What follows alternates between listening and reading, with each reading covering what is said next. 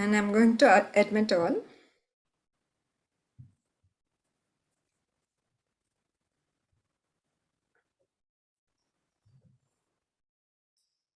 We have 1 more minute left. So, right now we are recording and we are live on YouTube.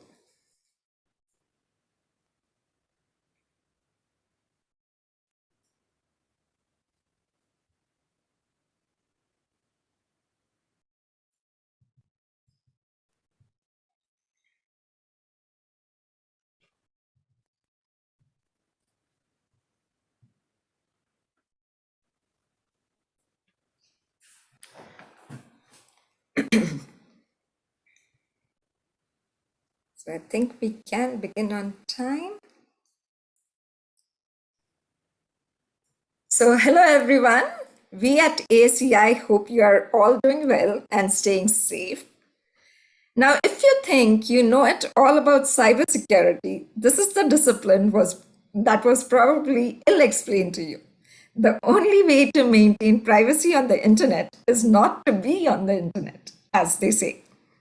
And to explain it all and go beyond what meets our eyes, we have 20 plus speakers today to take you through the nitty-gritty of cybersecurity. But before we set forth in that journey, let me remind you of a few normal things that we should do as a means of housekeeping. The session is being recorded and it is also live on our YouTube channel. We welcome you to revisit the content as it will be available on our YouTube channel and also share it with your friends. While you are there, please make sure to subscribe to our YouTube channel too. That way you will get our updates on a regular basis. While the session is on, we will be keeping yourselves muted.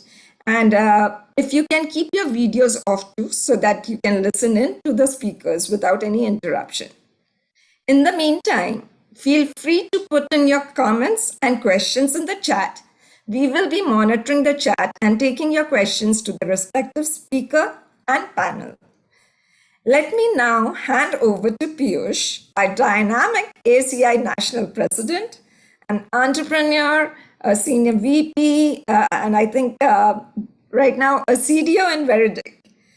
So Piyush Malik is a startup executive, social entrepreneur, board advisor, and business transformation practitioner in the domain of emerging technologies. I will now hand over to Piyush so that he can speak a little bit about himself. Thank you, Vatsala. Good morning, everyone. Hopefully everyone is doing well.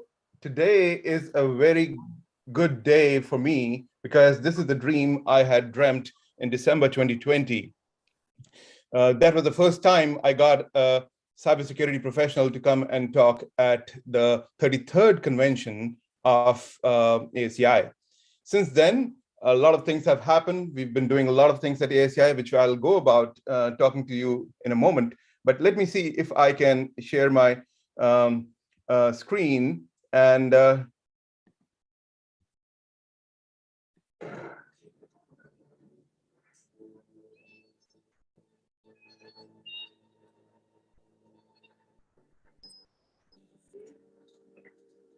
next sale is a digital treasure trove, Charming Ellie's private dating.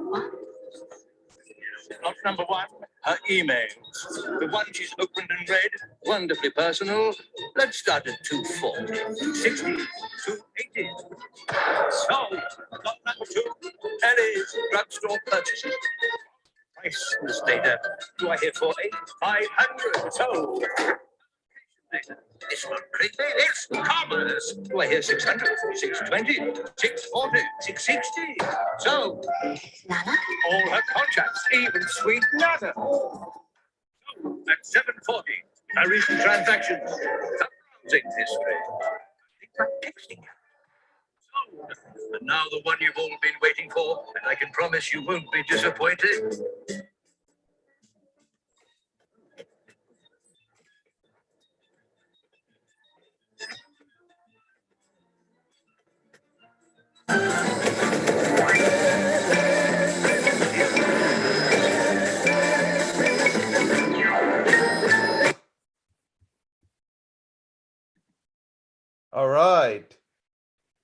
hopefully that gives you a flavor of what Vatsala was talking about. The biggest thing to privacy is not being on internet, but here there are companies working towards improving that. To me, privacy and cybersecurity go hand in hand. And, you know, there are so many things that have happened in the world today, whether it is the increasing instances of ransomware attacks, malware that we all face, even the cyber warfare that is happening in whether it is influencing elections of a country or whether it is the defense penetration of to impact the sovereignty of a nation, which we are all concerned about. All of this brings cybersecurity to such an important stage that it becomes important for us to not only understand the concepts, but also talk about what are the threats, understand them, and do risk mitigation for them. And for that reason, we are talking about cybersecurity. Just to level set, it's a global problem that has been in the news all over, as you can see. By one statistic I saw, FBI said that in 2020, about $4.2 billion were lost in the US alone. And it's estimated to become a $10 trillion problem pretty soon. Now, for those who may not be dealing with cybersecurity on a day-to-day basis, I would want to say that cybersecurity refers to a set of technologies that is used to protect the integrity of networks, of programs that are run on the computer systems, and of the data that we all hold in our enterprises as well as in personal machines from attack, damage, or unauthorized access. And both of, whether it is information security or physical security, all of that comprise the cybersecurity domain. But the techniques and the practices and the advanced technology that is being invented by companies in Silicon Valley and beyond in this era of digital, everything is online, and we got to have ways and mechanisms to protect it. So to talk about more on this, we will come back to give you an agenda about what we are talking throughout the next 4 hours. But let me just share a little bit background about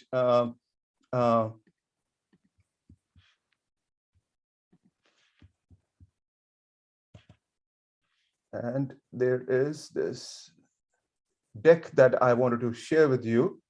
So this is the set of speakers that we'll be talking about. So we'll talk, we've gone through the introduction, we'll talk about ASCI in a bit. Today, we'll talk about the threat landscape and security trends.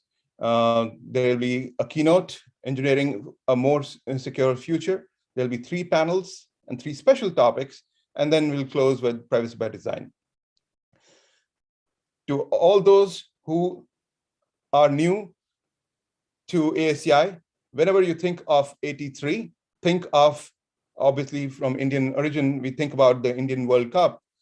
But for ASCI folks, it's important because that's when ASCI was formed in Michigan. And our purpose is to nurture the next generation of engineers and technical professionals. It's a national network of professionals of Asian Indian diaspora, whether they are scientists, technologists, or engineers, coming together to do this, help develop the next generation and provide networking opportunities, internship opportunities for youngsters, and we promote humanitarian projects as well. The 4 important initiatives that we conduct are Mentor Connect, where we pair up an experienced ASCI member with young, either college student or early career engineer. That's under the Mentor Connect program. Then the University Connect program, where we collaborate with university students and get them ready for jobs, conduct knowledge sharing activities through engineering tales and getting real with engineering. And we do youth and STEM programs through our science fairs and YTE programs.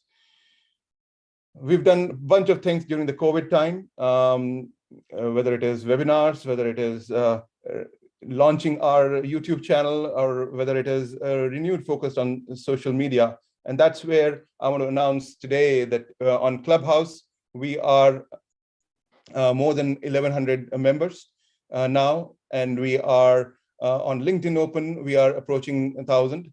And of course, our YouTube and Twitter channel are still nascent.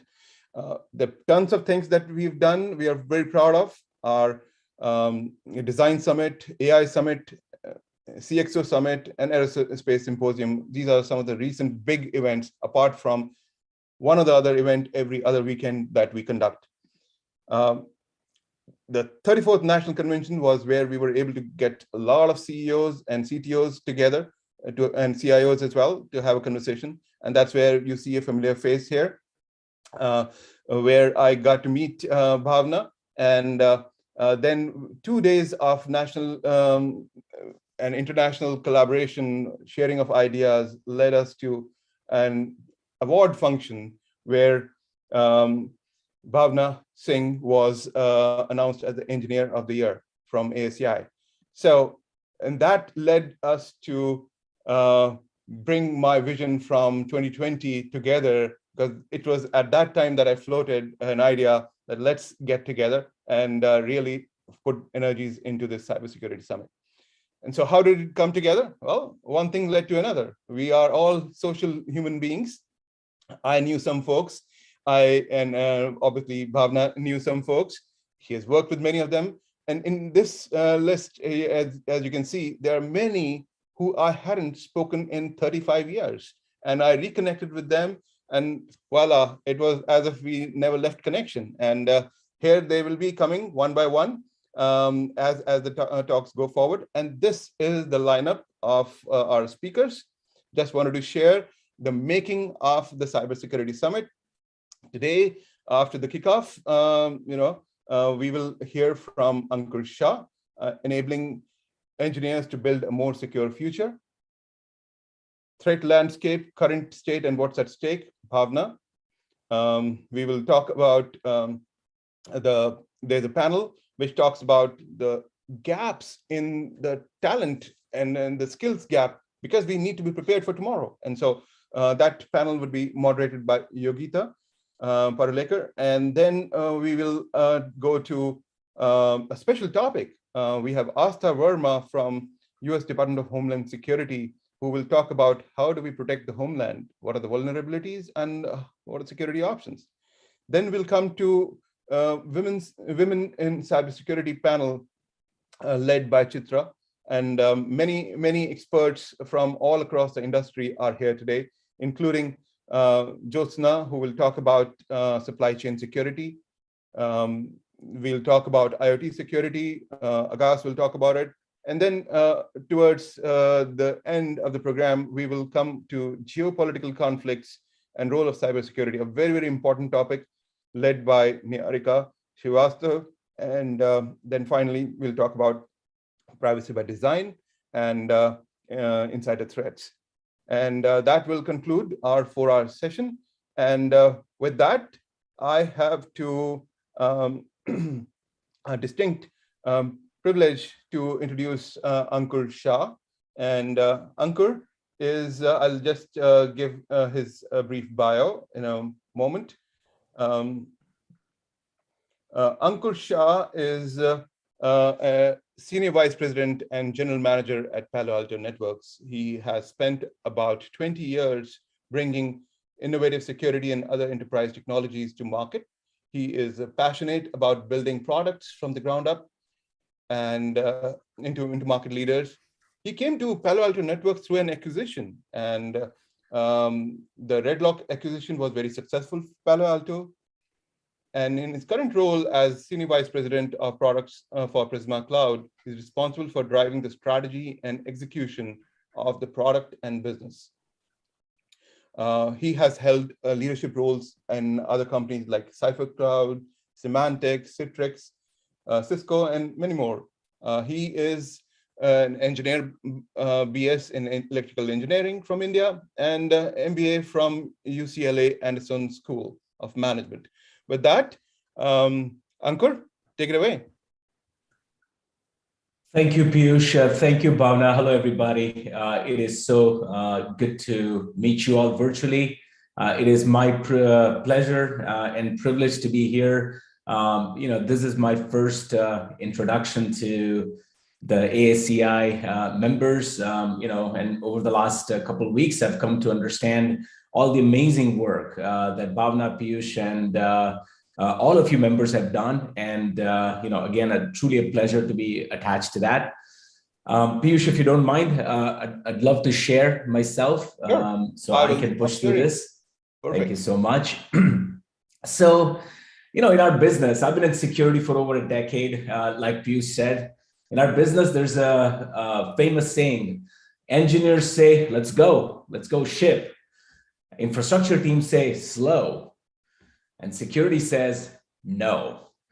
And I'm here to talk about how can I get all the engineers in the world, and there are many, many of you, to move fast, build great things, and make sure that everything is secure. And I've spent a couple decades in security, like Piyush said, building products mostly, but I've talked to all kinds of small and large customers. More recently, I've been focusing quite a bit on cloud security, which has obviously been a great enabler for engineers to move fast and break things. So let's talk about some of the key trends that sort of allowed everybody to move fast and ship application faster. Look, when I was a developer, and it seems like an ancient history, I used to build code for like 4 or 5 months, give it to my release engineering team.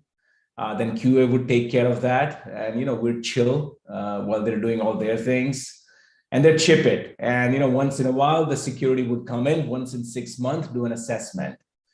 Those days are gone, unfortunately. The builders are building applications and shipping microservices and containerized applications every hour, every week, every day. And the velocity of application development is happening at a breakneck speed. And cloud's been a big enabler for that. And look, the reality is this. There are 33 plus million of you, the engineers, and there are less than 3 million security people. Security teams just simply can't keep up with your pace because the modern software supply chain, and I know we're going to talk about it more at length later on, it's complex, it's fast, and there's all kinds of tooling, and security teams are not able to keep up. That's what we see. That's what our customers see on a regular basis. And like I said, security has been a big concern, especially in the cloud environments. Vulnerabilities, I think, you all are probably familiar with it, but, we saw things like the recent supply chain attacks. I still remember from Thanksgiving weekend all the way through Christmas and even now, a lot of my customers were just trying to find Log4j component. I mean, think about it. Log4j is not some, esoteric open source component. It is a core part of what builders build. It's an Apache on open source component that's everywhere. Anytime you want to log something in the application, you're going to be using Log4j. And what the customers were scrambling with is like, where the hell do I have this Log4j component that hackers can exploit?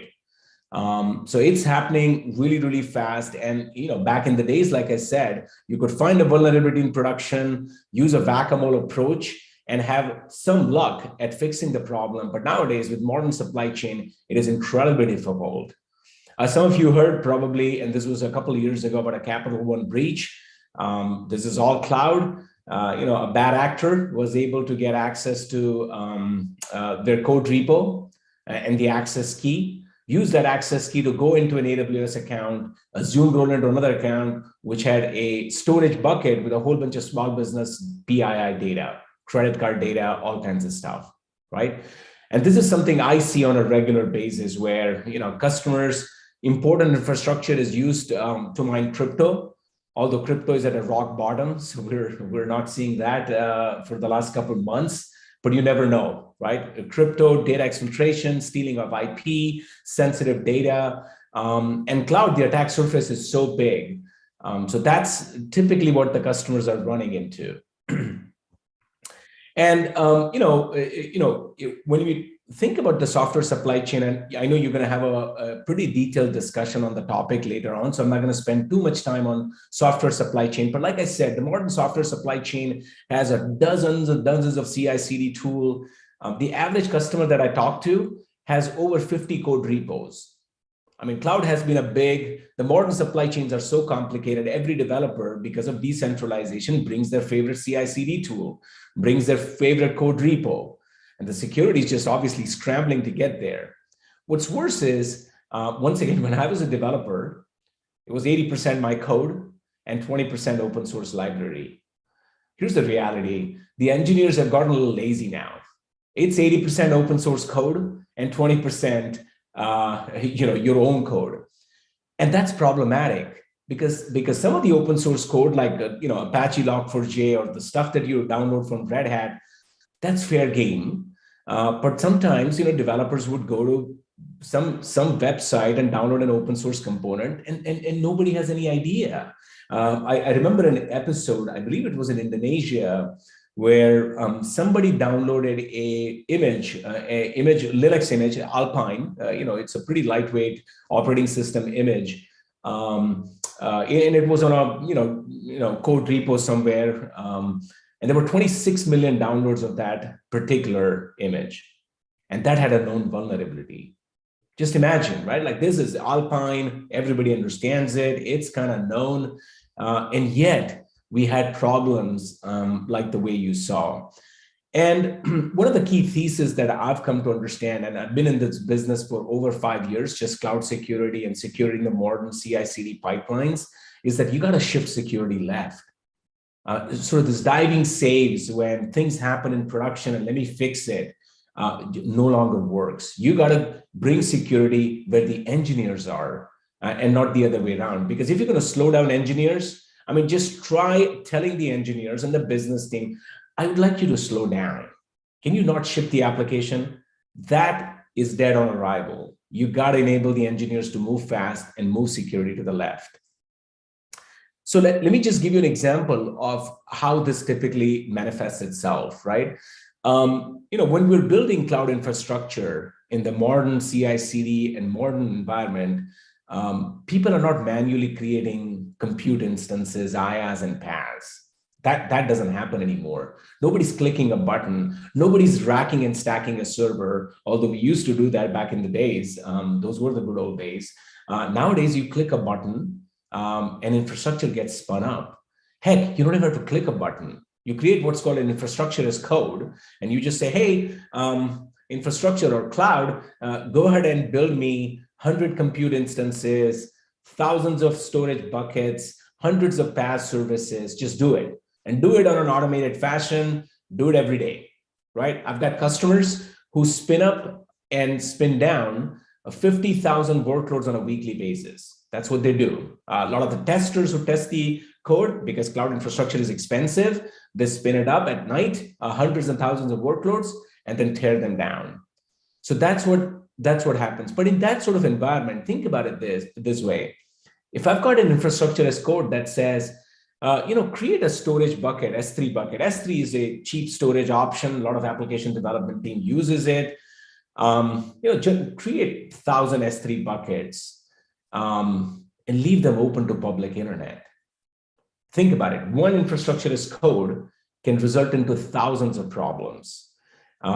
If you've got one Log4j component sitting somewhere in your open source repo, well, you're going to create thousands of images out of this, and those images will turn into tens of thousands of containers that have a known vulnerability.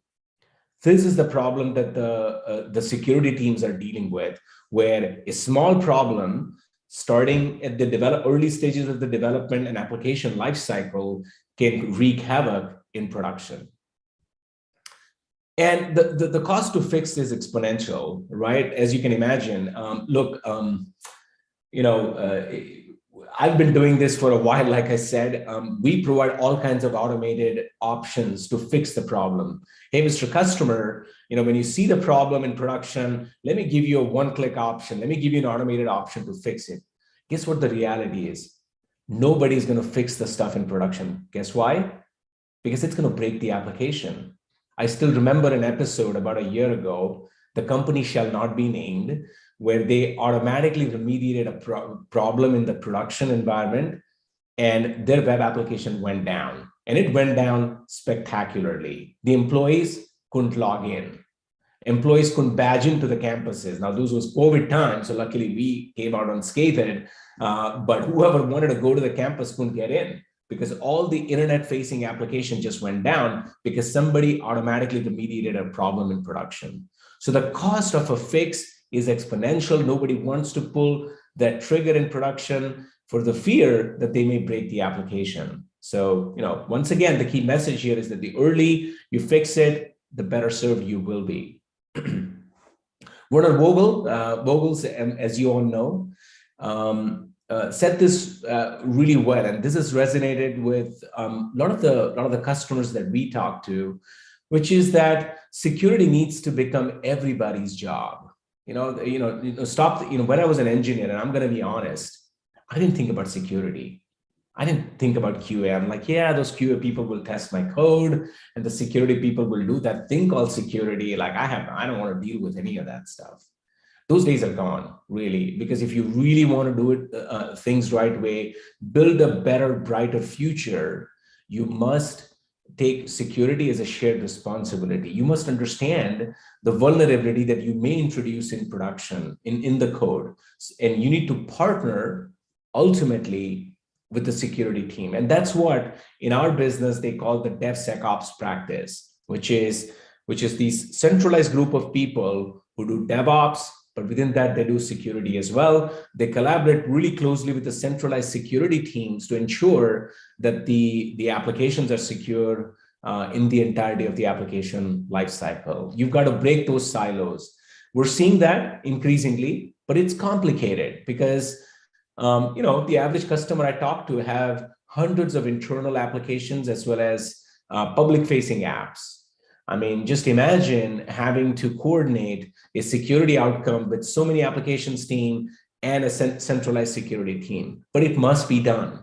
There is no other alternative to really rein in what ails in the security world with the modern application development. The way to sort of really fix the problem, and this is a pretty prescriptive approach that I would recommend you all to implement, but obviously take it to wherever you work, which is that you gotta start at the code phase before you even, when you're in your IDE, you're in Eclipse, IntelliJ. I hope those tools are still out there. I mean, it's been a while since I developed, but back in my days, it was Eclipse and IntelliJ. You're building the code, you're introducing an open source package. Well, guess what? Go ahead and do a vulnerability scan at that point. Understand, learn what's going on, right? Once you get to the build phase, when your code is moving to your code repo, you gotta do things like soft static analysis of the code that you wrote, but then you also gotta do what's called software composition analysis, where you're trying to find out if what's the code made up of. If there is open source code within that, do a vulnerability scanning early stages of the application pipeline. Make sure that the code repo is not exposed to the public internet, such as the case was with Capital One. You got to make sure that you've got multi-factor authentication. Our QA teams, they got to do a lot of automation. Well, how do you do automation? Well, you got to have secrets and API access keys. Where do they store those API access keys? Not on the sticky notes on their monitor. Those access keys live somewhere. Unfortunately, those things live on Git repo because that's where all the code is.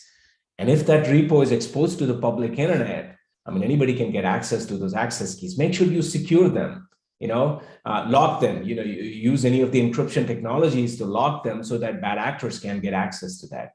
And as the code is moving, then from the CI process, continuous integration goes to the deploy phase where the thing is done. It's ready to go. You built an image that's got the infrastructure as code component, open source, your own code, all kinds of other dependencies, somebody else's code. All of that stuff is ready. The image is ready to go.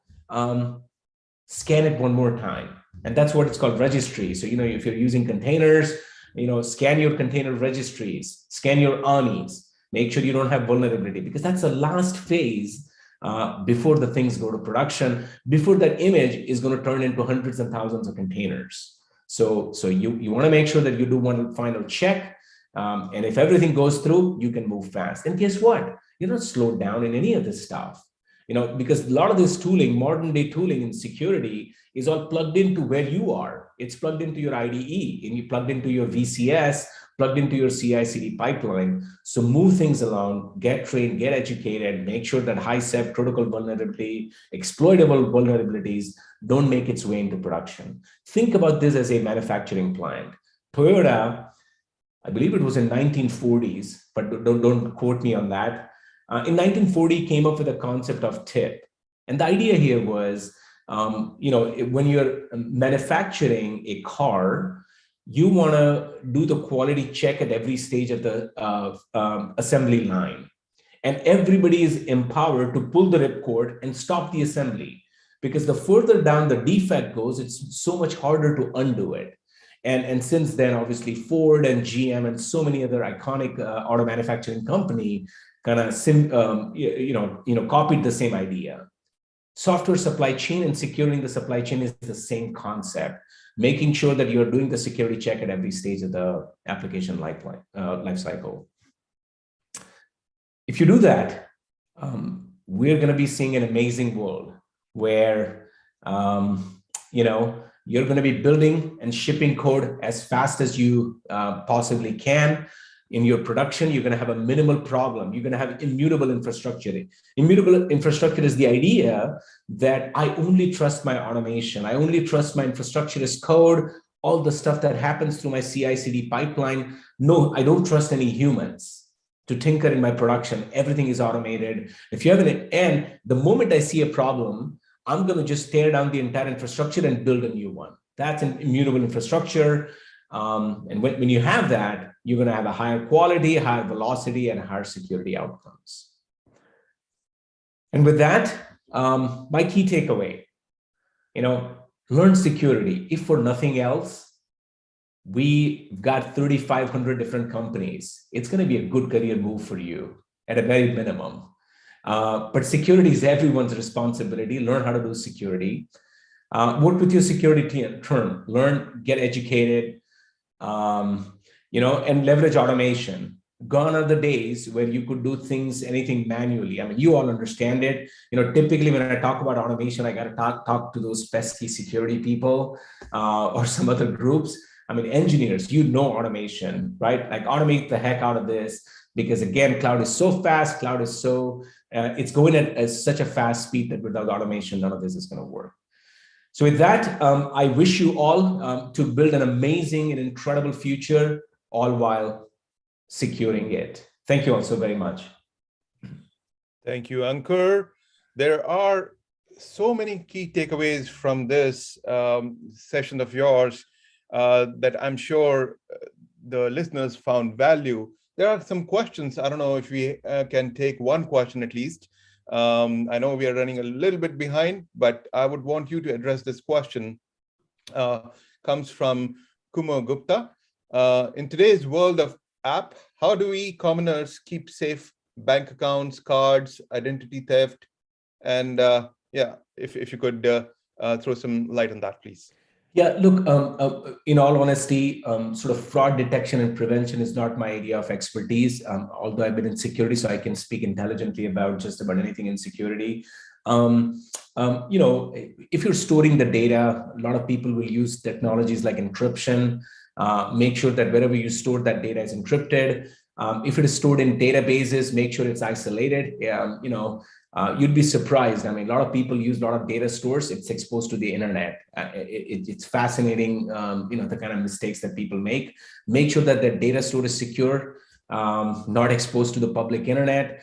And typically, people use what's called the WAF and RAS type technology, where you're looking at SQL injection. So what does it mean in plain English? Somebody's trying to say, select star from credit card, you will be able to detect that. So you need to have those technologies in place to make sure that you're able to take a look at web attacks. But there are so many other fraud detection and prevention technologies. Folks at Visa and MasterCard can probably write a book on that topic. But those are some basics things that I would recommend, Piyush and Kumar.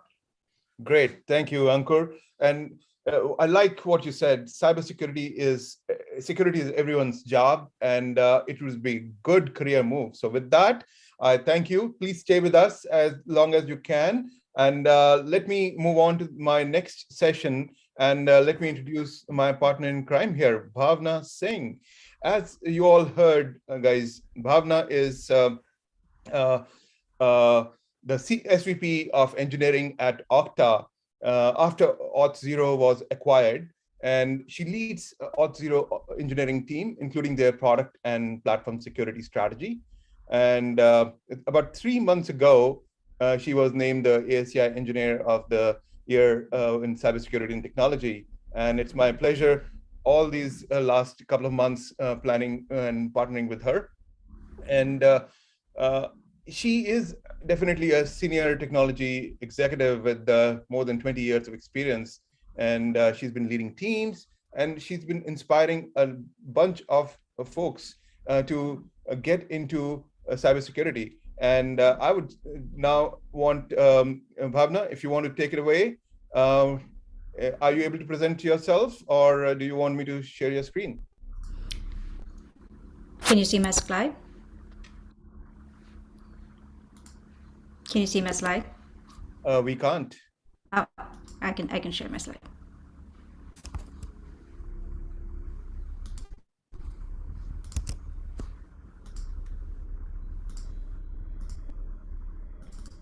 How about now? Yes. Yes.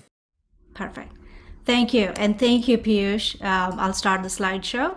And thank you for the wonderful introduction, Piyush, and of course the partnership in putting this summit together. I did not imagine, but I'm just so happy that it came so wonderfully together. And Ankur, thank you for kicking us off. So many words there resonated with so many people who are attending here today. So many words that you will see and phrases you will see throughout the conversation today, because these are really key. Security is not one person's problem or security team's responsibility. It's everybody's responsibility. So I want to kick us off with the important understanding of threat landscape itself, so that you understand why it's important, the whole space of security, and why we are all together, the like-minded people, to talk about it, but also understand it, listen to each other, and learn from each other. For that reason, let me just quickly share my agenda today.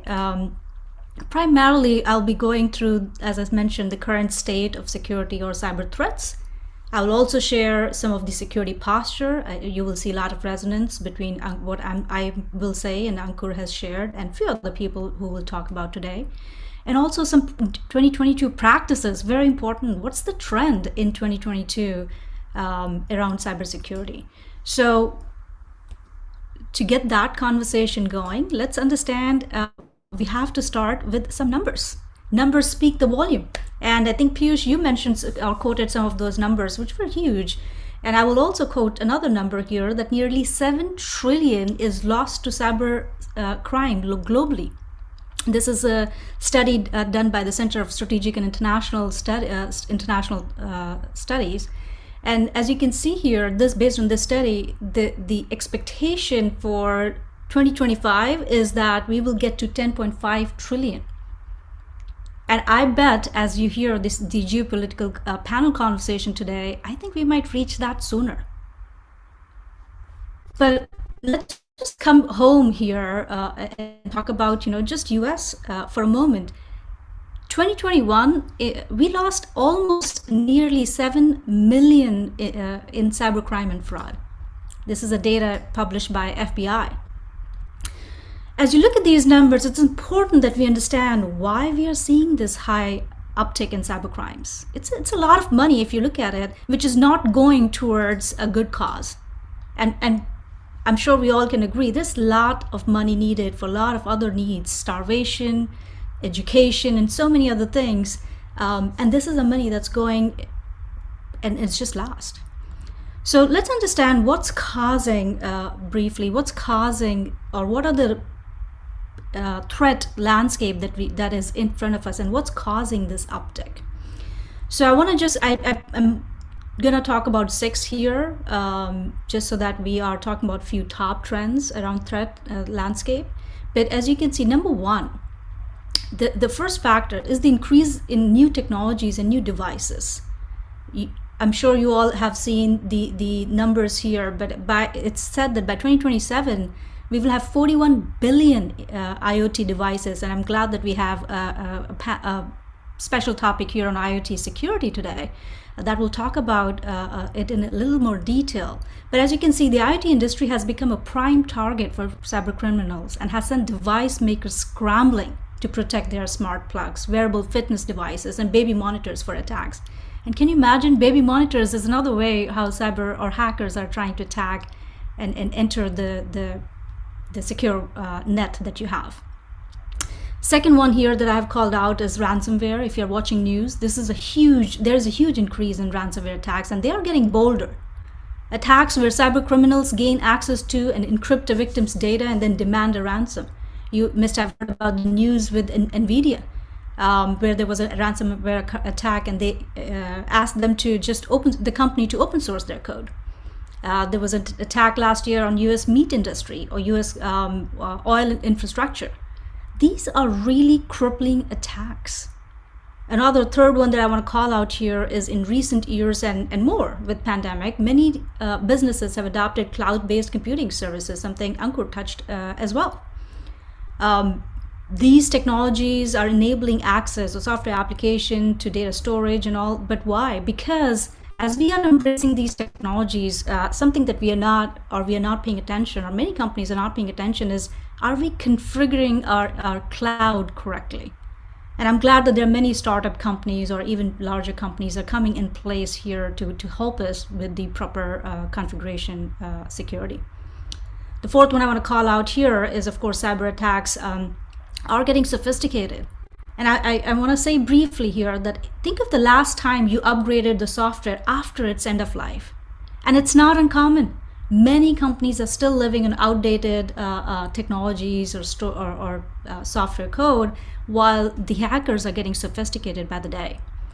Another one, of course, is remote work environment. Of course, that creates more and more device availability. Your work, it's not just your work now, your home, your devices all are under the factor of giving access to your organization. So that's another area that's creating the uptick. And the last one I want to call out here is, of course, data privacy laws. There are various federal, state, and international laws that are here to hold organizations accountable, to keep your data secure. And sometimes there are quite a few data breaches uncovering the lack of attention in this space. So organizations are not yet taking data security still seriously, and there's a growing need of professionals in this space. As Ankur also alluded, that we need more security and privacy talent right now. And lastly, while it's not in the slide, but our geopolitical state has shown a huge uptick in cybercrime, as you all know, and our panel, of course, will touch this in great detail. But have you seen something like this? While there are threats, let me also share a very bold move by hackers. Have you seen a job application that's out there on social media that's inviting people to give these hackers access to their organization through their credentials? And you can imagine how scary this can be for an organization. And if you look closely at these numbers, there are already around 900 comments here and more than 50,000 views of such a job application. And these are all out there in the social media. Another, I would say, call out or example that I will share here is how hackers are also collaborating very actively, which is another scary moment if you ask all of us professionals in this space, which is, if hackers are collaborating on social media, they're sharing ways of here's how I or they try to kind of break into the vulnerability of a company, and other hackers, hey, try this out. So these are all scary moments for leaders here to keep, who are all dependent on to make sure that their organization stays secure. So what can we do? And I want to take some parallel here from what Ankur talked about as well, is very, very important. Security is everyone's problem. As a professional of any background, doesn't matter just security, and individuals living and operating in the connected world, what role can we play? And I'll also drop the need for professionals who can join the cybersecurity space, given the growing need. Some of you must have heard security is everyone's problem as a keyword, but it's not just a jargon. It's not a soundbite. It has significant implications on the way organizations are structured, how organizations are staffed, or how organizations conduct their day-to-day operations. The responsibility of security must be distributed across all organizational entities. Like companies now follow themes such as zero trust or secure by design. It's very critical. The mindset that only security people do security is outdated. Absolutely.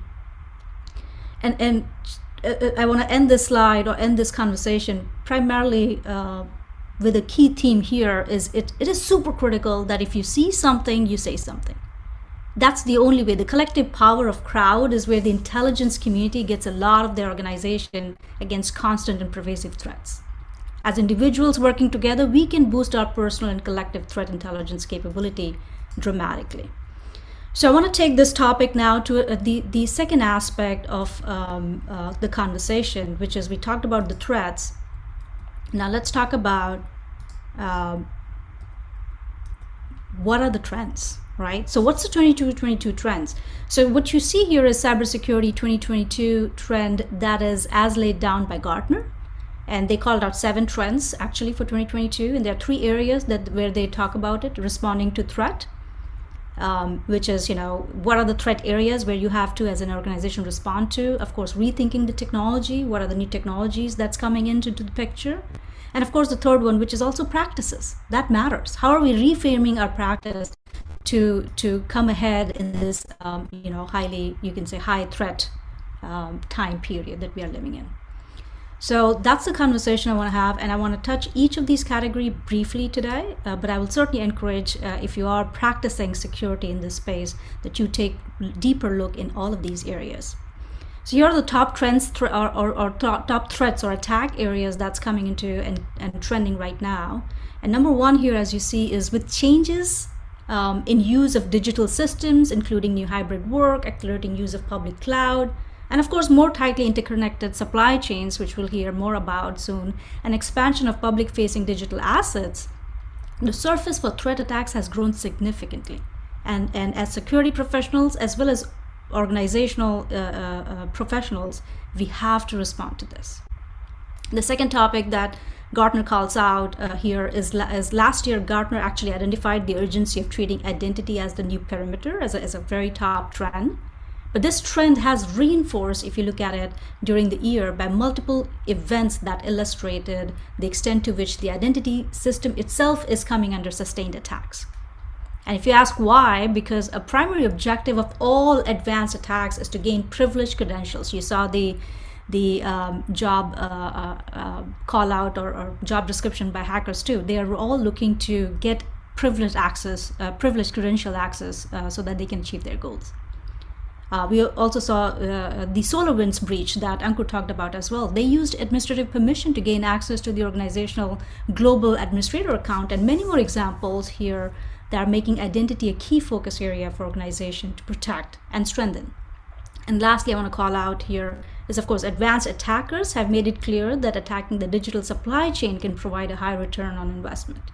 Another example that was also discussed as well, again, SolarWinds Orion code was modified and build process to compromise SolarWinds client. So Log4j was also discussed, and that was a huge havoc. And of course, many people lost their holidays over that. So these are all a very key aspect of trends that we can see here. And another, in the second aspect of technology, the technology cannot be staying behind. So of course, technology is responding for these threats as well. You will see that the security product consolidation trend is driven by changes in both demand and supply. Something that we heard in the previous keynote as well is on the demand side, the technical security staff necessary to effectively integrate portfolio or security products is simply not available to most organizations. And I've quoted here Gartner 2022 that 80% of SRM leaders are now looking to consolidate their security vendors to fewer vendors. And these leaders anticipate that consolidation will also result in improvements to the enterprise risk posture and for security staff efficiency. If you heard about the trend, there was a service mesh, then there was a data mesh, and of course, how can cybersecurity thought leadership stay behind? So of course, we have a cybersecurity mesh architecture as a new trend or new technology that's coming up, and it helps provide a common integrated supply structure and posture to secure all assets, whether they are on-prem, in data centers, or in cloud. And it's a very evolving concept, but it's gaining popularity, and I will certainly encourage you all to step in and read a little bit more about this because it's gonna hit us very soon. And then the last one, and this is my last area that I want to talk about, is reframing practices. Super important. Distributed decisions, and we heard about distributed decisions to involve engineers. I would say distributed decisions to involve all organizations is the new trend.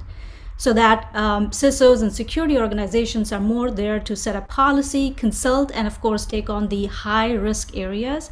And all organization comes together to make a difference and help make more distributed decisions so that we can really respond to this high threat environment that we are living in. And then of course, lastly, if you were one of them who did not complete the security training, after the nudge and after the email and after your manager had to ping, well, that is not uncommon. Human element continues to feature in the majority of data breaches, a clear signal that traditional approaches to security awareness training are no longer effective. And that's why it's said that from last year it was 5%, but this year it will be 40% of cybersecurity programs will deploy different social behavioral principles to kind of create that nudge and make sure that you're all doing those trainings. So these are all the top trends that I want to leave you with today. And of course, with that, I want to also say that there's a great lineup of panel conversation today. And I'm going to start with the very key topic that we talked about, which is the growing cybersecurity space and facing the daunting talent gap, which is super key. If the threat space is increasing, how are we responding to it? And we need skills and talent here to kind of help. And I'm going to invite our moderator for this first panel, Yogita Parulekar. Yogita, welcome. I want to quickly turn off my screen sharing and also quickly introduce you, Yogita. We met almost a year back, maybe. She is a founder and a CEO of a company, InviGrid. And that's where we collaborated. It's a great idea, although we'll not talk about that today. She has more than 2 decades of experience in business strategy, technology, corporate governance, and of course, cybersecurity, audit, and privacy. But the important thing is she's a recognized thought leader of security and privacy by design principles, the very principles we are right now practicing to help secure our world. She also, I believe, has been recognized as a security veteran by SC Magazine and honored for her contributions to ISACA Silicon Valley as its president, which I did not know about, Yogita. And she certainly is an eminent speaker at various professional forums, including the Private Directors Association, ISACA, ITAA, NASCOM, and others. And she's also, of course, an investor and a mentor of other founders. At the same time, I want to welcome you, Yogita, and help us invite other panelists to this very key conversation of our daunting talent gap in this space. Yogita? Thank you, Bhavna. Thank you very much. Thank you for that lovely introduction. I'm honored and humbled to introduce another star-studded panel for today. So the question that we are going to address is, are we ready? Bhavna just told us that the impact of these attacks is $7 trillion and going to be $10 trillion by 2025 or even earlier. So are we ready? And that's the topic for today's panel right now, the growing cybersecurity space and the daunting talent gap. Okay, before we begin, let me first introduce the panel.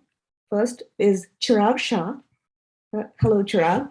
Chirag is a versatile leader, executive, and advisor with more than 20 years of success across security, e-commerce, technology, and healthcare. Throughout his career, Chirag has held leadership positions with Fortune 500 companies, as well as medium-sized companies like Model N, Mobile Iron, Fishnet Security, Agiliance, and others. In his current role as a Global Information Security Officer and DPO at Model N, Chirag leads a global cross-functional security team and works with healthcare, pharma, high-tech, and life science customers, managing their security, compliance, and data privacy. He's also the founder of CyberScout security consulting company that serves enterprises with data protection, strategic security initiatives, and security compliance management. Welcome, Chirag. Thank you. Next panelist is Dr. Nataraj or Raj Nagaretna. He's a technology and business executive focused on designing and delivering innovative security solutions that help enterprises in their digital transformation journey and to adopt cloud with confidence. As the CTO for cloud security at IBM, he drives strategy, technology, and offerings around security for IBM Cloud. Recognized as an IBM Fellow, he has led innovative security products and capabilities across cloud, mobile, and middleware systems that are helping businesses around the world effectively manage their security. He's a prolific innovator with more than 100 patents to his credit. Welcome, Raj. Thank you very much. Glad to be here. Last but not the least, Lakshmish Bhatt. He's a seasoned high-tech product and business leader with over 25 years in organizations such as Wipro, HCL, Brocade, and Raman Research Institute. He's the co-founder and president of Eisen, a workforce development education technology company. Eisen provides a learning platform that can deliver e-learning to people with or without the internet, or even without computers.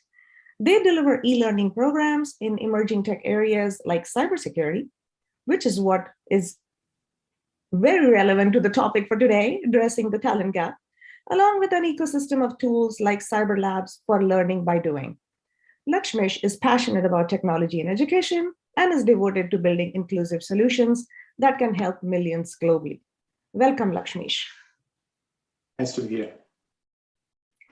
All right, with that, let me start this panel with a couple more statistics. If what Bhavna has provided has not been enough, here are two more statistics. And the recent Fortinet 2022 survey on skills gap, there were two things that stood out to me as a security professional. 80% of the breaches were attributed to skills gap and or lack of awareness. Let this sink in a little bit. 80% attributed to the skills gap. 64% of those breached lost revenue and incurred high costs. 38% incurred costs of more than $1 million. Imagine the business impact, especially if you're a small business, this could simply wipe you out, right? Now on the flip side, what is this talent gap? We have 600,000, according to a recent Bloomberg report, we have 600,000 open US jobs. Even the Department of Homeland Security has cyber jobs with salaries as high as, and listen to this, as high as our Vice President Kamala Harris's salary. That just caught my eye. So that's what we are looking at. So let's look at both the challenges that the cybersecurity gap has created and the opportunities. So to begin with, let's start with Chirag. Chirag, you are an operator. You have to defend your enterprise on a daily basis from these hacks and attacks that are continuously occurring, right? Please set the stage by defining this problem of skills gap from your perspective. How does it affect you? What are the challenges you're facing and the opportunities? Yeah, no, thank you for this opportunity, first of all. Good morning, everyone. So what I feel from working in this operational world of security, I've been managing security for about 20 plus years, but since the time I started my career in security, I've seen that there's always a scarcity of like a staffing, appropriate talents. The combination of worker scarcity to how in recent years increasingly complex cyber attacks and advanced technologies that get introduced into organizations. The keeping up with that has been a challenge.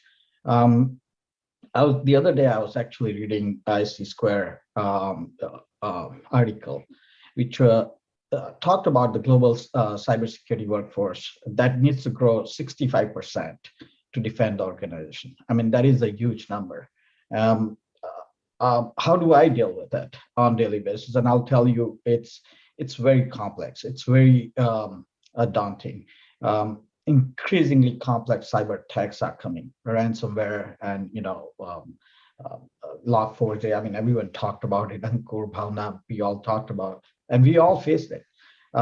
Acceleration of advanced technologies in our day-to-day life, as well as our organizations. We continuously innovate, we continuously bring in new technology, new integration points, things like third-party security libraries to open source development and the integrations. All are very important to look at because that's where you need talent to actually address those risks. On top of all this, pandemic and state-sponsored cyber war that just hit us like anything. Pandemic made a bigger impact by shifting many employees to work remotely from their homes, right? We all became extended members of our remote staff members. So, we became their household members also. While we were all battling COVID, we did not realize how the geopolitical issue got introduced. And also what the Ukraine war happened and, the other issues are coming up. Ransomware just grew out of that heavily. And it has doubled. Cross-border cyber wars created more risks. And, organizations are scrambling and trying to find ways to find security talents. I do have some practices that we have implemented, and of course, we'll talk about it as part of the some of the options and solutions. But I do believe that there's a huge scarcity in this field, especially in the cybersecurity industry. Thank you for that perspective. Nataraj, a question here: as a CTO of IBM Cloud, you have a even broader responsibility for all your customers, but you also have the opportunity to maybe hire some freshers and give them an chance. Could you speak about the problems you're facing in hiring and the opportunities that this talent shortage has created? Absolutely. Again, thanks for the opportunity. Great to be here. And this is a very important, fascinating topic at the intersection of technology that we all do every day, at the same time to the skills that we all, or skills gap we face. When we look at it, not only from an IBM perspective, but globally, given as IBM, we work with companies and governments across the world, the point that statistics that you pointed out to Yogita early on, we need to take that in perspective. It's very, very important, right? So if you look at it around, like you said, more than nearly 600,000 cybersecurity jobs are unfulfilled. And kind of in the broader scope, if you think about it, it's 1/3 of jobs that need to be done, right? Only 2/3 is being filled, so to say. So we have a large magnitude collectively, because security is a team game. It's not just about one company, one technology provider, one government. It's about how we all come together. Therefore, this is our collective challenge to address. And when we look at it, I would say there are 3 broad areas to think about. One fundamentally is the skills gap across the globe, in the industry, in the government, and so on. And that's an area where we need to think strategically not only fill what it is there today, but how do we nurture the skills right in the grassroots, in the universities, the curriculum, and so on and so forth. That's one. Second, culture. Ankur talked about earlier, and many of us have lived through, where developers, as a developer, you don't think about security. And as a user, many people don't think about security even before they click an email, a phishing attack, as an example, right? So when I say culture, it's about understanding that each of us play a role. So awareness, training, and all of that come into play in every level, be it at a university, be it at a company. And that's what we do in IBM as part of our practice and so on. And we also enable other companies to do that, right? And share our learnings. So around culture. Third is technology. Look, similar to attacks, it's the threat cyber that we all talk about, and earlier what Ankur and Bhavna talked about. It is going to be there. Everybody is going to get attacked. Attacks are going to only increase. So from a supply and demand perspective, the cyber threats are here to stay. The skills gap are going to the gap is going to continue to increase in whatever we do. Then as developers, as they build it, how can we enable them to build more secure applications and secure deployment, secure provisioning out of the box?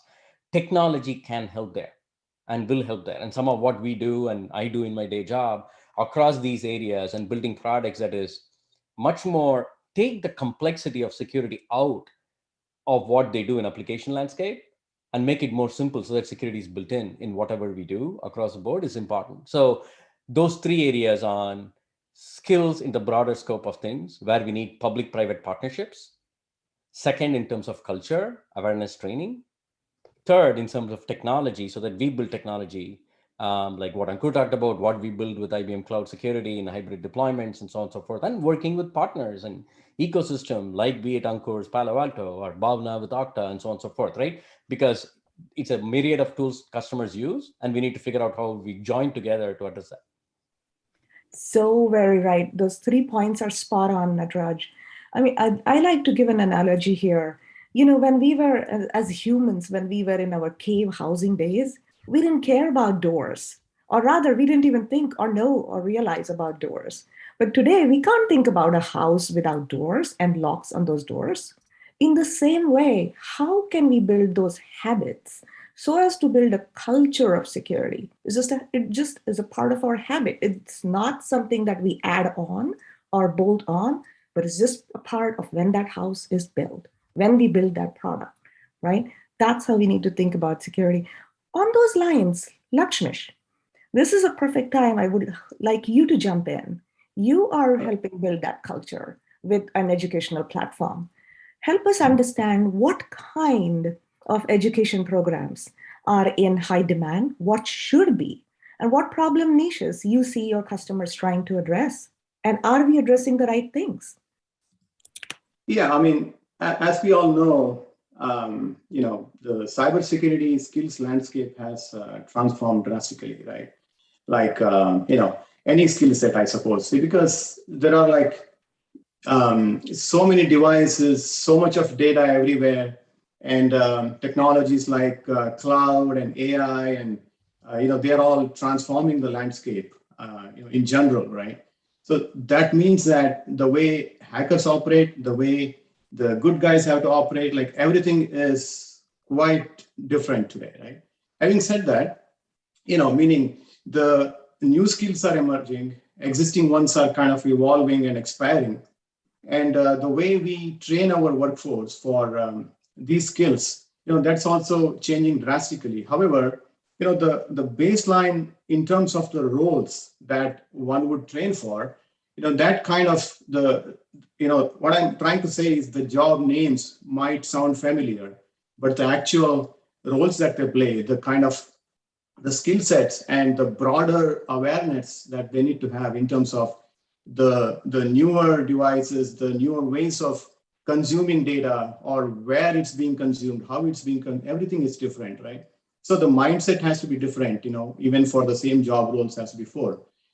From a, the skills in demand point of view, what we have been seeing is, obviously there are other niche skills that, people look for, and, maybe we are not even aware of some, but we tend to focus on the majority of the skills, like the skills that are required by, kind of 80-90% of these job roles, right? For example, security operations center analyst. And there are different levels in that, right? Whether you want to be an analyst or an engineer or an architect and things like that. So, this includes like incident monitoring and detecting and handling and all those things, right? And the usual networking and system administration. Then you're talking about operating systems and virtual machines and these kind of base, skill sets. And then, of course, ethical hacking and penetration testing, information security, cloud security, and these days, IoT and blockchain security. And then AI/ML, right? AI/ML in the context of security is very, very hot because in itself, it's a huge domain.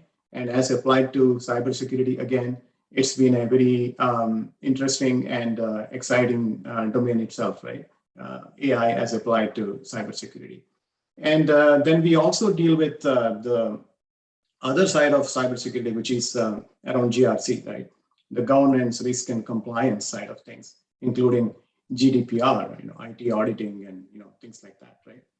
And finally, very interestingly, I read something from UC Berkeley Extension side. One of the hot topics in cybersecurity is empathy. You would be surprised to hear that, but not so surprising if you realize that end of the day, cybersecurity is all about people, right? Not just from a end result point of view. That is true for everything, right? But even from how do you manage cybersecurity point of view, right? It's not just about computers and technology. It's all about, you deal with human psychology here, right? Like they say, ignorance is not bliss when it comes to cybersecurity. And like everywhere else, stupidity is not a virtue, right? So you cannot be ignorant, and you have to stick to some basics at least. And the empathy in terms of even in the context of misinformation, disinformation. So that's a field by itself, and we are finding that area also kind of growing when it comes to cybersecurity as a skill development program. So I think it's a broad coverage. Like I said, then there will be some other very niche areas that I'm not going to touch upon. So. Yeah. Thank you. Lakshmi, absolutely. As a cybersecurity professional, you're a small team, right? So Chirag, going back to you and how you're trying to solve the problem, this is a very small team, and a lot is expected from a cybersecurity professional. You have to be an expert in product and application security when you're talking to developers. You have to be an expert in network security when you're talking to the operations people and OS security. You have to be an expert in corporate and email security. So much is expected. How do you cope with all of this? It's a very difficult task, right? But then there is no job easy. So, otherwise everyone would be having fun. So one approach that first of all, when I look at my staff is not 10 people, 15 people, 20 people. It's 1,000 people. It's my company. That's my staff. So I always take it as everyone who is around me is going to help me. Now, they are subject matter experts in their departments, their teams, whether they are doing development, they are doing network management, they are doing, IT management, whatever they are doing. I want to make them security champions. They're my extended team. How do you make them an extended team? There are multiple different ways that we actually approach this. There were people who did not understand security at all. So we started off with the basic awareness opportunities. We listed out who is actually needs to understand security, give them tools and technologies where they can use it personally as well as at work. Personally, where of course we all buy things online and we all share our information with the, whether filling out IRS tax, now everything is online. So, you are talking with your CPA and you're exchanging data over there as well. So how do you manage that? Giving them that understanding. Sometimes it's just a kitchen English, basic mom talk, right? How do I speak with my mother about security? That's how I would speak. So giving them a very basic understanding of what security is all about, what they should be doing. And then extending that within organization to creating an award system, make them security champions, where we actually created awards for them and making them, giving them a recognition from senior management. Out of 20 some people who actually became security champion in different departments, they started talking with us more and more about security, and they developed this interest in security. With that interest, out of 23 actually said, can we join your team? Now you are giving them a different opportunity, a career, on a very different level. And also you're teaching them something. I know that they're not going to be super expert to start with, but at least I gave them fundamentals of security, and I started with that. We work very closely with the developers. We want them to keep security in every aspect of their development. So we gave them a security champion. We awarded them about security by design, secure coding practices, developing a very mature secure product. Whether they're static code analysis scanners or dynamic code analysis scanners, or how do we actually look at day-to-day issues that come up with the code. We looked at that and we minimized that, and we gave them awards for doing the right thing to start with. Running fast is what they want to do. They want to release the code. They want to do fast things. Absolutely, we are with you. Winning their confidence and trust and sitting with them to achieve their goal is the only thing that you can do.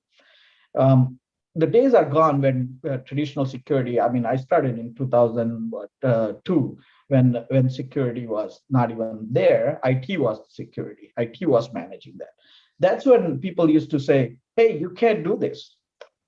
Those are gone. Those days, you cannot do that. So now the flexibility comes into place, adaptability comes in place, right? We have to be flexible enough to actually talk to them and say, I'm with you, let's run this. So that's how you create security champions. The other important factor that I saw is the candidates that we choose. Many times we look at the candidates with advanced degrees and certifications and whatnot. Look at potentials also. Look at what their technical qualification in their field also, how fast they've grown in their field. If they have adaptability, they will adapt what you actually give them. So what you try to teach them. Yeah, they may not come as a senior level technical experts, but they will be joining your force at a certain level where you can actually give them a career opportunity to advance faster. So I think these are very key points that we put in. There's another one which is investment in our current employees who are security savvy, bringing them up by upscaling and reskilling the teams that we have. Join hands with the different team leaders like IT and cloud operations and other teams who are managing that. Building up morale for the organization, giving them positive energy, right? And that just goes a long way. So there's a lot of developers who actually started talking about it, and now I got AppSec team that automatically got put with the developers in there, and they are running security for me. So half the job is done by them. So excellent. So to summarize what Chirag, partnership, collaboration, and empathy between the security and the tech teams, very critical for this to happen. Absolutely. To take your last point forward, Chirag, about upskilling and reskilling. So Nataraj, you shared an amazing article about what IBM is doing in this space. Could you elaborate a little bit on that? Our audience is very keen. Actually, I already have a couple of questions on that. Absolutely. And by the way, the virtual summits are so awesome because we speak here, there's chat going on, we can listen to it, and it's always good. And we can also share those links and all of that, right? So let me share the link that Yogi is talking about here on the slide, on the site chat channel as well. So I'll go back to those 3 points I made. One is skills, upskills, and broadly speaking. So one of the things that we announced a few months back, our CEO, Arvind Krishna, from IBM perspective, as many of you know, President Biden invited many of the leaders, industry leaders, to a White House Cybersecurity Summit, given everything else was going on, the supply chain, colonial pipeline, and all of that was going on, right? When you look at that, broadly speaking, and the earlier statistics, we said like 600,000 jobs are there and we need to upskill. One of the fundamental pledges that we did as IBM, we said we'll train over the next 3 years, 150,000 people on cyber, right? So that's a pledge we made. And when you look at this URL that I shared there, that Arvind wrote about, the way we are doing that now and a set of programs is multifold, because ultimately it's a private-public partnership that need to be done. So we are upskilling across working with the universities, building curriculum, and focusing on even diverse population, like historically Black community colleges and universities, and working with them to set up training, introducing curriculum, working with various universities as part of university programs. And another one that we have been doing over the last many years, and we are piggybacking on it, is what we call PTech. It's not just about college degree. How do we get people who may not even have a formal degree but be more skilled in the areas that you need? For example, one of my current colleagues in IBM, 4 years back, used to be the barista at the Starbucks cafe that we have in IBM, right? Just think about that perspective. People who may not even have the education background can be trained when they have the aspiration. You have to do it. And we have a PTech program across various skill areas, including cyber, that we do. So that's one. Second, in terms of awareness and training, if you think about it, broadly speaking, we do that every day in IBM. The awareness of cyber, the phishing, and so on for everyone. At the same time, at scale, what does it mean? How do you respond to attacks and threats and get deeper? We also enable this with what we call cyber range, right? We have cyber ranges set across the globe in different areas. And given the context of this discussion in this forum, I just want to share, like a few months back, in February of this year, we launched a cyber range, a security command center in India. So I'm just sharing that URL as well, where different companies, they can come in, they can experience like simulated attacks, and they need to react to the problem. Do they have playbooks? Do they have the right things to do? So there's various things that need to go into this overall, right? So that's kind of a part of the second area that I talked about in terms of awareness and training. Third, when it comes to technology, how do we make it simple for the developers so that they can focus on business logic and provide technology so that in a world of cloud and cloud security, that you can actually embed security into it with DevSecOps. They don't understand risk, they don't understand compliance and regulations, but how do you mitigate it? How do you make it simple? So we do that as part of what we do. Ultimately, I'm passionate about it, personally, and how I drive the strategy for our cloud security offerings and technologies, so that we embed security into it. It's more of configuration and best practice and profiles patterns that they can deploy. Ankur talked about infrastructure as code. How do you make security as code, compliance as code, embedded into a DevSecOps or DevSecCompOps pattern? So that's fundamentally certain things that we do, and I'll share a link of a blog of that I have done as well, again on the chat channel. So those are three examples of those three areas on efforts that we do as IBM and me personally. Yeah, awesome. Thank you. Those are great initiatives. I hope folks in the audience are taking notes and seeing how they can take advantage of those. Lakshmi, from your side, how are Going back to you from an education perspective, what are some of the corporate training programs that people should be thinking about for upskilling their workforce? Yeah, I mean, I just want to talk about the approach that we take, instead of the specific programs themselves, more from a broader category of programs.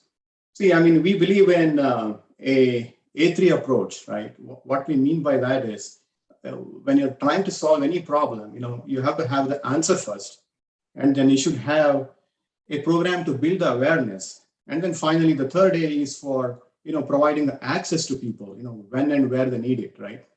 So the solution that we provide is kind of based on this approach, the A3 approach, like I said, right? So the first A, the answer, is about having the right kind of training programs, whether it's from the foundational programs or whether it's the practitioner level skill development programs. So end of the day, it has to be aligned with specific outcome, right? So we believe in developing these kind of programs with some authentic world-class thought leaders, right? Because the knowledge is ubiquitous. Only problem is to know what is authentic, what's not. And if I had to put my 100% behind a particular program for 6 months or 1 year, first thing I want to know is this is something that I can trust. And this is something that will result in some outcome for me.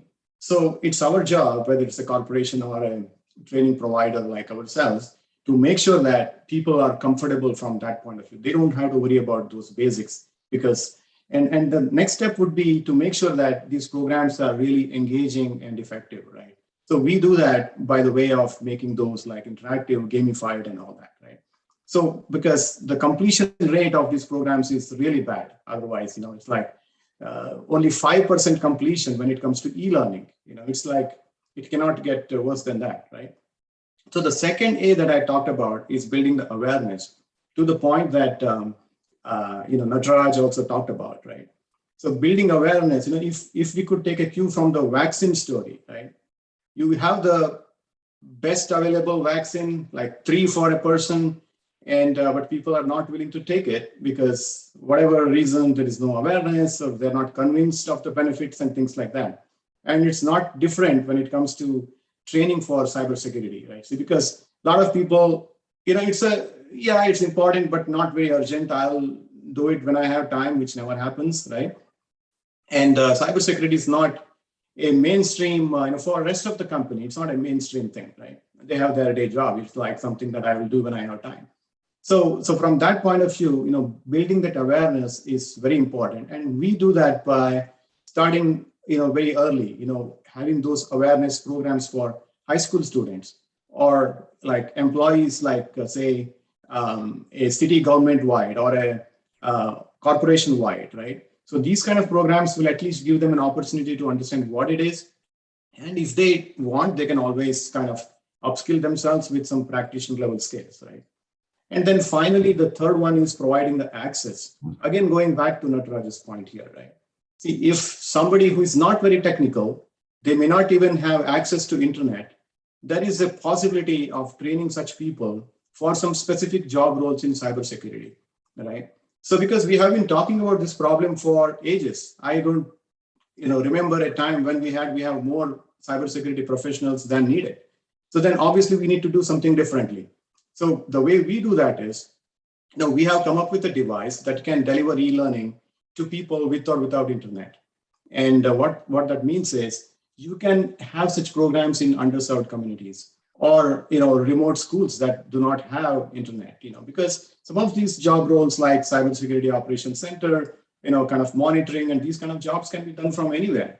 And why don't we make use of that, technology to solve these issues, right? So in that context, providing that access to people who would otherwise be left out, not simply from an inclusion and diversity point of view. Even if you stick to the business case here, right, of bridging that supply gap that's out there, we have to do something differently, and you have to make some, take some drastic steps to kind of do something. We have at least a better chance of solving this, right? So, if in that sense, we believe in providing access to people who are typically not looked at, And that will serve multiple purposes. It will serve the inclusive DEI cause also, and it will help bridge the skill gap as well. So I think being open to some new ideas, kind of using some stepping stone skills, or kind of being flexible in how open you are in training people, what kind of people you are willing to invest in. I think that can be part of the solution as well. So I remember this, for many years, since my Oracle days, which is almost 15, 20 years back. I remember we, as in the security team, talking about the need for, the engineering programs to incorporate security as a part of their coursework, right? It has been, we have been talking about this for so many years now. I do hear, as I hire now today, bachelors from our University of California, different colleges from Berkeley to otherwise, I do hear that some progress has been made in terms of security programs as a part of engineering coursework. Those are optional. I wish they were more mandatory. But this is kind of resonating me with an audience question. It has come from Mohak Bhatia, who is asking us that this is a third-year computer engineering student, and I'm curious to know more about this interesting field. What all steps do you think I should take at this point in order to succeed in making a career as a cybersecurity professional? So who would like to take this, Chirag or Nataraj? Can you repeat that question? I'm sorry. So this is a third-year computer science engineering student, and who would like to know, who's curious about this field of cybersecurity. I would like to know what steps should be taken in order to succeed in this field. How would your guidance be? So security is 2 miles wide, 2 miles deep. Okay, so if you really look at the field, there's a lot of complexity into where you want to land. Of course, this requires you connect up with me on LinkedIn, and I'll tell you more. But it requires a larger discussion. If you really look at it, think from the perspective of data. What are we here to solve? The problem is the information overload, information everywhere. Now, how do you actually protect the data? The second is the assets that actually collect that data. And the third is the human element and the practices that we do. Now, organizations have mandatory standards or regulations that they have to work with. These are the standards and regulations that are developed because they want to conduct the business in certain industry. Now, why do those standards mean, and why do we care about those standards is because it aligns with the controls and the effectiveness of how do we protect the data. So there is a correlation. And when I speak with the compliance, my compliance engineer, they talk about controls and the standard this and that. I tell them to come out of the controls and think, why are we doing it? Ask the question, what is important to you? When you're sending let's say personal life, when you're sending a credit card number to your brother or sister, is it safe? Why would you send it? Can you speak over the phone and you give them that information if you have to? Can you purchase a ticket on behalf of them, right? Things like that has to be put into our daily lifestyle. And that's how the security fundamentals come into place. And of course, there are LinkedIn learnings and a lot of training material that is out there that gives you up fundamentals or foundational security. And then you build on top of it. If you're looking for a career-related guidance, absolutely connect up with me on LinkedIn. And I actually teach in Mexico. I teach a lot about security to universities over there and schools. I do that in India as well, and here in Fremont as well. So I'll be happy to help anyone who is looking for that aspect of security. Wonderful, Chirag. So essentially, look for courses within your university that are security specific. Take the initiative for outside of your university courses. Connect and seek mentors, is what I heard. Nataraj, there is another question which kind of goes and takes this same topic beyond on the talent gap. The landscape of tech is changing so rapidly, right? So going beyond these basics, how does one cope? There is crypto, there is smart contracts, there is AI. I mean, how can you talk about that a little bit? How do they keep their skills updated? Couple of things, right? One is fundamental curiosity. I'm getting a little philosophical here, but it's curiosity to learn, curiosity to keep up, the passion to keep up, right? Because technology is here to come. Every year, every 5 years, new tech will come, and that's not going to change. So having the curiosity, the passion, and willingness to learn, continuous learning is key part of everything that we do. Be it a third-year student who can do courses in their college or go do Coursera courses. We have IBM have courses there. Even some of my videos are there, taking basics about cloud security, for example, or get hands-on, right? But then like next will be quantum, next will be something else. So how do we keep up? I think fundamentally having the curiosity, and as in the context of cybersecurity, learn the basics. Don't ignore the basics, right? The authentication is going to be the same. I'm sure Bhavna will smile there, because the number of, I've been an identity guy, right? When web came along and web services came along and so on and so forth, and then cloud is different, right? Fundamentals remain the same, but it needs to adapt once you know the emerging tech and the context. Excellent. We have so many questions that we could cover and address, but we are running out of time very quickly. So just to wrap up, Chirag, Nataraj, and Lakshmish, in 1 minute, very quickly, if there is one takeaway from the talent or upskilling perspective as an individual or a corporate, what would you suggest? One takeaway. Chirag, let's start with you. Sorry, I was muted. One takeaway, only one. I have about 10 actually. So I'm going to actually sum it up into one. What I say is respect talent. Talent is around you, expand on that. Hunt for the best, but do keep in mind there is a potential in everyone. And how do you actually engage that potential and bring it up? Go wide. Train people outside of team, inside of organization, or even outside of the organization. Students who are keen on security, teach them, explain them, and then make them the next leaders. You asked me fast. I gave you fast. Yeah. Thank you. Excellent. Yeah.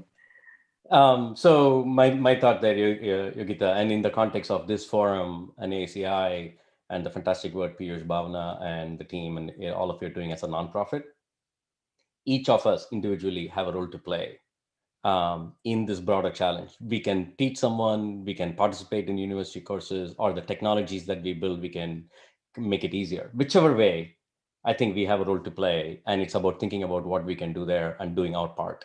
I think that's core. Exactly right. Lakshmish, your one takeaway. Yeah, so one is always difficult, right? More is easy. So I think I would say, be creative and flexible in solving this skill gap issue, and treat it like a company-wide problem, with flexibility around resource mobility and, who you get into train and all that. And, make it a team sport, just like cybersecurity is a shared responsibility, skill development is a team sport as well, right? So, thank you.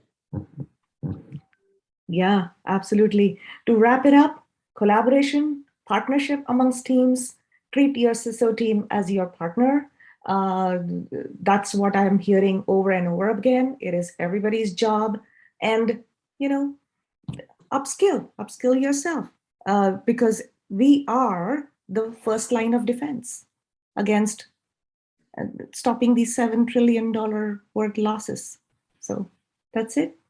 Thank you very much for an amazing panel discussion. I loved and I enjoyed this panel. I hope everybody did too. So thank you, Chirag, Nataraj, and Lakshmish. Thank you. Thank you, everybody. Wonderful.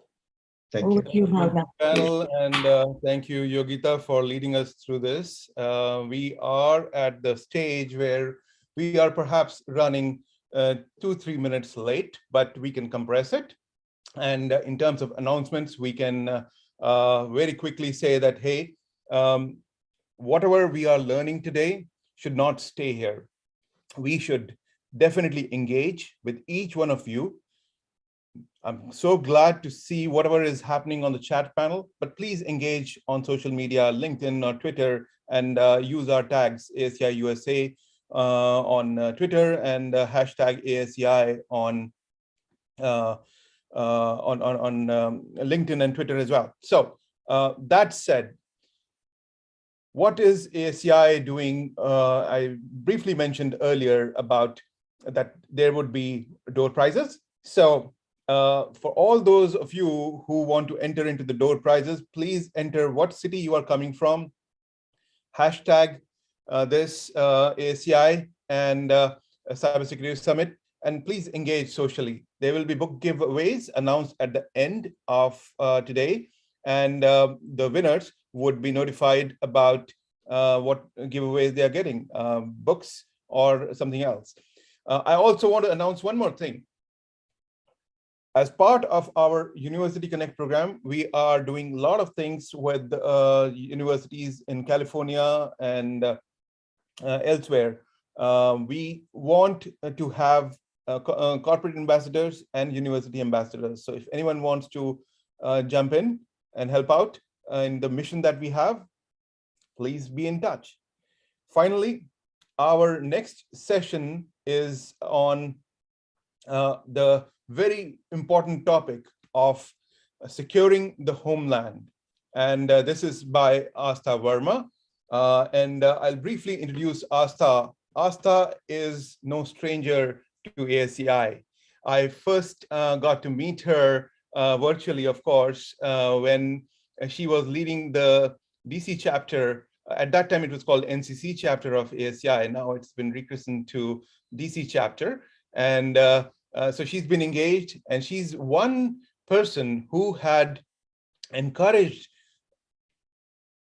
participation with universities, and University of Maryland is where she has a great rapport with, and we've been able to engage with them since the time that she started that initiative.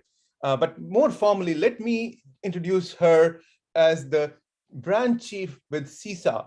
And for those who don't know what is CISA, it is US Department of Homeland Security's Cybersecurity and Infrastructure Agency. And there she is responsible for the mission operations. And we will understand what exactly the mission operations are if she allows us to peek into her day life. But right now, the way I see, she's super secretive because that's what the nation wants. The nation wants her and her button to be super secretive. But at the same time, we need to raise our level of knowledge about cybersecurity. And that's why she's here to help us. And for the last 20 plus years, she has been in the industry. And prior to CISA, Astha works for Salesforce as a solution architect, and then in the C-suite of several startups and SMBs. And she also has consulted with Booz Allen, Fannie Mae, Federal Hope Loan Banks, Raytheon, Northrop Grumman, and so on and so forth. She received her bachelor's in electrical engineering and master's in systems engineering. And with that, welcome to the stage, Astha. I'll stop sharing so that you can. All right, excellent. Thank you. What a glorious introduction. Let me just quickly do a couple of things. Sound check. Can you all hear me? Awesome. Give me a thumbs up. And if you can see me and I look all right, give me a thumbs up. All good. Okay, terrific. Well, thank you. I am so happy to be coming to this conference. as a presenter and also as a former, as you said, chapter president. And so seeing where ASCI has come and our 35 years of plus of existence, this is really 39. 39. We are on See, there 40 you go. next year. So there you have it. And it's a good point, because as I've been listening to all the talks this morning, I'm realizing how many of us started as students and are now in what we would call our mid-career span, right? And this is really where everything happens. That's the nexus of powers in this middle layer of management. Because you get too high up the chain and you're disconnected, you're too down far in the weeds as a young upstart and you can't really influence much. So here you are in that middle layer of being effective, and that's where everything happens. So I want to speak today a little bit about CISA, a very new agency. And I also want to talk to the younger student population that might be online today, right? Because many of them might have aspirations and they really don't know what the government is doing in this space. And there's a lot of talk, a lot of chatter, a lot of technologies that are trying to tackle this problem, but what is the government doing? So I can kind of help talk about that a little bit and share with you what CISA is doing. And I'll talk about myself in the process a little bit there as well. I'm going to share my screen and hope that all goes well. Please confirm with me if you can see my screen. And if you can, then that would be great. So we'll start with that. Can you all see my screen? It's coming Yes. up. Okay, terrific. So here we are. We're going to go to slide mode. And this is, as a start point, this is a wonderful logo. So let's see if my slide will come up here. If not, that's okay. We'll just do it one by one. So this is me. And my role is as branch chief for vulnerability management. My branch is called Fusion. It's a very, very interesting name for a branch. And I am really happy to say that we're doing something really unique even within CISA, in that my branch is the problem-solving branch for the rest of my division. Basically, my division does a lot of work in what we call left of boom, vulnerability management. For those of you, who familiarized yourself now with Log4j, SolarWinds, these are all events, 0-day vulnerabilities. And what happens is when they hit the market, everybody's immediately vulnerable to that stuff. And so we have this concept, somewhat antiquated concept now, of being left of boom, meaning left of this event, and being right of boom. And so when you're left of boom, you're trying to do everything preemptive, proactive. You're trying to be protective. If you're trying to compare it to healthcare, you're doing the preemptive side of healthcare, right? And then everything that's post of boom is really where, you go in and you start doing forensics, or you do threat hunting, or you kind of really peer down into what is the threat when it has happened. So there are different ends. And where I work is in the vulnerability management side, which is the left of boom side. And it's a very unique place to be, because we really are the ones to maintain much of the relationships that CISA has out with the public and private sector. So I'm going to talk about that a little bit, because we are such a unique agency. It was one of the primary reasons for me to be so drawn to the agency, because I came from a commercial background. You can see from my background, that's what I've been. But this really drew me, and the fact that I could use my prior knowledge and apply it into this sector really is what makes it exciting for me personally. So let's talk about our agency. CISA, which stands for Cybersecurity and Infrastructure Security. I know it's in there twice, the word security, but that's how much we care about it, I guess. So we put it in our name twice, because there's really several kinds of security practices that CISA as an agency conducts. It's not all network security. People tend to think immediately cybersecurity, they immediately think networks, computers, devices. That's true, but there's a whole other part of it, which is critical infrastructure. And that's why cybersecurity is so important, because it goes everywhere from your local, portable device, all the way up to your oil and pipeline and power grid. And all of those things are susceptible. So in November 2018, our agency was stood up on what was previously called NPPD. I'm not going to tell you what that is, but you can go look it up. And it was really founded to address the nation's growing problem of cyber risk. Right now, we are headquartered in Roslyn, Virginia. We have a hefty budget, and it is growing, right? Because obviously, this problem is getting larger by the day. Today, we have about 3,000 FTEs. I think we're probably north of that because we are recruiting heavily. So for those of you wondering, yes, go to USA Jobs, do a search on cyber, do a search on CISA, and apply, because there are so many jobs that are open in this space, we cannot recruit fast enough. So I would encourage you to do that. Some of you may have to, some of the roles are limited to those that are citizens. That is to be expected in this world, but that doesn't mean that there isn't plenty of other great work being done outside of that that still serves the space and still really honestly helps the government because of this public-private partnership. We are led by Jen Easterly, our director. She's wonderful for the agency, not just because of promoting cyber, but she is uniquely also promoting diversity and inclusion, which as someone who stands out in the world of cyber as a brown woman, it makes a difference to have someone who is also looking out for advancing those causes. And as you can see here, we have strong presence in the agency, even with our deputy director, Mr. Natarajan, who I had the pleasure of working sort of tangentially with on portfolio items. CISA is uniquely positioned to partner with public-private. Why is that? Well, because we work with the FSEB, what is called the Federal Civilian Executive Branches. And we have specific unique authorities to work with them that are not DoD. And I want to make that distinction here because people are afraid sometimes, industries and commercial partners can flinch at the idea of Department of Defense, right? Big brother watching what they're doing. So CISA is not that. We have a different type of relationship with our public-private sectors where we invite them to participate in our programs. And it is by choice.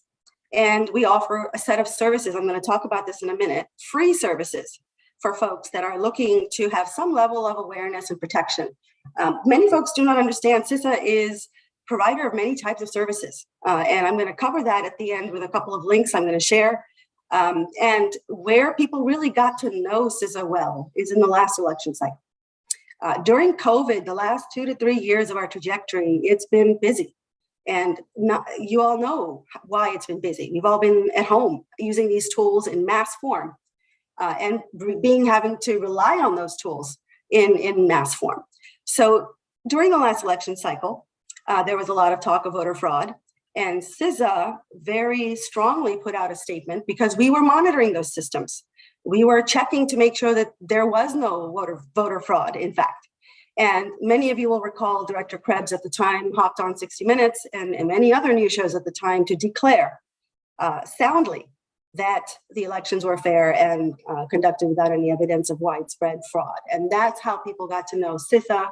They got to understand our value and what we do. And since then, with COVID happening, much of our services have really gone towards the healthcare sector to protect them uniquely because they were so susceptible, we realized, to cyber attack.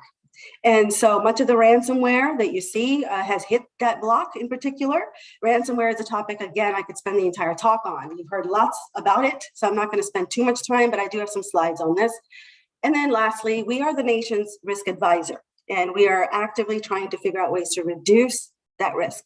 So what we have is a catalog of services, many of which are free, one of which I'm going to mention specifically here called Cyber Hygiene. It is a set of services, vulnerability scanning services, that we offer to anyone that wants to sign up. And what we do is we scan, we offer you a weekly, monthly report in the form of a report card. You can see how well you're doing as far as your open ports, some of the services you might be running, how well patched you are. So these are all resources that you can use to help yourself if you're in the space trying to protect yourself. This is my branch. I'm not going to talk too much about what we do, except that we enable the entire left of boom portfolio to happen. As I was trying to think about how to talk about today, I recently took a class, an ethical hacking class, which was fascinating. If you've never done that kind of work, it is fascinating. Most of us were Linux, Unix admins of old, right?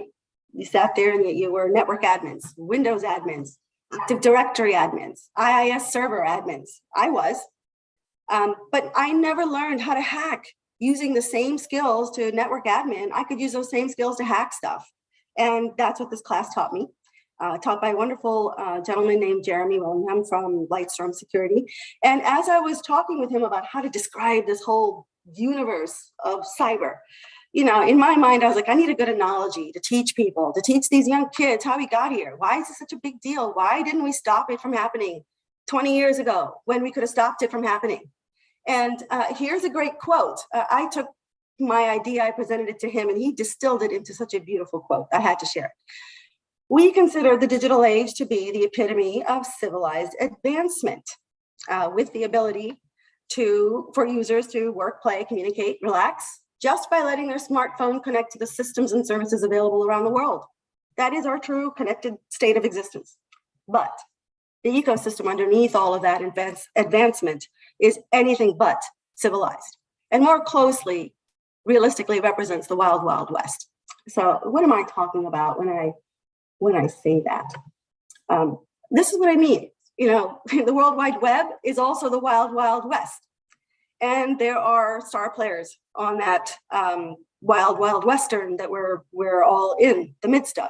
We have cowboys and outlaws and what I call local sheriffs. And all the parts that you can envision in a classic western apply really to the world of cyber. And just to cover the basics here, you know, the cowboys, well, I got to be a cowboy last week or a couple of weeks ago by being an ethical hacker and being a pen tester, which is what CISA does. CISA does ethical hacking on behalf of the government. People sign up for those services from us. Some of them are remote and automated. Some of them are on site. Some of them are, you sit down in a room with people and you carve up their stuff. You do validated architecture reviews. You understand their high value assets, and you really do an in-depth pen test. And then you come back and give them a very detailed output of, hey, this is what you got to fix. This is what looks all right. And we even offer tools to let you do this by yourself as self-service. We have a tool called CSET. And if any of you are interested in any of these things, put them in the chat and I'll come back to you with more information, more resources on these things. And I'll drop a bunch of links in the chat here so you can find them, because CISA has a whole ton of information. And if you dig deeper, there's really quite a lot of it. I've included a few references here for those that are interested. I'll try to share this deck out if I can. I'm still waiting for permission there, but a few of these things I can certainly post into the chat. So a brief history of cyber. You have now heard, all of you have heard these words. They become common vernacular in our world. SolarWinds, Log4j. Some you might not have heard of. Colonial Pipeline came up a few times. I was impressed because that's a great example of a ransomware attack on infrastructure, right? Very critical infrastructure. But there are others too. There are other places where I would say, you know, the cyber risk was unrealized or didn't get dealt with well. One of those is Flint, Michigan, where we had a water disaster. And really, we should have been on top of it. We should have monitored better. So I think there are opportunities everywhere for us to respond better, faster to these things. And if you don't think it affects you, let me just explain to you how and why it does affect you. Because if you think about how we got here, it was like Tetris growth. It wasn't like someone planned the networks of today and the topology that we're living in. It all kind of was very organically built. And as Jeremy put it in our class, no one ever thought about it back then that people would try to be malicious and do things that were nefarious and use some of the tools we designed to be effective in managing networks to be misused in giving away assets and allowing people in through back doors, which is what, you know, for example, SolarWinds was. Right? And depending on how widespread those tools are in environments, that backdoor can exist everywhere. And now, how many hackers out there in the world do you think will utilize that backdoor to go ahead and do some nefarious stuff? That's all real stuff happening. In the case of SolarWinds, it affected a large chunk of the government space because of how widespread it was. It's the same exact thing for Log4j on even a wider scale. We talked about Apache and Java. Half the internet, more than half the internet is on that set of technologies. You just heard me mention critical infrastructure is also under attack all the time. And it's not just power, water grid, oil pipelines, it's also our ports, every kind of port, airports, shipping ports, and now most recently, spaceports. We used to maybe, smirk at this idea, but it's really not worth, smirking at anymore, because this is where the space age is heading. And you don't have to go much beyond hearing the news and how fast we're getting there with commercial companies. So yes, these are all real concerns. And then finally, fuzzy borders. If the problem is huge, if you think about, nation states, the problem is also microscopic because of Internet of Things. And I just included one ridiculous example here. Self-service and automation is how we live our world today. That's just how we live. But those devices self-report back to home base using your Wi-Fi connection. It might offer you the convenience of letting you know, hey, you're out of orange juice in your fridge. Okay, but when you went to get that orange juice, your car, your phone, Google, Apple, everybody knows you did this. And that's the problem, because you have less and less ability to be anonymous, and less ability to protect yourself from all the different ways you might be, in fact, exposed and might not even know it. So that's my analogy for describing sort of where we are. And let's talk about ransomware in particular for a second, because it hits everyone. And this is information I sourced from the Ransomware Task Force, is a report that was done at the Institute of Security and Technology. But some of these numbers are staggering, right? If you think about the average payment in 2020, 171% increase versus just the year before, just how fast this is quickly escalating out of hand. Here's another view of this. Right. And this all happened in the last 2 to 3 years. COVID exposed us badly to this ransomware epidemic. And really, that's what it has become. And it is affecting, it started maybe focused on healthcare, but it is really everywhere. And here's just a couple of takeaways, right?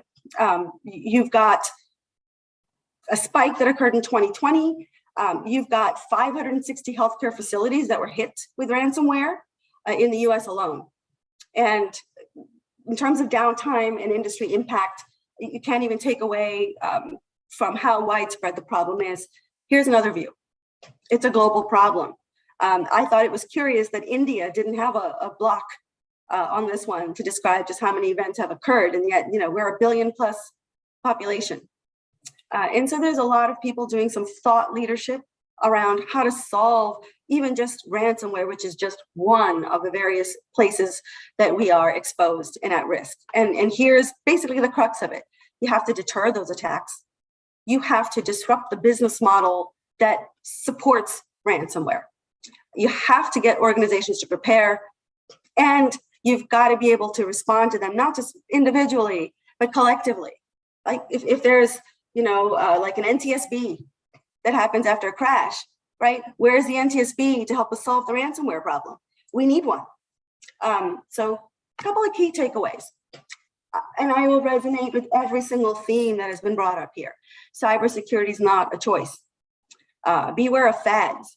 There's a lot of technologies that show up every other day, but aren't fully vetted. So before you go adopting them into your environment, try to understand, where did it come from? Who built it? Do I have to worry about some nation state and components of my hardware and software that I am bringing into my environment? Are there backdoors I got to worry about? You also, though, have to be keeping with the modern trends. I have this problem today. One of my platforms that we have ATO'd, many of you will know what I mean immediately when I say that, it's an authority to operate. The government is very specific about setting up systems for use to follow security guidelines. We have one today. It's the only one of its kind that exists that I'm aware of that does assessment operations in the cloud, sensitive assessment operations. And when we talked about sensitive data, I think our first speaker brought up keys and how important those are, and protecting those Kerberos keys to the kingdom, right? How do you do safe, secure assessment operations? We at CISA are solving that problem. We have solved that problem, but we have to keep those technologies up to date.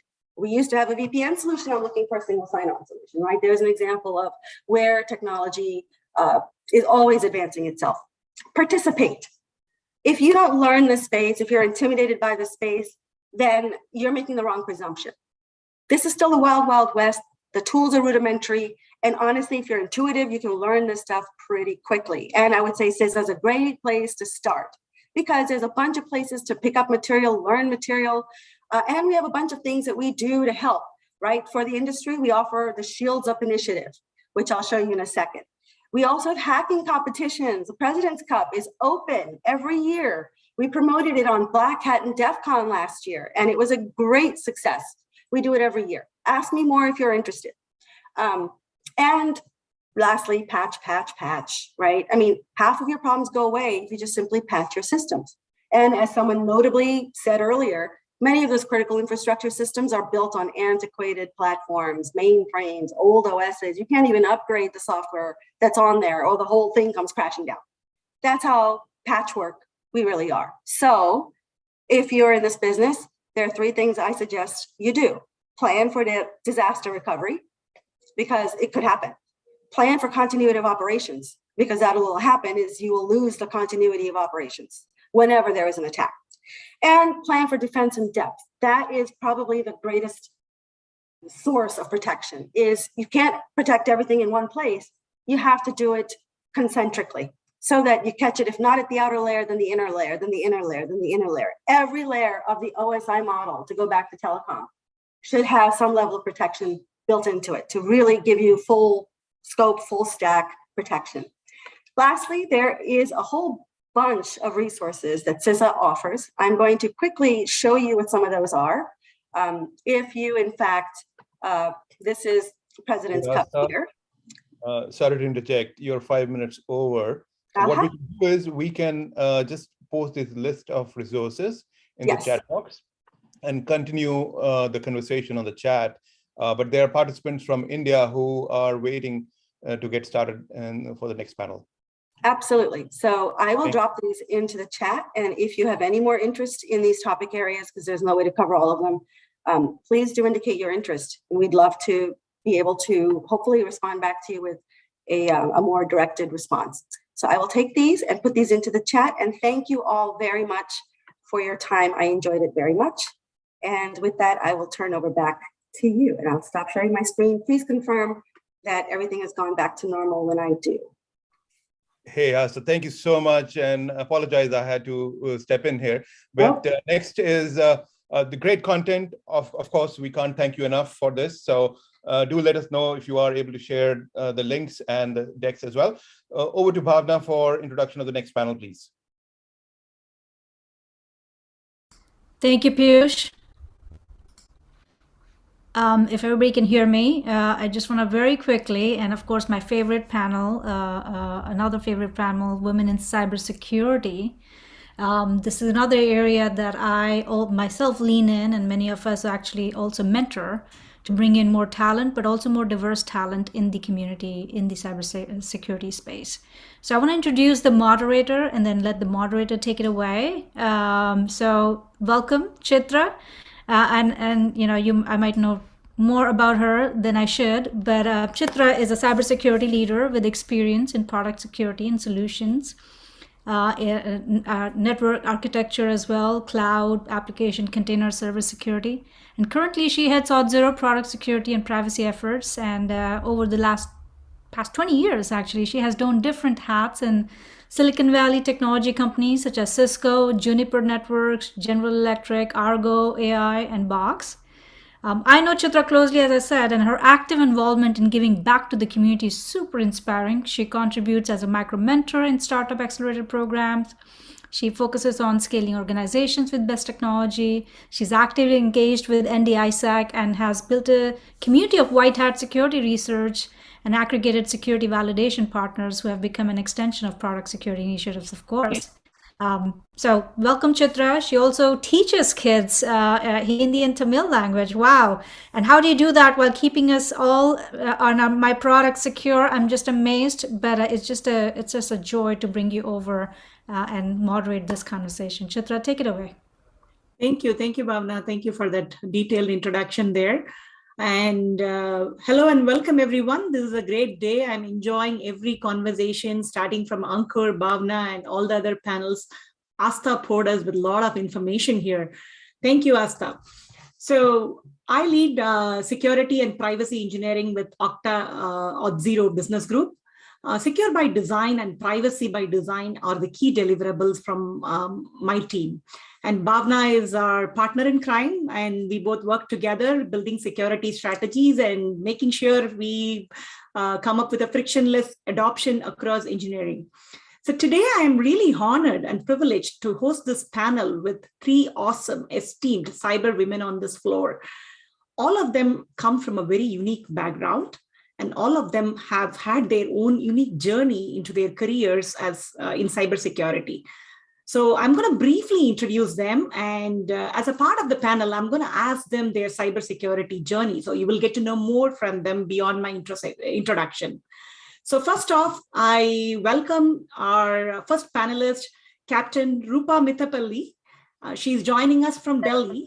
Thank you for staying late, Rupa. And she's joining us from Delhi, and she's working for IBM right now. When I said Captain Rupa Mithapalli, I truly want to honor her service to the country. She has served in Indian Army and retired as a captain. And from there on, she transformed her career as a project delivery executive for IBM. So we will get to learn a lot from her about transition from Indian Army to a technologist in cybersecurity space. And our second panelist is Dr. Upasna Saluja. She's a PhD in computer science, and she has started her career as an InfoSec specialist, transformed into operational risk management, and now leading the GRC function in AT&T. Welcome, Upasna. And our third panelist is Ms. Anusha Vaidyanathan. She's a director of product manager in Zscaler.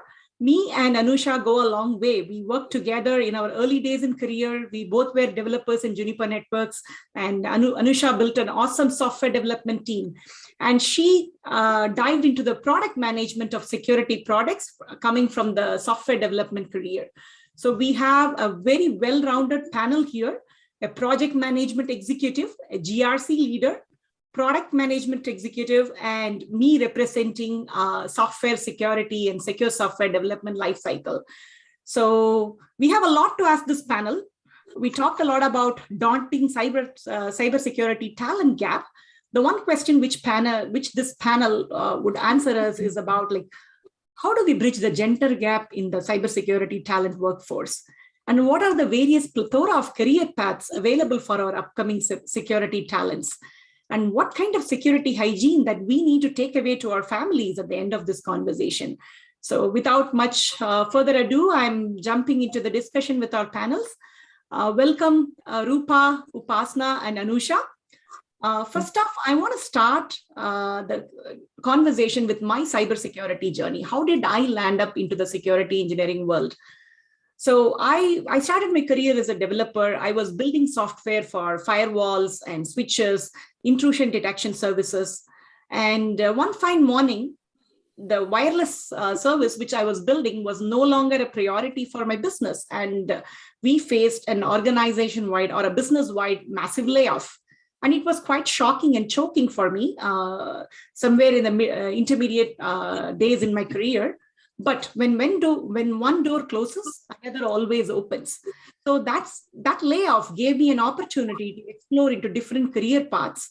At that time, probably 10, 12 years ago, software security was an upcoming field. And I was recommended by my few of the mentors in the industry to try explore into this career. Coming from the development background, building firewall products is one thing where you look at one problem statement and solution for that problem statement. Whereas product security is a field where you look at a 360-degree perspective of how do you secure the make of the product? How do you secure the build of the product? How do you secure the deployment of the product? How is your product playing as a part of a secure solution in a wider ecosystem?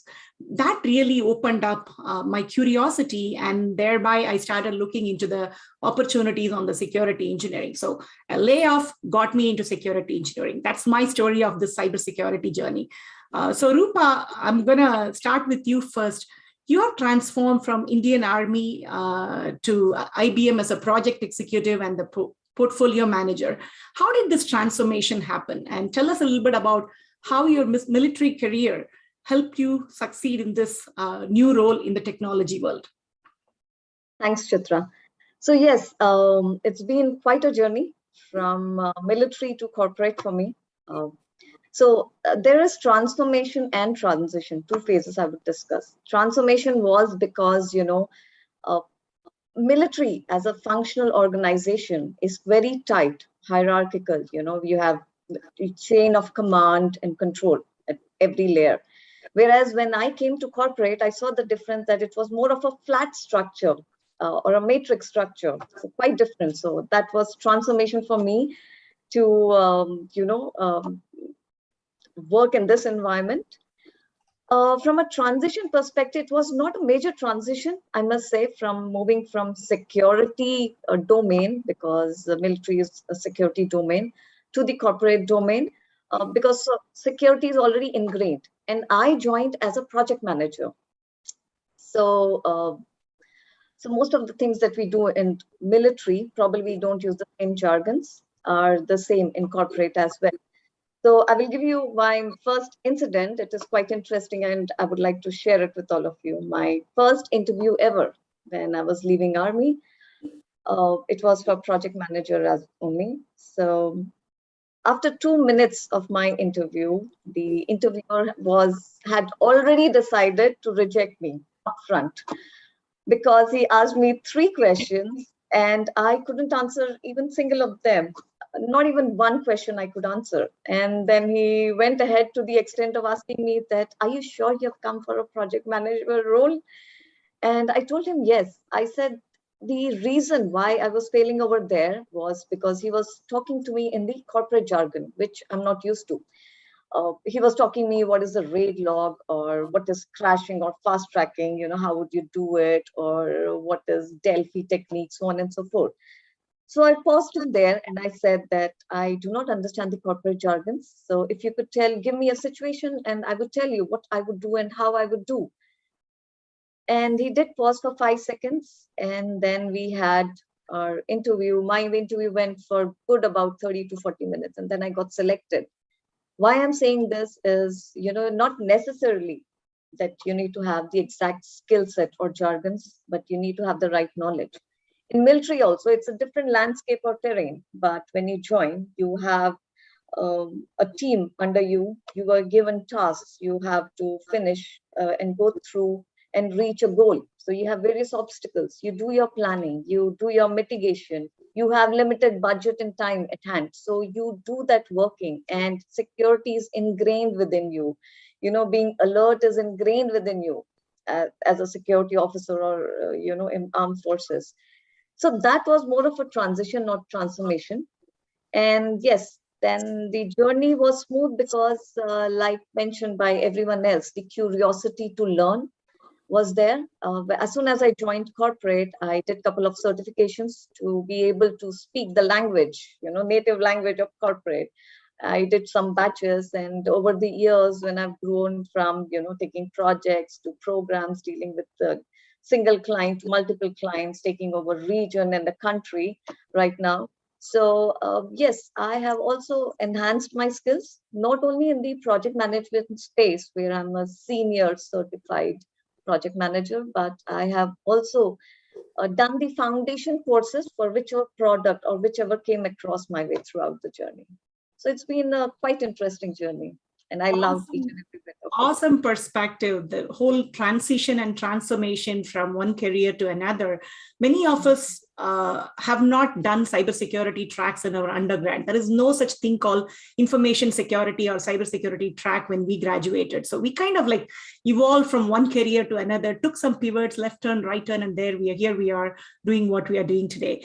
So thank you so much for sharing that perspective. And Upasna, you have done PhD in computer science and you have done various hats, risk management, business continuity, and GRC. Tell us a little bit about your journey here. Yeah, thanks, Chitra, for the introduction. So as you mentioned, today I help my clients across the country transform their security and compliance.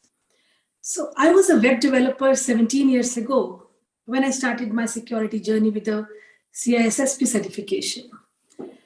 So like initially I focused on information security, then gradually I expanded my breadth to disaster recovery.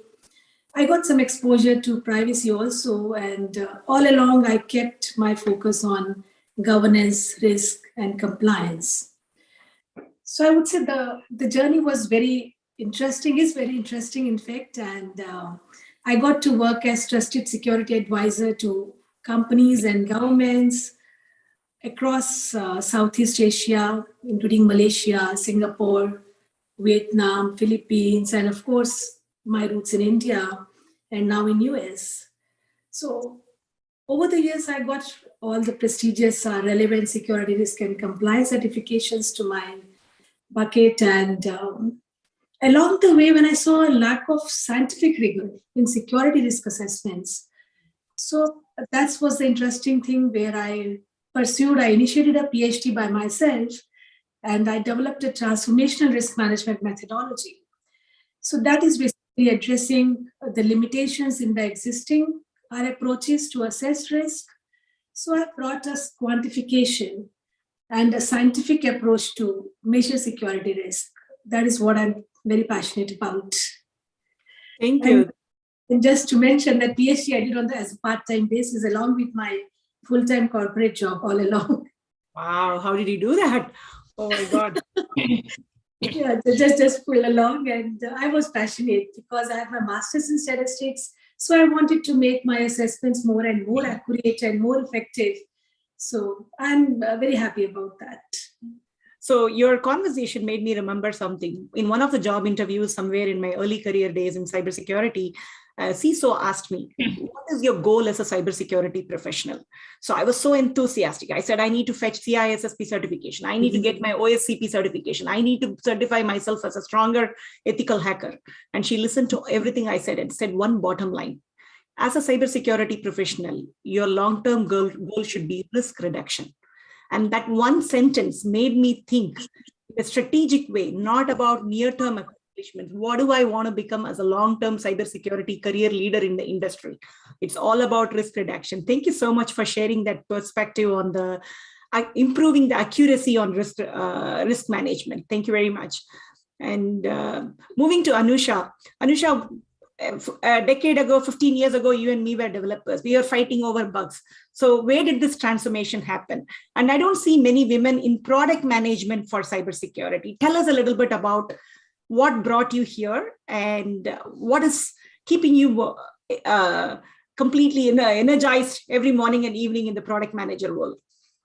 Definitely. Thank you so much for the opportunity, the ASCI team and Chitra for including me in this panel. I'm really delighted to be here.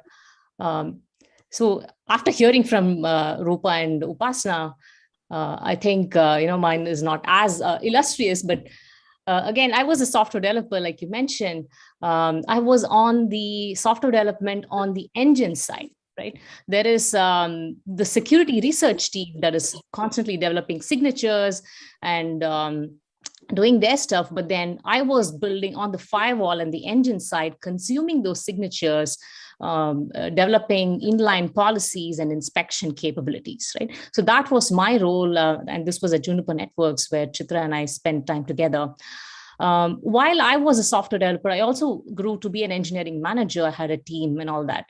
But I kept asking myself, what do I do next, right? Where do I go next? Where do I see myself 5 years from now? Do I still want to do this? Or where do I go 10 years from now?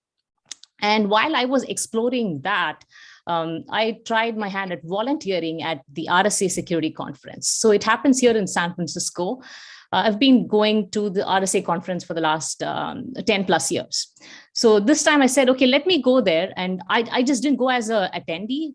I put my name up for volunteering. So I was given a booth and I was going to do a demo of one of the security products. Only then I realized there were so many different people, apart from engineers who just walk the floor looking for goodies. There are, small-time CISOs, CEOs of companies from the financial sector, energy, government, and so on and so forth. They're looking for security solutions. They're looking to secure their infrastructure. and their applications. And just talking to them, realized, I could be that technical evangelist and build products for their needs, right? I could build that. I had the experience of building products as an engineer. I could take that to the next level, understand, translate their needs, and do this for a living as a product management person. And that kind of led me into product management.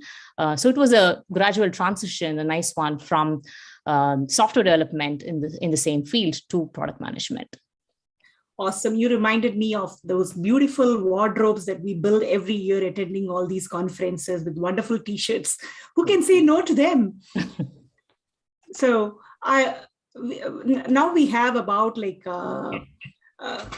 plethora of opportunities in the cybersecurity space. There is a lot of career opportunities. I saw in the previous panel, one of the questions raised was, how would a rising college senior find their place and space in this spectrum of opportunities that cybersecurity will provide them?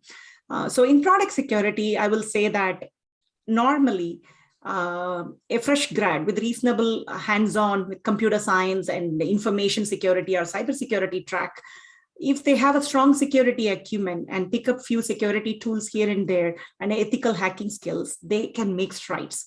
And similarly, if somebody is pivoting from a development career into the product security or security engineering world, they will easily make that pivot much smoother. And there are other opportunities. It's not just about managing vulnerabilities, or it's not just about finding faults in somebody's work, right? Security is beyond that. It's strategically approaching how to solve the problem for your enterprise, problem for your product in a holistic fashion. So I want to take some tips from you all, so that if there are any upcoming seniors in this call, they will benefit out of knowing how exactly they can land as a product manager or a project manager or a GRC leader. So Rupa, do you want to go first? Sure. So yes, there are plethora of opportunities over there. So when I talk about cybersecurity, it's not just about hackers. Let me remove that myth at the very first. Just like when I say I'm from the military, you would imagine someone who's with the fighting arms and weapons in the hand. It's not that. With combat comes the services and supporting arms and services like engineers, signals, or even the doctors, the medical corps, the MI who provide information. Not taking example only of the army, let me give you a better perspective, a beautiful picture. Like when you see actors in the movie, it's not only the actors, you have your writers, editors, director, producer, makeup artist, so on and so forth. So many things, people behind the crew, the entire crew, which make the complete set or the movie, right? So similarly in cybersecurity also, you have technical vertical, you have non-technical roles as well, and also you have the leadership role. So wherever you are in your career path, you can choose. If you're a technical person, you can go with cloud security, network security, even a threat hunter, a pen tester, incident responder, and become an architect or identity and access management engineer, so on and so forth. But if you're not hardcore technical and you still want to get into cybersecurity, there are still opportunities like cybersecurity project manager to begin with, or you have security sales account manager, or if you're with the legal, there is cybersecurity attorney. You have the staffing director, technical writer, customer success manager, so on and so forth. And then comes the next layer of experienced people, which is the C-suite, the CEOs, CISOs, CSO, your product manager, compliance and risk manager, privacy officer, or security director. So there are a lot of opportunities at each and every stage, which you can look for. And I will share a link later from SANS, which talks about the coolest cybersecurity jobs. One must definitely go and look into it. They have described each and every role very beautifully. Awesome. You listed a long list of career portfolio in the cybersecurity space. I will just add a couple more to that list here. Cybersecurity insurance is a very upcoming field. They are constantly on the lookout for insurance underwriters, and also incident response or detection and response is constantly a high demand career where a team of engineers keep looking at incidents and they make sure that the effective response and remediations are done on time. So with that, I will pass to Upasna. What does it take for a fresh grad or someone in the mid-level career to move into the GRC functions? What kind of skills that they need to acquire to get a job in the GRC? And tell us more about what is governance, risk, and compliance. Yeah, so referring to your point first, in fact, I was just thinking that what Rupa and you mentioned about the different areas, like the different areas where one can look into from cybersecurity space. That is where what I was thinking. I just want to convey that first. So what my thought is, like whatever field a person is working in, so he or she can think, how can I make my work secure? So like I would say that when a person has to start thinking how to join cybersecurity space, the person should just look for adjacent field in security. So like corresponding to your current line of work. So that makes the transition very seamless rather than like thinking something new, because that is more deterrent. We keep thinking, okay, how to change my line. So for example, what would I say? And when the moment a person starts thinking like that, how can I make my work secure? There are numerous opportunities would show up. For example, Rupa, referring to your point, like if I'm a software developer, I want to move into security, I can just transition towards application security, I would think. Like if I'm an IT architect, I can easily transition towards network security or cloud security. So I think that's the way, if I think, it really opens up a lot more areas to me, and I find it easy to transition into different areas. Thank you for that perspective. Anusha, tell us day-to-day life of a product manager in cybersecurity space. This is one area not many freshmen would know about. Like we all think about hacking, we all think about vulnerabilities, we all think about security issues, but not about building that product or building that security product. So paint us a broad brushstroke of the product manager's life in cybersecurity space. Yeah, so I think product managers, and again, I want to distinguish between two types, the consumer product manager and the enterprise product manager. Most of the PMs on the cybersecurity space are building products for companies or enterprises, right? And that's what I know best. And so that skill is a bit different from, say, doing market research or building a consumer product like a Fitbit or something like that, right? So the day in the life, I would say the lateral entry is, most cybersecurity product managers have made that kind of lateral entry from one of the different other domains, like whether they're an InfoSec person, a software developer, or a practitioner, right? Like Upasna or Rupa. So they've made that transition, and they have that domain expert, so they're going to use that. And when to talk about the day in the life, it could be something like, you're doing your product requirements, you're writing the requirements and reviewing them with your engineering team.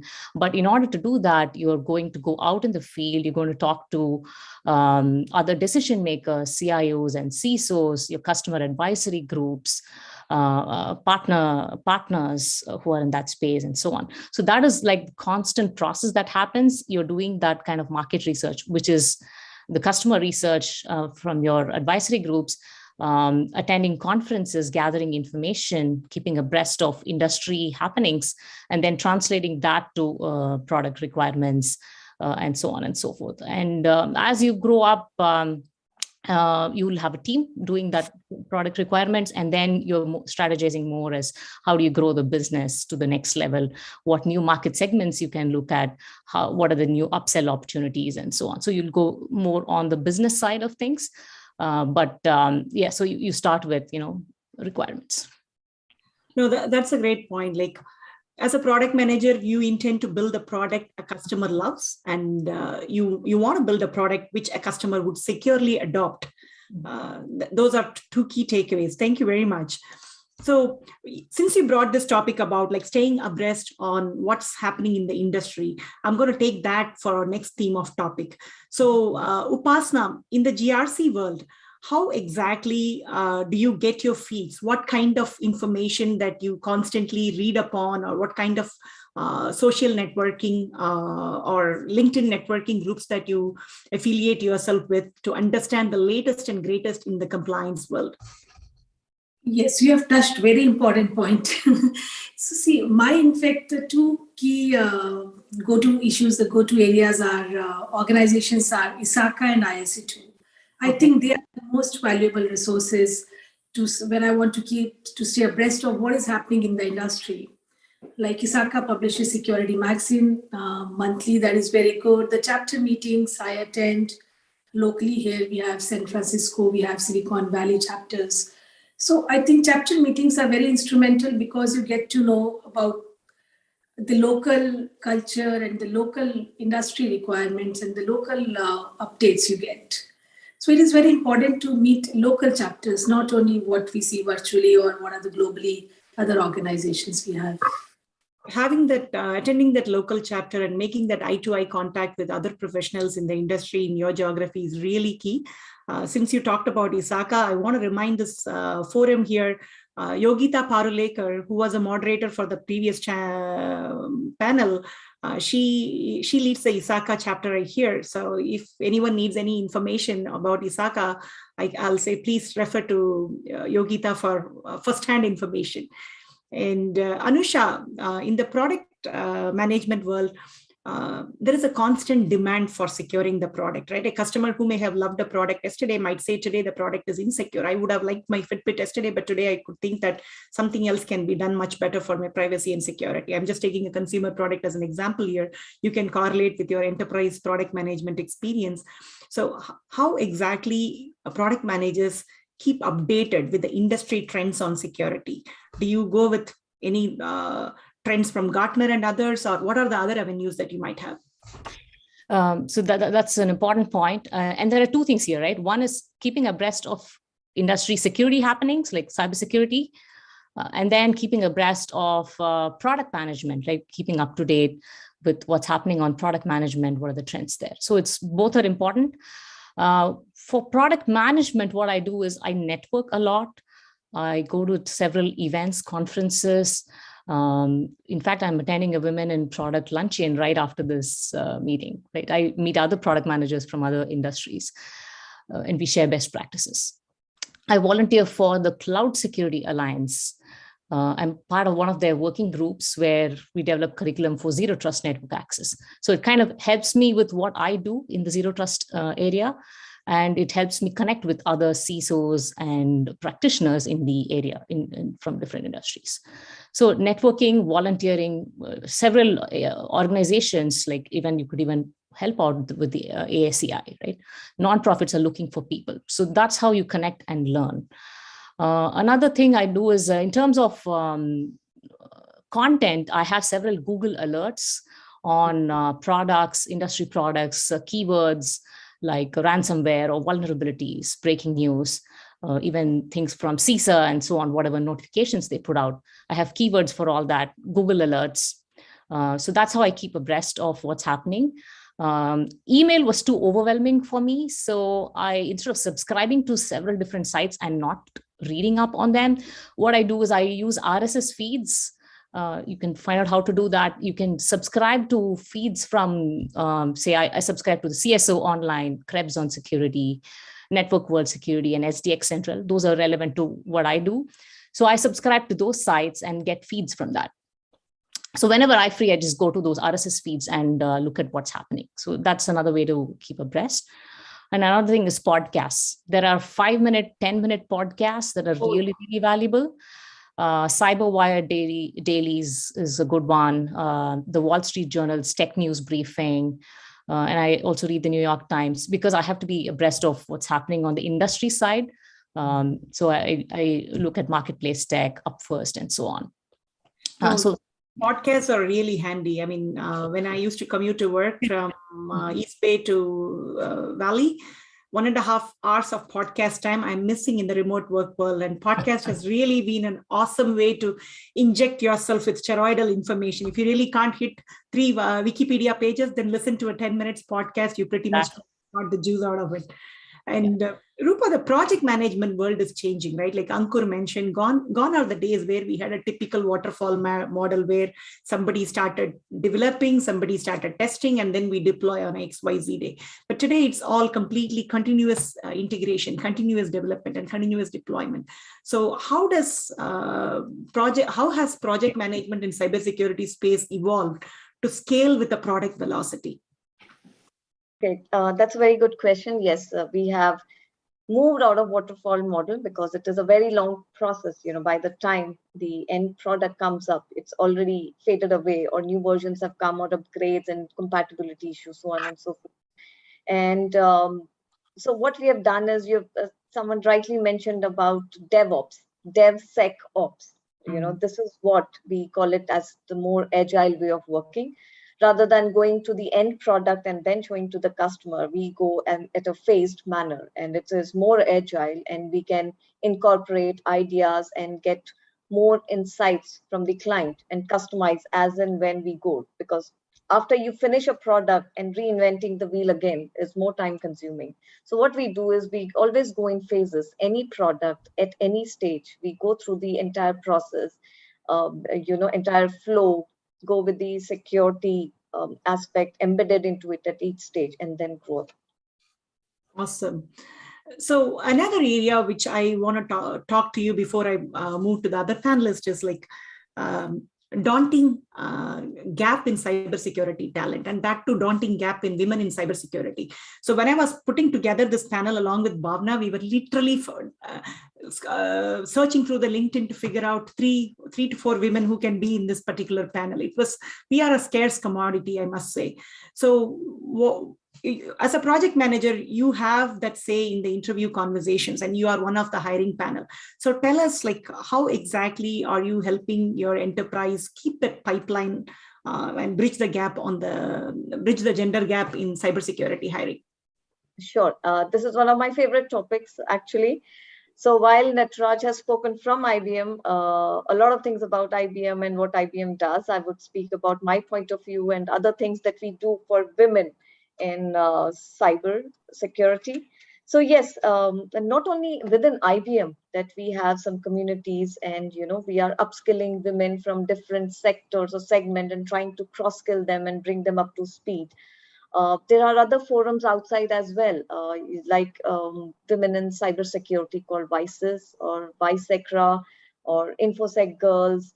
Then there is one Diana initiative, which is sponsoring students, so on and so forth, and many more. And we are also organizing some career fair for women in cybersecurity, where we are exclusively hiring women for across industry, multiple industries, and also mentoring them. So it is a golden opportunity to join such forums.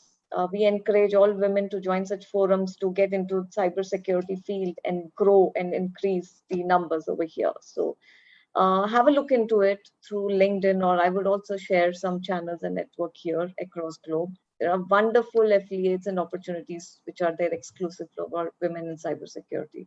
And probably June and August, July and August, you have some big career fairs also coming up for women. And Rupa, you must share that in the channel. I'll do that. Chat later. And Anusha, when you mentioned about a bunch of news feeds and Google feeds that you use, please put a note on them. Sure. So we are kind of almost approaching the time, but I want to give a takeaway for this audience here, not just about aspiring cyber technologies. Many of us are parents, many of us are sisters, brothers, and we are taking care of our digital world of our parents or elderly in our family. So I'll start with me. If we were to give one tip to our family to keep up with the cybersecurity hygiene, what would that be? So when my daughter started applying for colleges, we realized that she had to create accounts with 20 plus college or universities. and everywhere she need to give in her personal information.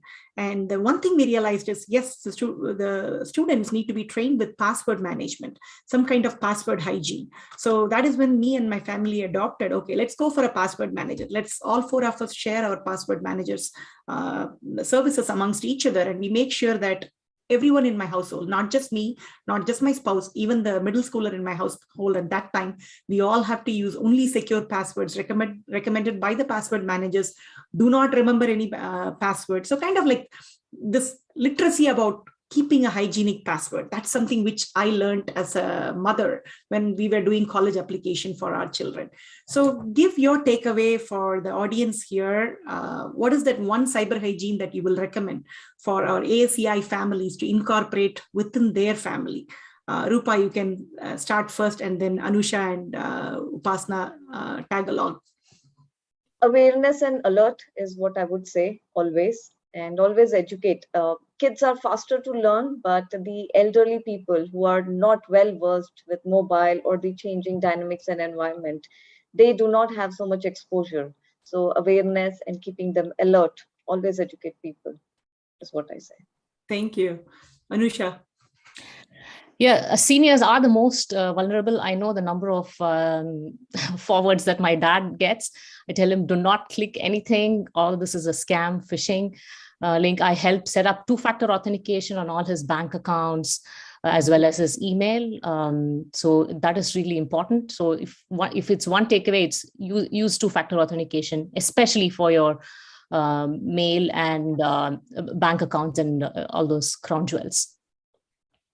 Upasna, what would be your tip for our ASEI families?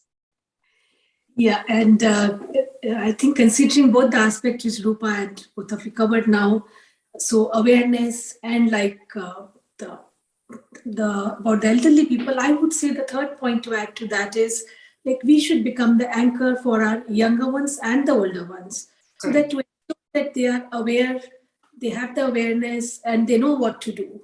So that way, so that we try to bridge the gap when we are talking to our children or we are talking to our parents, to ensure that everybody is aware.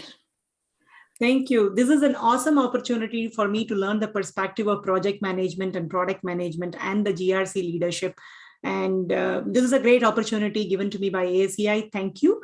So I want to say, we as cybersecurity professionals have a larger responsibility to educate not only our community, but even our families about the cybersecurity hygiene. We think a lot about giving back to the community, but sometimes we do not bring cybersecurity as a dinner table talk. So my one takeaway from this conversation is, today at your dinner table, talk to your child about their internet hygiene, their social media hygiene, and their security hygiene when they open up that multiple digital flashcards applications online. So keep it as your dinner time conversation today. And thank you very much. Over to you, Bhavna, for the next agenda. Thank you, Chitra, and thank you, panelists. Really wonderful to hear. And wow, Chitra, you're always on the job, making us aware and spreading the awareness. So amazing. And wow, what an inspiring story and the transformations you all went through. Thank you. And thank you for accepting our invitation. Chitra, thanks. I'm going to now welcome Jyotsna to walk us through the next topic. Jyotsna, to introduce you very quickly, is a passionate information security architect with 17 years of direct IT and management experience in various platforms, from embedded system to industrial internet, and focusing on security aspects. Also want to call out, Jyotsna had extensive experience in product security, from contributing in web application security, cloud, of course, CI/CD security, and initiating maturing SDL programs in, of course, small, medium, and large companies that she has worked in the last 7 years.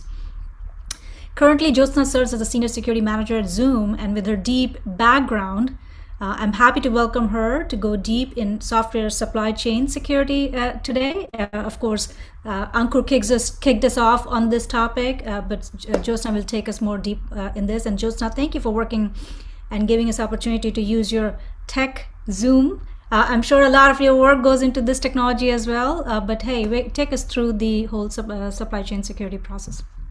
Thank you, Bhavna. Let me just share my screen.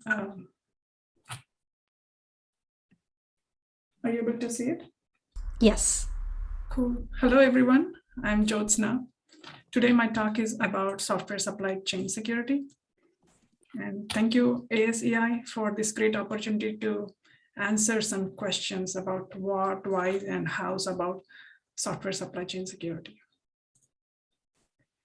In a general sense, a supply chain is everything that is needed to deliver a product, including all the raw materials involved to make the product.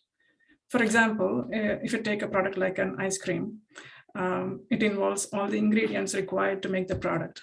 Sometimes location and facilities where it is made, the packaging, and the nutrition information. Furthermore, remember that supply chain means everything that needs to be done to deliver the product as well, and not just making the product using the raw materials or processes. So an ice cream that isn't refrigerated throughout may not be a better or safer product to be consumed after all. So in the same way a traditional supply chain is handled, software supply chain also is everything that makes up or impacts the software development, build pipelines until it is delivered in production. It is everything that it takes to develop a software, including the source code, the third-party software components that are used, the package managers used, who wrote when, whether the code was peer-reviewed, and any security vulnerabilities in the source code or third-party or open source software libraries, the license information for those components, and the build infrastructure used to package the software. Basically, anything that touches the software is part of the software supply chain. So here, both physical and cyber supply chain security are critically important. The timeline here shows a recent history of supply chain defenses and what enterprises need to know. Supply chain security is not only not a new problem, but a global problem. And after the 9/11 attacks, supply chain security began to evolve into a more structured and methodological approach. Starting 2012, a focus on software supply chain security has emerged in addition to physical security. Is that all there is with respect to defense-related initiatives or guidelines? Well, software supply chain security practices, rules, and guidelines are all evolving as cyber supply chain attacks become more sophisticated. As much as that, US President has passed an executive order in May 2021 last year, specifically to secure software supply chains to do business with US government agencies. Here are some metrics to show why secure software supply chain. The metrics here show percentage of attacks targeted at different areas in a supply chain. And these metrics were collected from period of January 2020 to July 2021. While 66% of attacks focus was on source code, 58% was aimed to access data.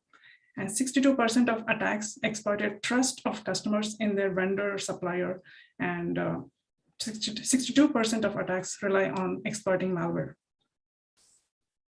In fact, per Gartner Software Supply Chain 2021 report, within 3 years from now, almost 50% of organizations worldwide will have experienced attacks on their software supply chains, which is a 3-fold increase from last year, 2021.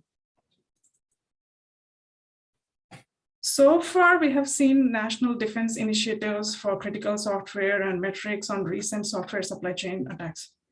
One would wonder, why is there an uptick in the software supply chain attacks? There are many reasons. However, one simple and primary reason is that attackers need not spend too much effort in finding innovative ways to exploit the hardened, secure, protected systems in target organizations. What they can instead do is leverage basic attack patterns to exploit third-party vendors, which act as backdoor to the main targets. Voila! Now attackers not only have access to their target organization, but many more such organizations who use that particular third-party vendor.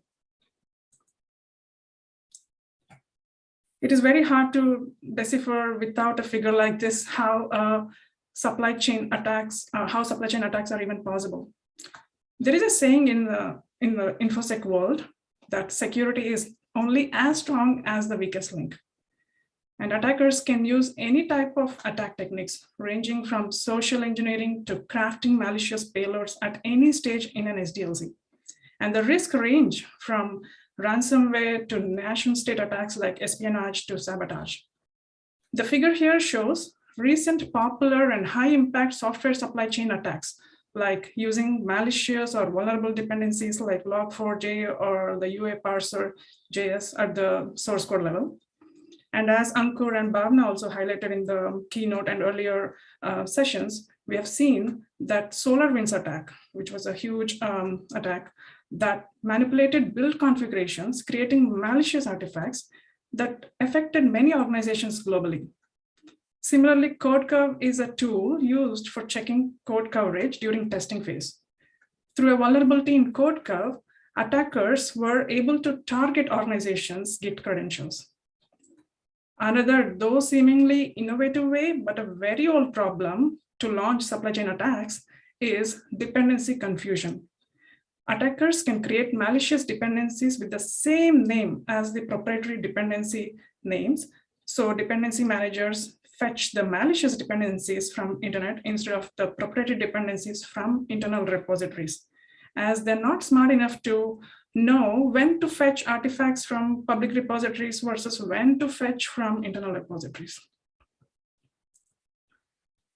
Here, this is a Git repo maintained by CNCF, Tag Security Project, CNCF, the Cloud Native Compute Foundation.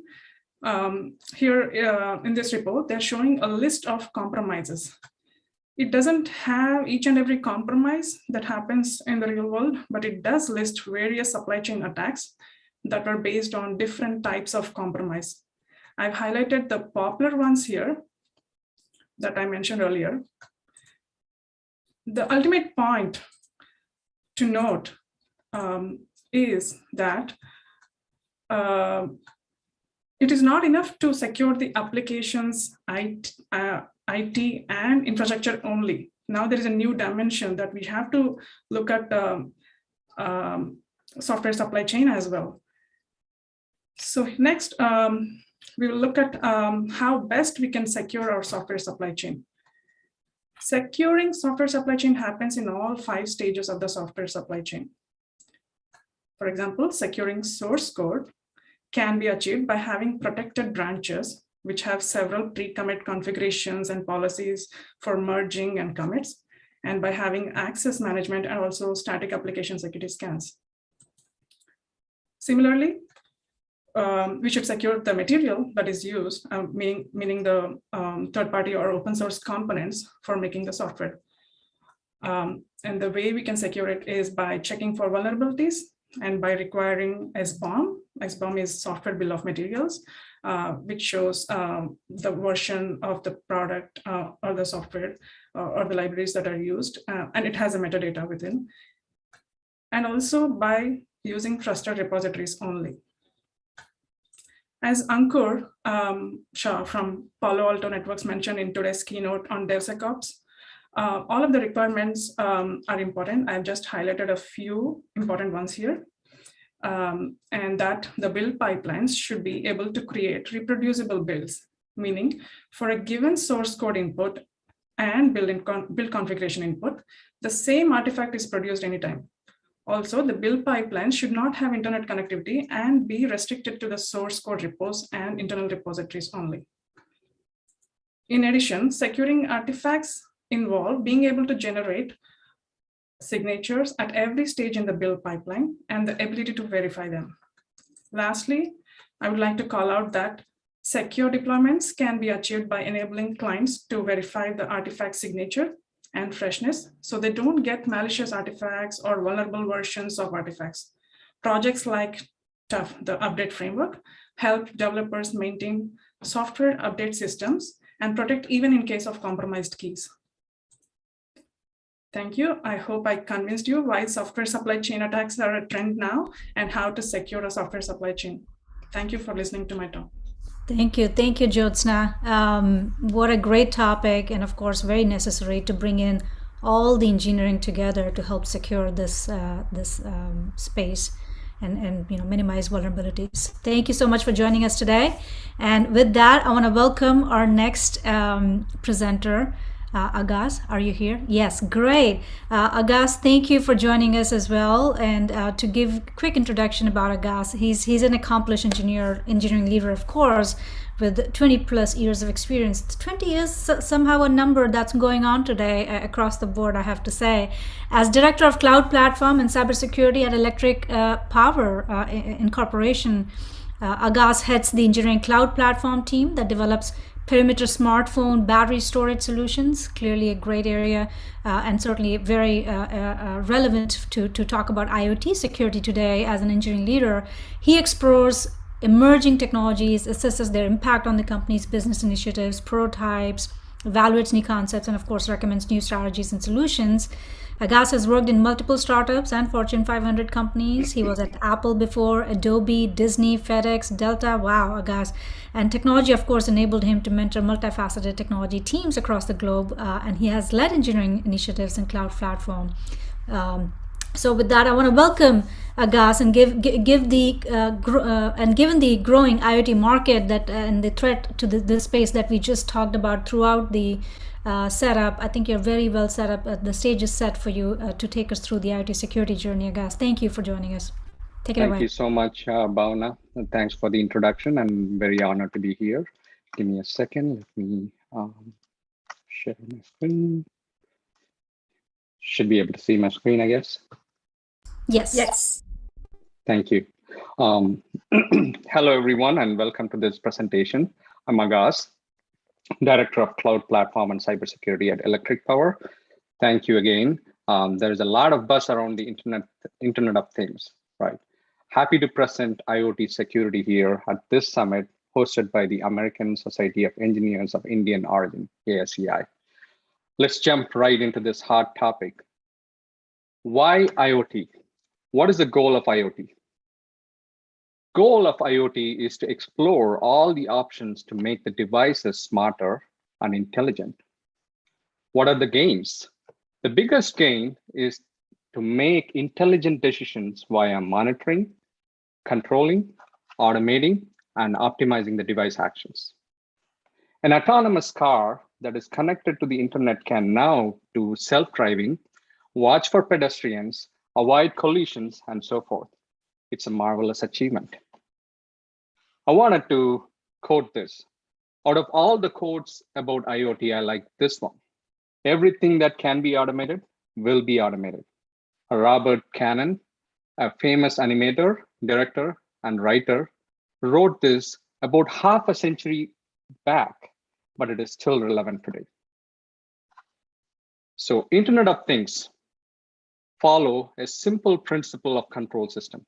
That is, control a system with a feedback loop. Things in this diagram are simply IoT devices that are connected to the sensors.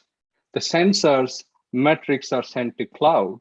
The cloud generates cloud data to actuators. Actuators can act upon the feedback and perform actions. Here are some of the sensors and smart devices as an example. So an overview. IoT devices and fleet deployment have exploded in all sectors. International Data Corporation's data predicts that the global fleet of IoT devices will touch 55.7 billion by 2025. Yes, it is a billion with a B. This is approximately 7 times the current global population. There is hyper growth of consumer IoT and industrial IoT, and in consumer electronics, health, energy, aviation, commercial maritime, agriculture, farming, and every other sector. More visible growth are in the autonomous vehicles area and consumer electronics like printers, security cameras, wearables, even microwaves, toasters, and refrigerators. These IoT devices that are connected to the sensors measure the device state, metrics, anomalies, and any relevant data needed for feedback and actions. These devices then connect to the internet via cell network, Wi-Fi, Ethernet, satellite, or even Starlink, and transmit the telemetry data to the cloud through the IoT gateways. In the cloud, the data gets crunched, analyzed, stored in time series databases, streamed to data pipelines, processed using simple algorithms or AI/ML tools to produce control data that can be sent back to the actuators for corrective or optimized actions. IoT devices are getting smarter by the day. The PowerPod 2 system you see here from Electric Power is a sophisticated smart battery system that helps consumer offset their power consumption from the grid and save money. This system can also work with grid services that can incentivize the consumer even further. I'm proud to be part of the team. IoT's penetration is touching our everyday life, right? Example is the LG's refrigerator you see here. It is a connected device that can keep track of the contents of the refrigerator and create a grocery list and link to smartphone apps, allowing users to control the temperature remotely, be alerted if the door was left open, which happens in my home all the time, and access online recipes based on their refrigerator contents. How cool is that? So, explosive growth of IoT devices are great. So are the explosive growth of threats. Looking at the IoT threat report from Palo Alto Networks, we see that IP phones dominate the adoption among the total global IoT devices and is at a record 44%. But the threat percentage is only 5%. They did a great job, I have to say that. But look at the other devices. As Mike Tyson famously said, everybody has a plan until they get punched in the mouth, right? Perfect for security here. Pretty much, the threat percentage surpassed the adoption percentage in every device category. Cameras, presumably the security cameras, pose the highest threat percentage at 33%, followed by internet-connected printers at 24%. It shows that more work needs to be done in this area. Let's now dive into the crux of the discussion, securing IoT devices, right? First off, source code protection. NVIDIA's DLSS source code was leaked by hackers recently in March 2022. Heartbleed, a security bug in the OpenSSL cryptography library, would not be possible without the attacker's knowledge on the source code, right? Attacks on IoT devices are already on the rise. Exposing your source code puts you in a more dangerous situation.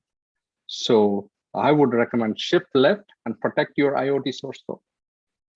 Next up is strong passwords.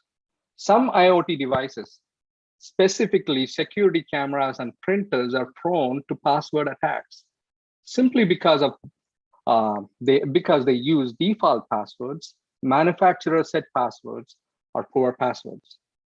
Admin can never be the default password left on the device for the attackers.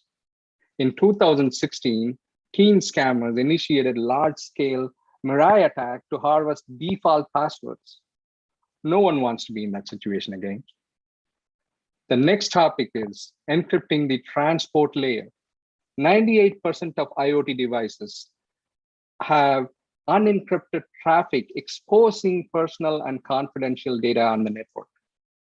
The use of trusted SSL or TLS certificates for authentication and encryption on their devices is a great defense. The SSL or TLS protocol uses asymmetric encryption to secure data that is shared between two computers on the internet. It also ensures that the identities of the server and the client are validated. Mathematics behind SSL or TLS ensure that a CA's or certificate authority's digitally signed certificate are practically harder to falsify given a large enough key size. Next up is securing firmware updates. 83% of IoMT devices, that is IoT devices in the medical field, run outdated and unsupported legacy software. Hospitals using imaging devices such as mammography machines have recently discovered configure type attacks. It's an old one. Configure, also known as Down Up and Kiddo, is a worm that targeted Microsoft Windows. Outdated operating systems and lack of security updates would result in attacks. Decades-old legacy OT protocols such as DICOM are prone to attacks and disrupt critical business functions or propagate throughout the organization. Cryptojacking, another one that was coming up in this discussion, is a malware attack, are also in the wild. And when the door is open, someone will mine cryptocurrency at your expense. You don't want to be there. Securing device registration. GCP's IoT core, for example, allows secure device registration. All cloud providers, for that matter, offer a simpler platform which supports this. You should be in the know, notified at any time a new device is registered or connected to the network, identify the device, its category, risk profile, and usage statistics. The next topic is network segmentation. This is the simplest IoT risk mediation a company can do for themselves. New threats evolve every day using peer-to-peer C2 communications, IoT worms, lateral movement to other computers on the network, and can be part of a DDoS attack. Micro-segmentation by grouping devices based on their profile, for example, reduce the blast radius. Active monitoring. To accurately identify attacks, a monitoring solution must be able to scale and run continuously, identify all vulnerabilities, and analyze the behavior of all network-connected devices, all in real time. The next final topic is security scanning. Intelligent device scanning and profiling enables IT security teams to have visibility of their network-connected IoT devices, their risk profiles, and their network behavior when interacting with other devices on the network. Gus, thank you so much for walking us through. I think we're over time, but if you could finish this slide, please. Thank you. Yeah, definitely. Yeah, this is the last slide. So securing the IoT device is not enough, right? I mean, we need to take a holistic approach and secure the entire IoT ecosystem. I would call these as the 5 pillars of security practices that any company should adopt. And all I ask is, like, let's be smart and protect those smart IoT devices. Thanks for listening on a Saturday morning. I'm grateful to ASEI, Bhavna, Piyush, and team for giving me this opportunity. Thank you so much. And we are grateful to you, Agas. Really great topic. And wow, slides. Are you an artist and designer as well? Thank you for giving me some tips there. Like, I got few slide, I mean, from Bhavna and my kid, which is awesome. So. Let kids come in handy, of course. Piyush, if I could hand you over to introduce the next panel and moderator. Thank you, Agas.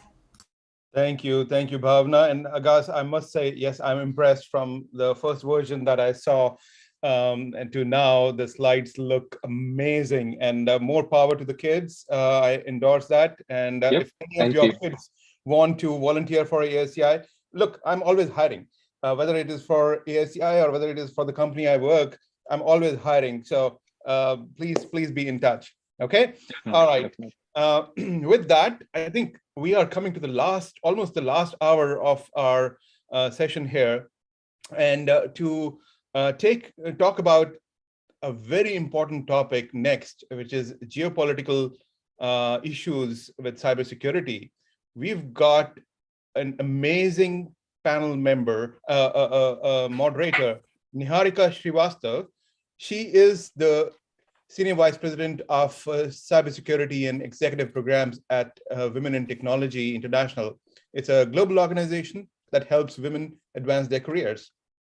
She is the author of a book, Cybersecurity for Project Managers. And I am glad to say that I got a chance to review this book before it was published. So thank you, Niharika, for giving me a chance. And of course, I know Niharika first time meeting her 5 years back, but I have seen her grow in the field of cybersecurity, and that's why I thought it's important to bring her to this session. She is a graduate in engineering from Delhi College of Engineering, Delhi School of Economics. She went to get her MBA from, and executive leadership programs at Stanford, with more than 25 years of experience in engineering, projects and portfolio delivery and customer success and marketing and sales. She's a very versatile person. So much versatile that she used to co-host a radio show on cricket, which aired in 6 cities in the USA. So I'm very proud to say another Silicon Valley based member, another Fremont person, and welcome Niharika to the stage. Take it away. Thank you, Piyush. Thanks for the lovely introduction. And my passion is cricket as much as it is cybersecurity. So I'm thoroughly enjoying the summit. It's very well planned and executed. The speakers, content, and I'm also looking at the questions from audience. I mean, these are all wonderful. And I'm glad I woke up early today and started right from the beginning. So hello, everyone. I welcome you to the panel discussion on the very important topic, as Piyush mentioned, of geopolitical conflicts and the role of cybersecurity. When we talk about geopolitical conflicts, Russia-Ukraine war is at the top of our minds. Malware attacks, fake information, and denial of service is at play in this and will be in any future conflict. But are we prepared? So today we have a panel of esteemed business and technology leaders who will share their perspectives with us. On the panel, we have Rita Acharekar. Rita is an experienced corporate director and a former banking executive with expertise in global capital markets, risk management, governance, and business transformation. She currently serves on the boards of ICICI Bank Canada, Farm Credit Canada, and Canadian Investor Protection Fund. Rita is an executive in residence at the Global Risk Institute in Financial Services, a think tank based in Canada.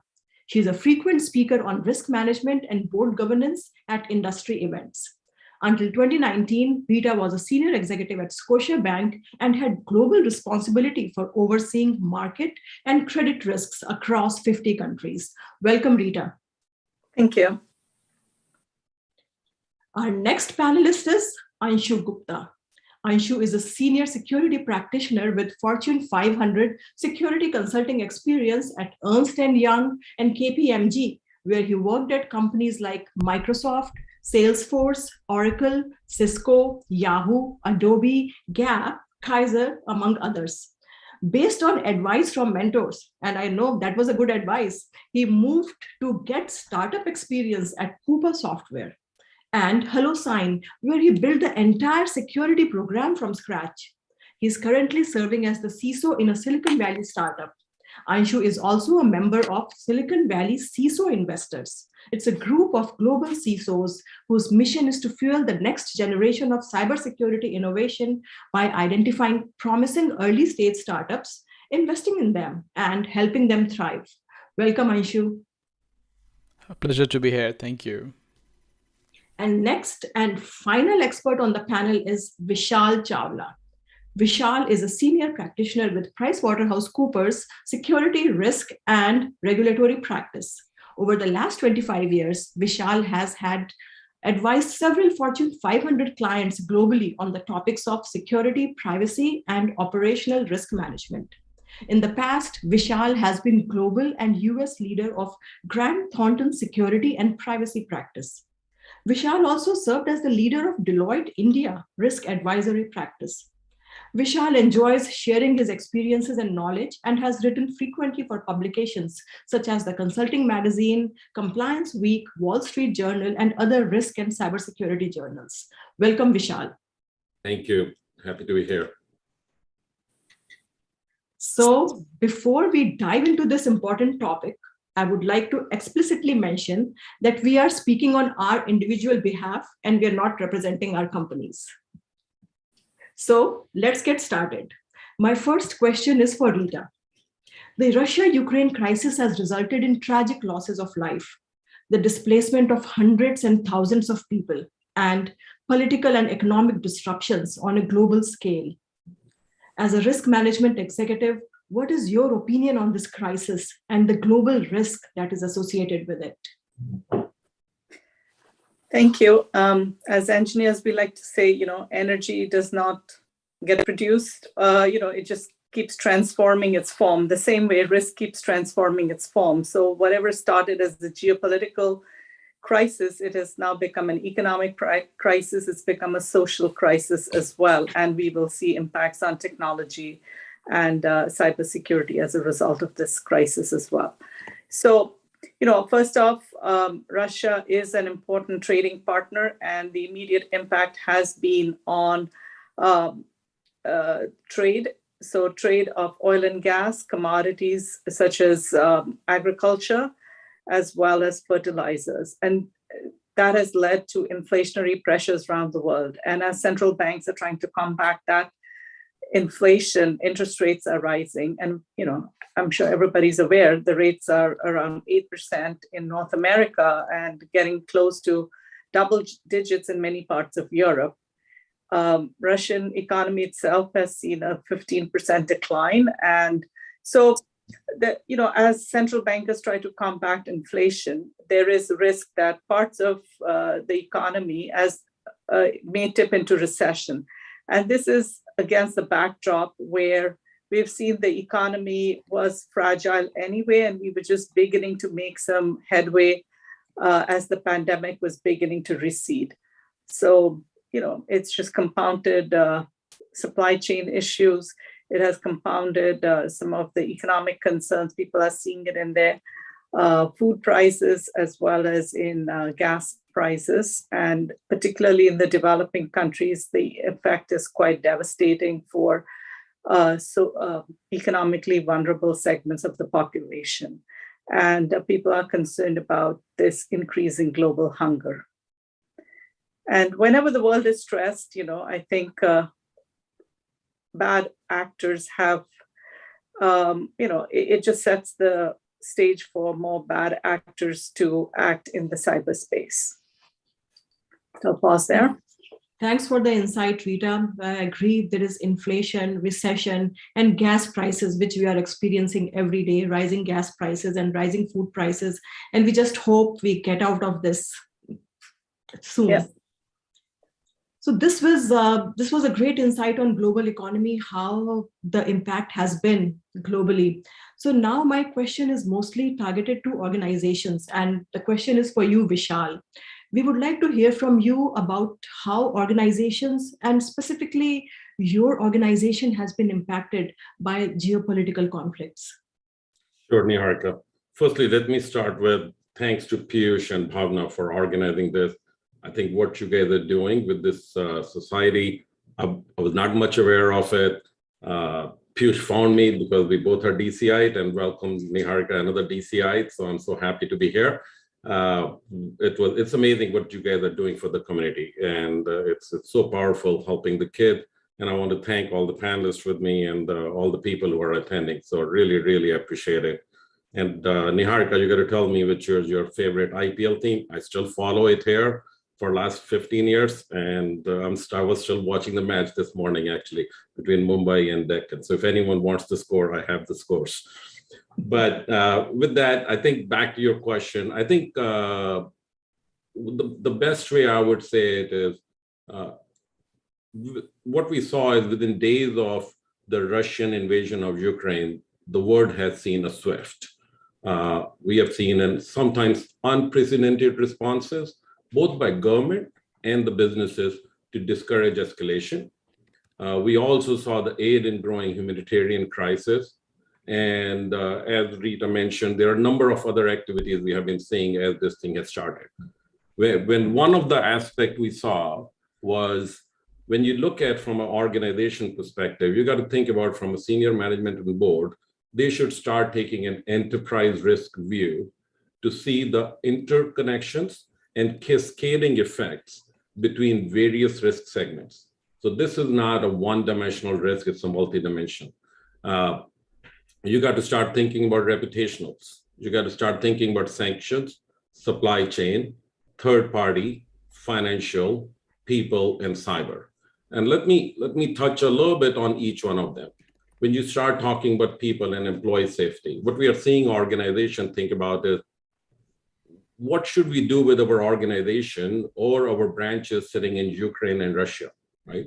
We saw a number of companies stop working with organization in Russia. They separated them. What's the impact of that?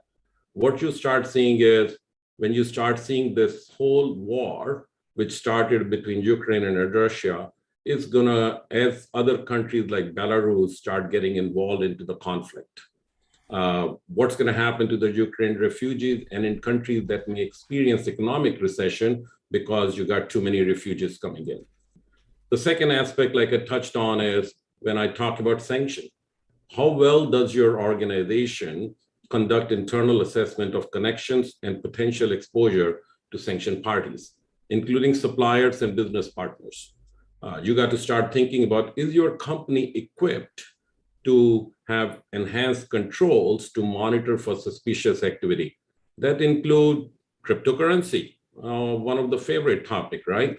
Resubmitted and Stripe payment, as well as IP blocking techniques and other aspects, we start seeing it. Cybersecurity, we all have been hearing since morning, a lot of important topic, but how exposed are your system, people and assets in countries that are in or near the region of conflict? So you can't just think about Ukraine, you got all the neighboring countries too, right? How closely are you monitoring those connections coming in and out? What's the plan if you decide to disconnect those systems? How quickly can you do without harming your operation and your people? The supply chain, we saw the talk, pretty interesting topic. Is your material or manufacturing extended supply chain directly or indirectly exposed to development in Central and Eastern Europe and Russia? We have seen so many car companies. It was funny, I was looking at, was at one of the car, Porsche, I was at their dealership and they got this new car, Taycan, the electric car. They have to stop production. 45+% parts come from Russia. What you're gonna do about it, right? Has the crisis driven material shortages or logistic roadblocks, bottlenecks? How will increasing prices on inputs impact your ability to add value, and have you determined whether this could mean passing costs through to the customer? We saw some of the third-party conversation in the supply chain.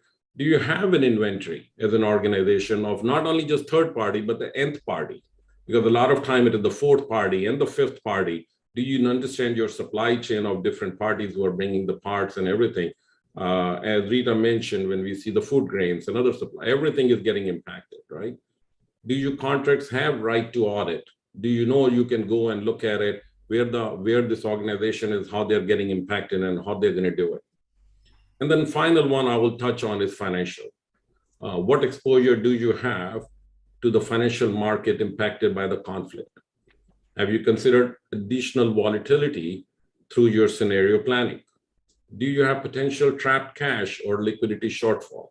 So when you start looking at it, these are the employee safety, the sanctions, cybersecurity, supply chain, third party, financial.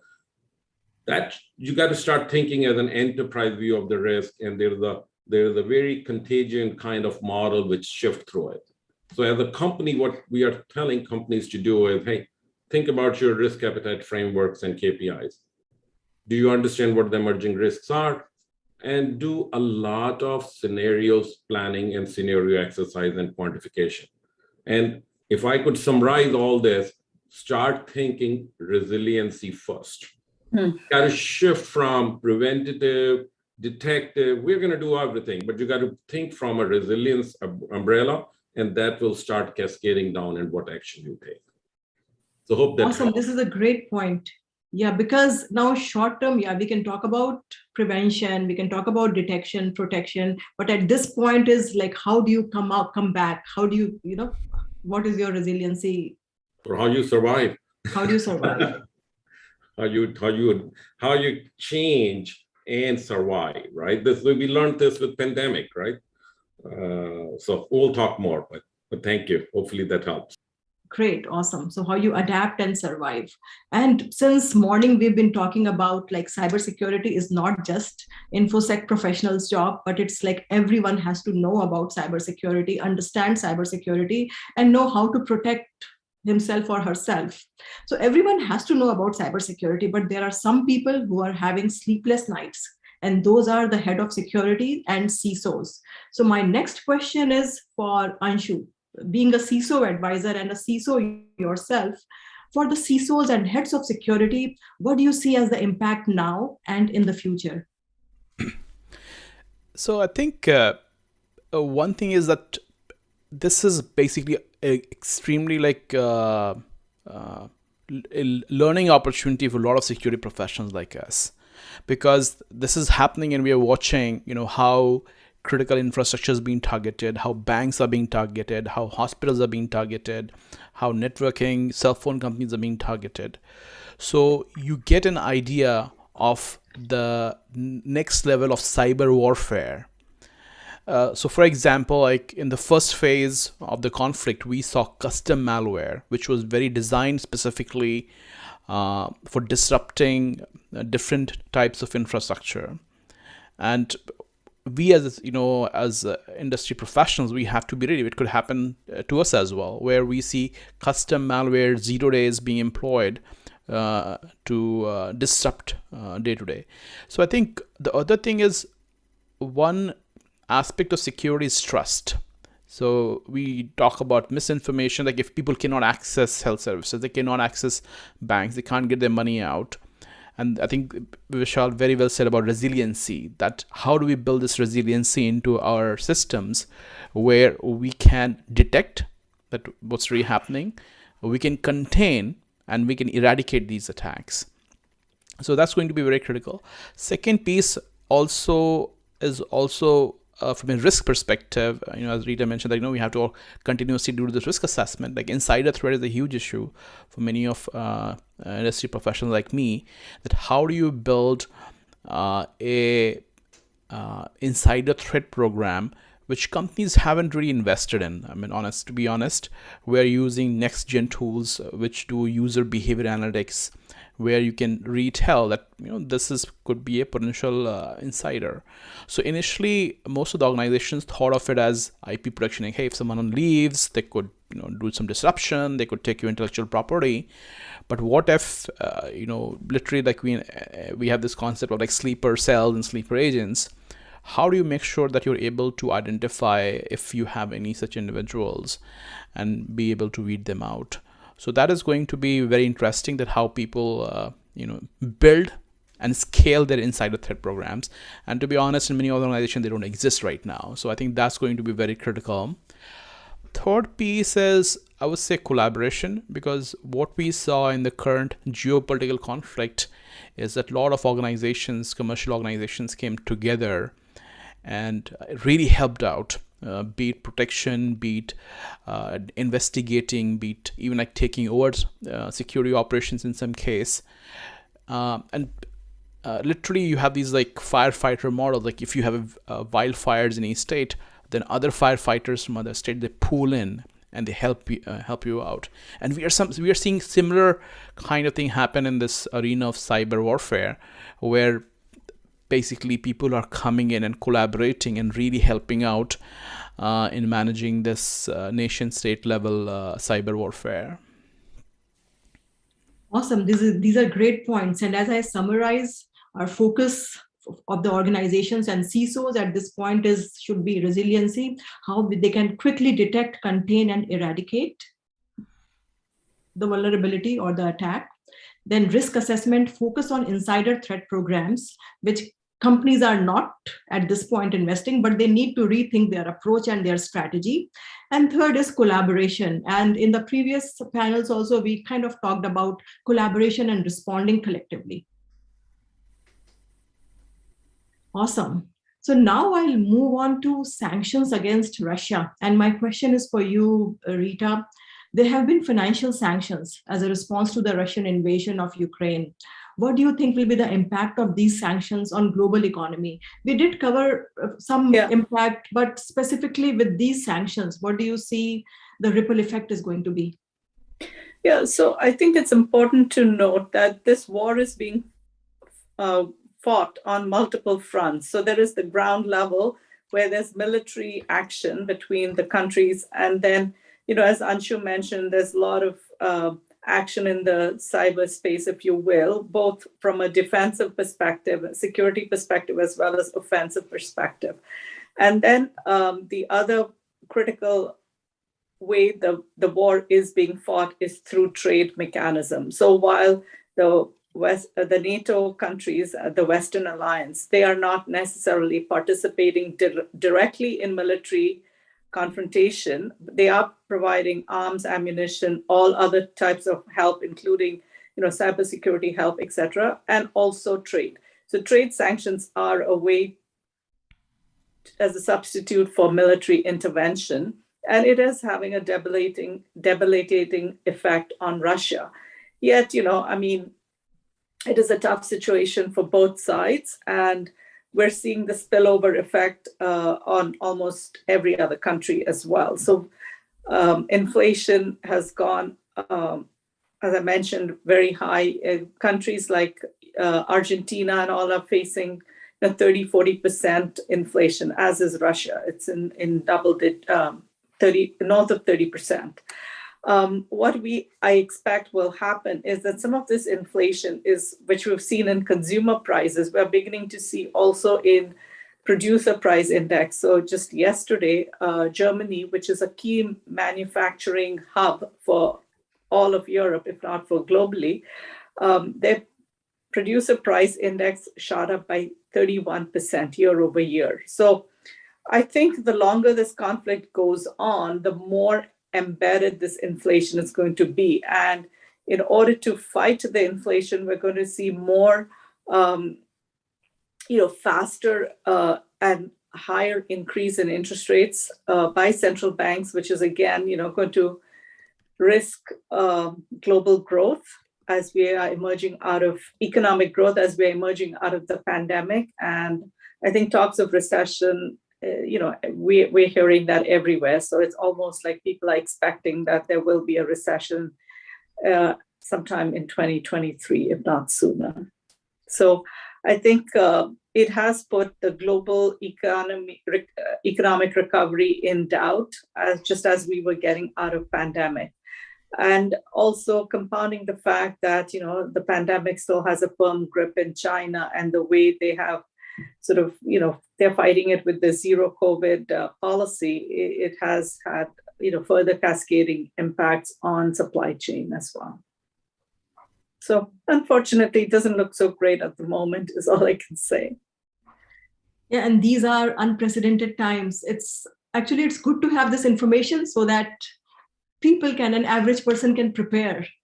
Yeah. Rather than living in this dilemma that nothing will happen. So it's always good to have this information. We know there are increase in interest rates, recession is there, and also the point which you shared, that's a new insight for me, is the inflation rate in Argentina, and also producer price index, which is increasing.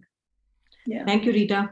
And I will just add, for people who may not have, so for almost 40 years, we've had declining interest rates. And I think most of us have, well, at least not in the Western countries. In India, we were used to seeing 15-20% interest rates many years ago.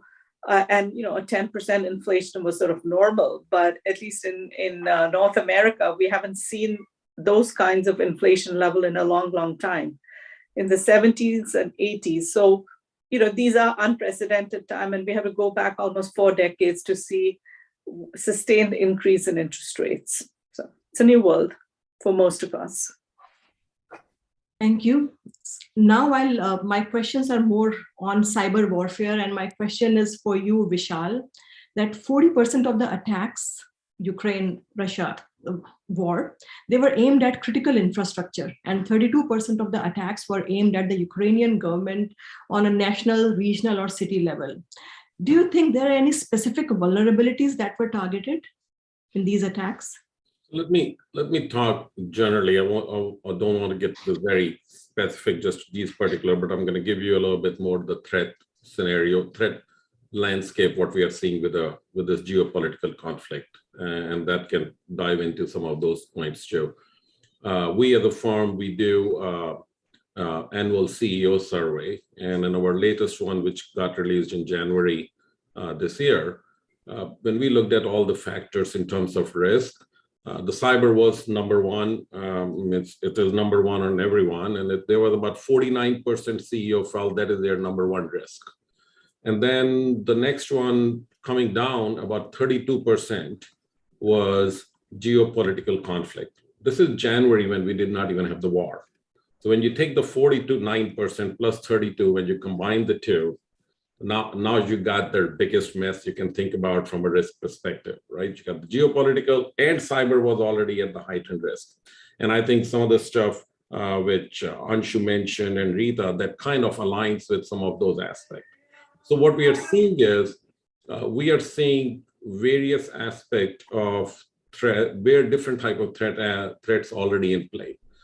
We are seeing a lot of sabotage, trying to destroy or otherwise subvert the integrity of the data. We heard from some of the speakers, in time of conflict, this type of activity is very common. It's because you can steal the data, but that's one aspect. But if you can disrupt the data, you can corrupt the data, you can make a much bigger damage. If it is, and you can do all kind of other stuff like stealing the data and doing front running the transactions in the stock market and make a bigger impact. The number two, we saw already the Viperware, which was a series of coordinator statement, and we have seen that on 10th May from EU, we saw from US and UK publicly attributed the 24th February Viasat satellite network outage to Russia. With the UK, the NCSC assessing it as almost certain that Russia was responsible. The third part we are seeing is information operation. And actually it's disinformation, because that is information spread with deliberate intention of misleading its audience. It's being used to amplify a particular narrative across events on the ground. This information space around during any period of conflict is always complex, and we are seeing an increase of this information being spread on both sides. If you take that to the next level, then you get to the hacktivism. The hacktivist conduct attacks to increase their public profile, and that happens again in this kind of situation. You see more hacktivist activity, and they're trying to go after it. Anonymous, we all have heard that group. The hacktivist collective Anonymous announced that it would be launching campaign in support of Ukraine.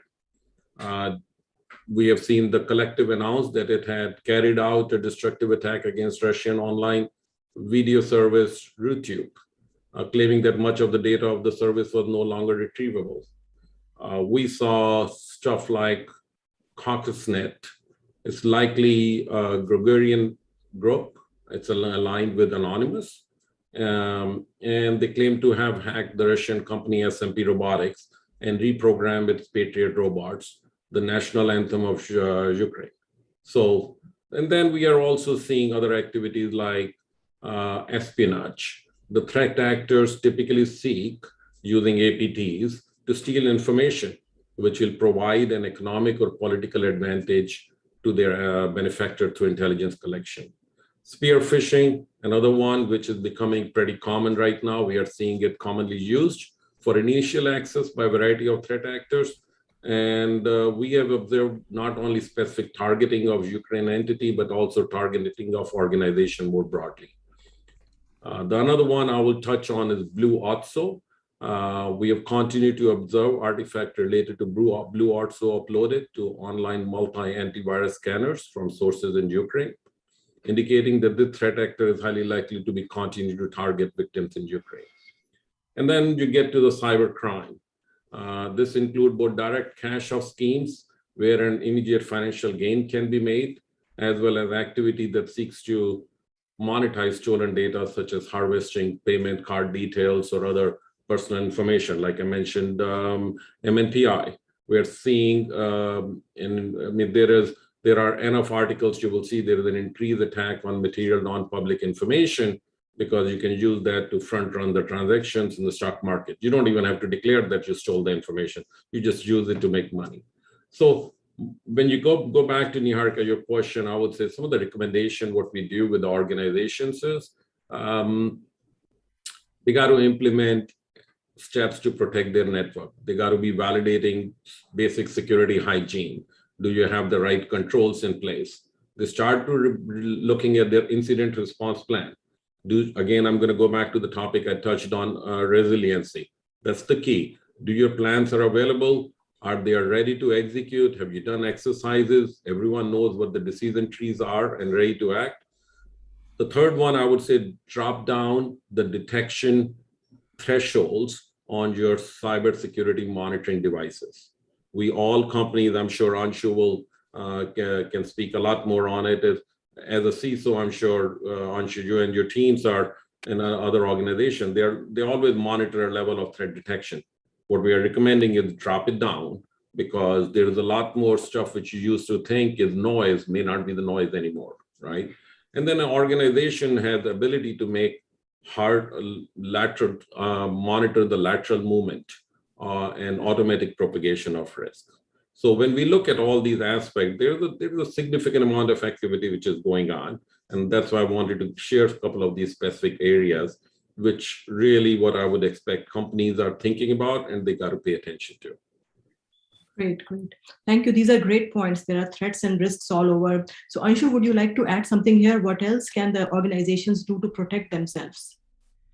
Yeah, so I think there are some very specific attacks, for example, like ransomware, where nation-state actors are masquerading as criminal gangs, or criminal gangs are affiliating themselves to nation-states, which is like we are working on support and we will now direct our efforts toward disruptive activities.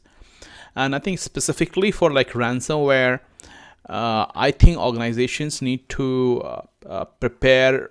And again, I think there's a lot of awareness that, we should do something about ransomware, but I don't see holistic strategy.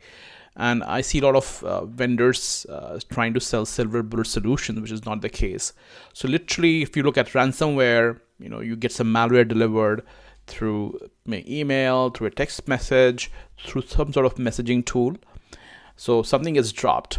So you can prevent at the network layer that you prevent this malware being dropped on your endpoint.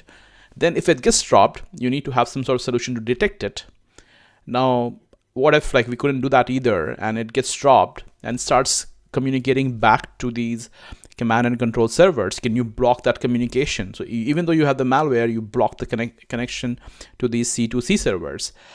Worst case, maybe the whole thing gets encrypted. How do you, as Vishal rightfully mentioned, how do you stop this lateral movement that from one machine it cannot propagate to the rest of your infrastructure? And worst case, maybe like everything gets encrypted. Do you have clean backups from which it can be brought back upon? How do you make sure your backups are clean? Like, are you scanning them for indicators of compromise? So what we need is a holistic strategy of blocking these cyber threats at different layers, and no single vendor or a partner can solve it all. And I still see that there is a lot of FUD of fear, uncertainty, and doubt being generated by many cybersecurity vendors, which is like shouldn't be the case ideally. Second thing I would say, for misinformation, because security is also all about trust. So I think that is something which we'll see a lot. Also, this concept of cyber militia, where people, day-to-day people being engaged, like literally, like I think in the present conflict, people were being recruited to download a certain software on their machines, which would enable like a distributed denial of service attack. So we'll see more of that. And the last one I would say is that, there was a panel on talent shortage. What if you don't have enough defenders? What if you don't have enough qualified defenders? So if you look at take the analogy of an army, you have archers, you have people who can run artillery guns and stuff. So cyber is such a huge area, and we need people all across, people designing better products, people who can detect attacks, people who can do forensics, people who can do malware analysis, and so on. So we need qualified people at all levels to be able to prepare ourselves and build resiliency to protect ourselves against some of these cyber attacks. That's right. Thank you. We need a holistic strategy, and it cannot be an afterthought. And kind of we have to think, as we were talking about privacy security by design, that it has to be considered right in the beginning when the products are built and projects are executed. So Piyush, it looks like we have 3 more minutes to go. Are there any questions in the chat?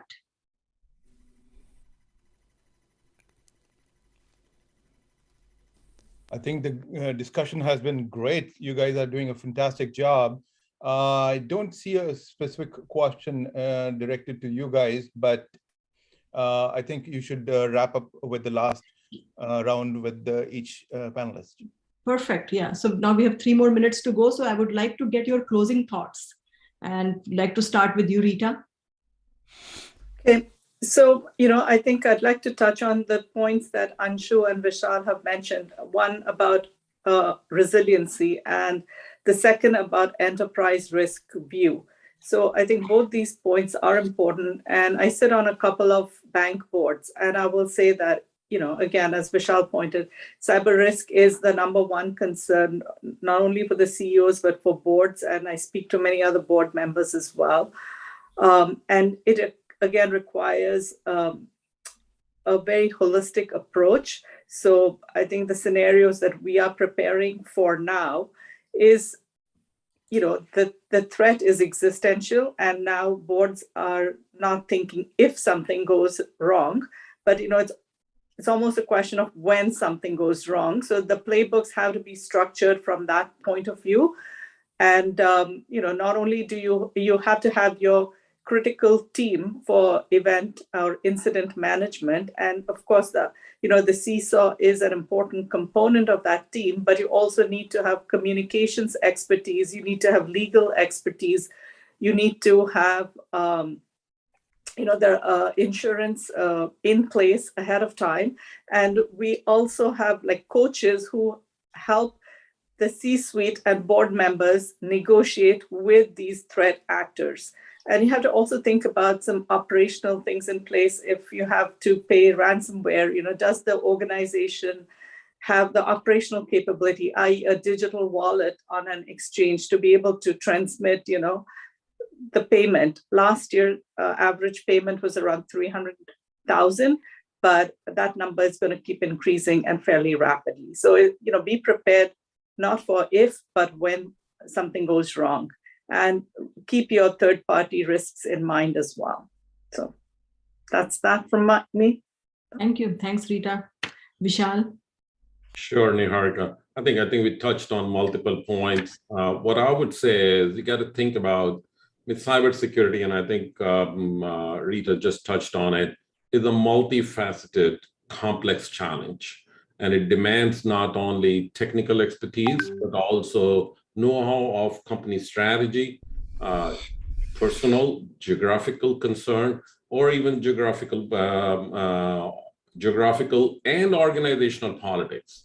You got to really think it holistically. And one of the topic which I'm passionate about is really the collaboration.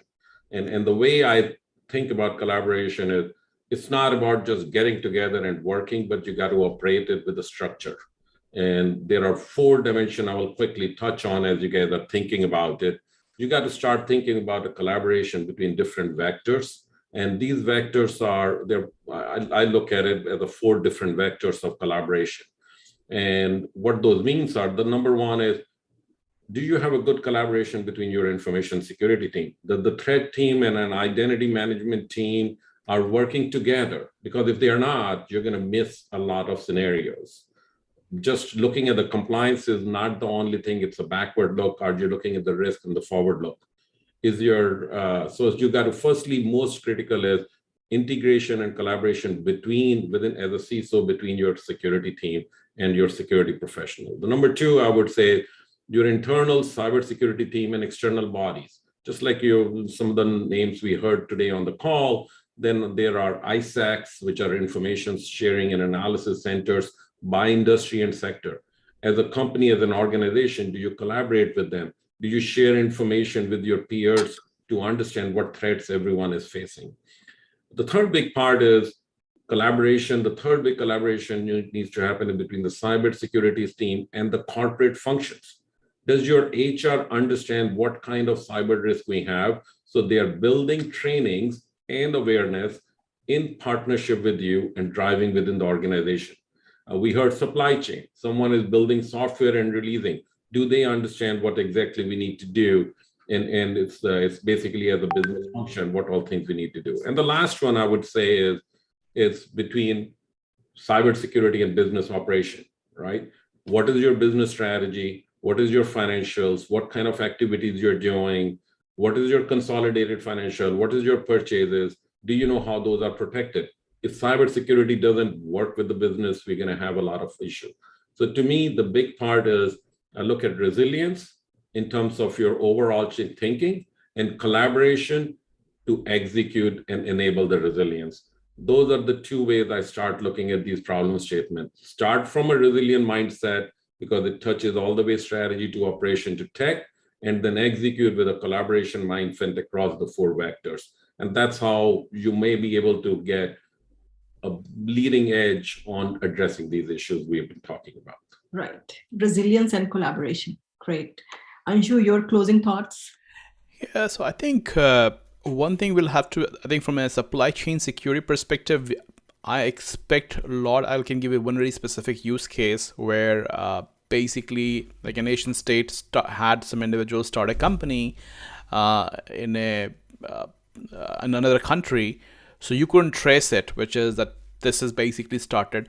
So vendor risk programs would have to evolve to evaluate security around freemium products, because typically procurement and vendor risk management get involved when you're paying for something.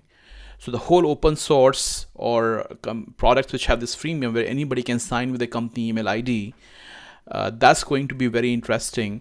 Where how do you make sure that any such software doesn't get integrated into your product pipelines without proper due diligence?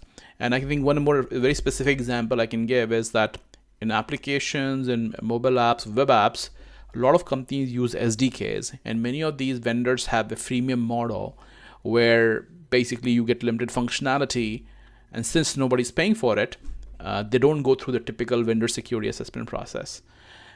So we have to, we'll have to see that if these evolving threats, how do we counter them, and how do we learn from how some of this cyber warfare has been conducted. Because, for example, like communications was one big gap which was shown, that do you have the ability to have encrypted communications, and you don't rely on these public networks, which could be a man-in-the-middle attack would be launched and somebody could be recording your conversation and so on. So communication security would be very, very crucial.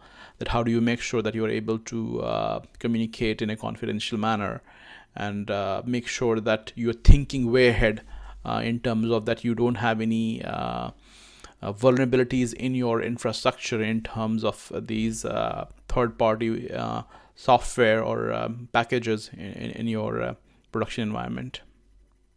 Thank you. These are great insights, and this is such an interesting topic. We can just go on and on, but we have to now kind of stop. And I really thank you for your time and valuable insights. And I have taken some notes on my takeaways. Is like now the organizations have to show resiliency, enterprise risk view, holistic approach. They have to restructure their playbook, also think about insurance. And we were talking about the new talent we'll need now. So we need negotiation experts now in our organization, collaboration and vendor program management. So this was such an interesting, such an engaging discussion. And I thank you for being with us. And I thank Piyush and Bhavna for giving us this opportunity. Thank you. Thank you, Niharika. Thank you. It was a pleasure. Thank you.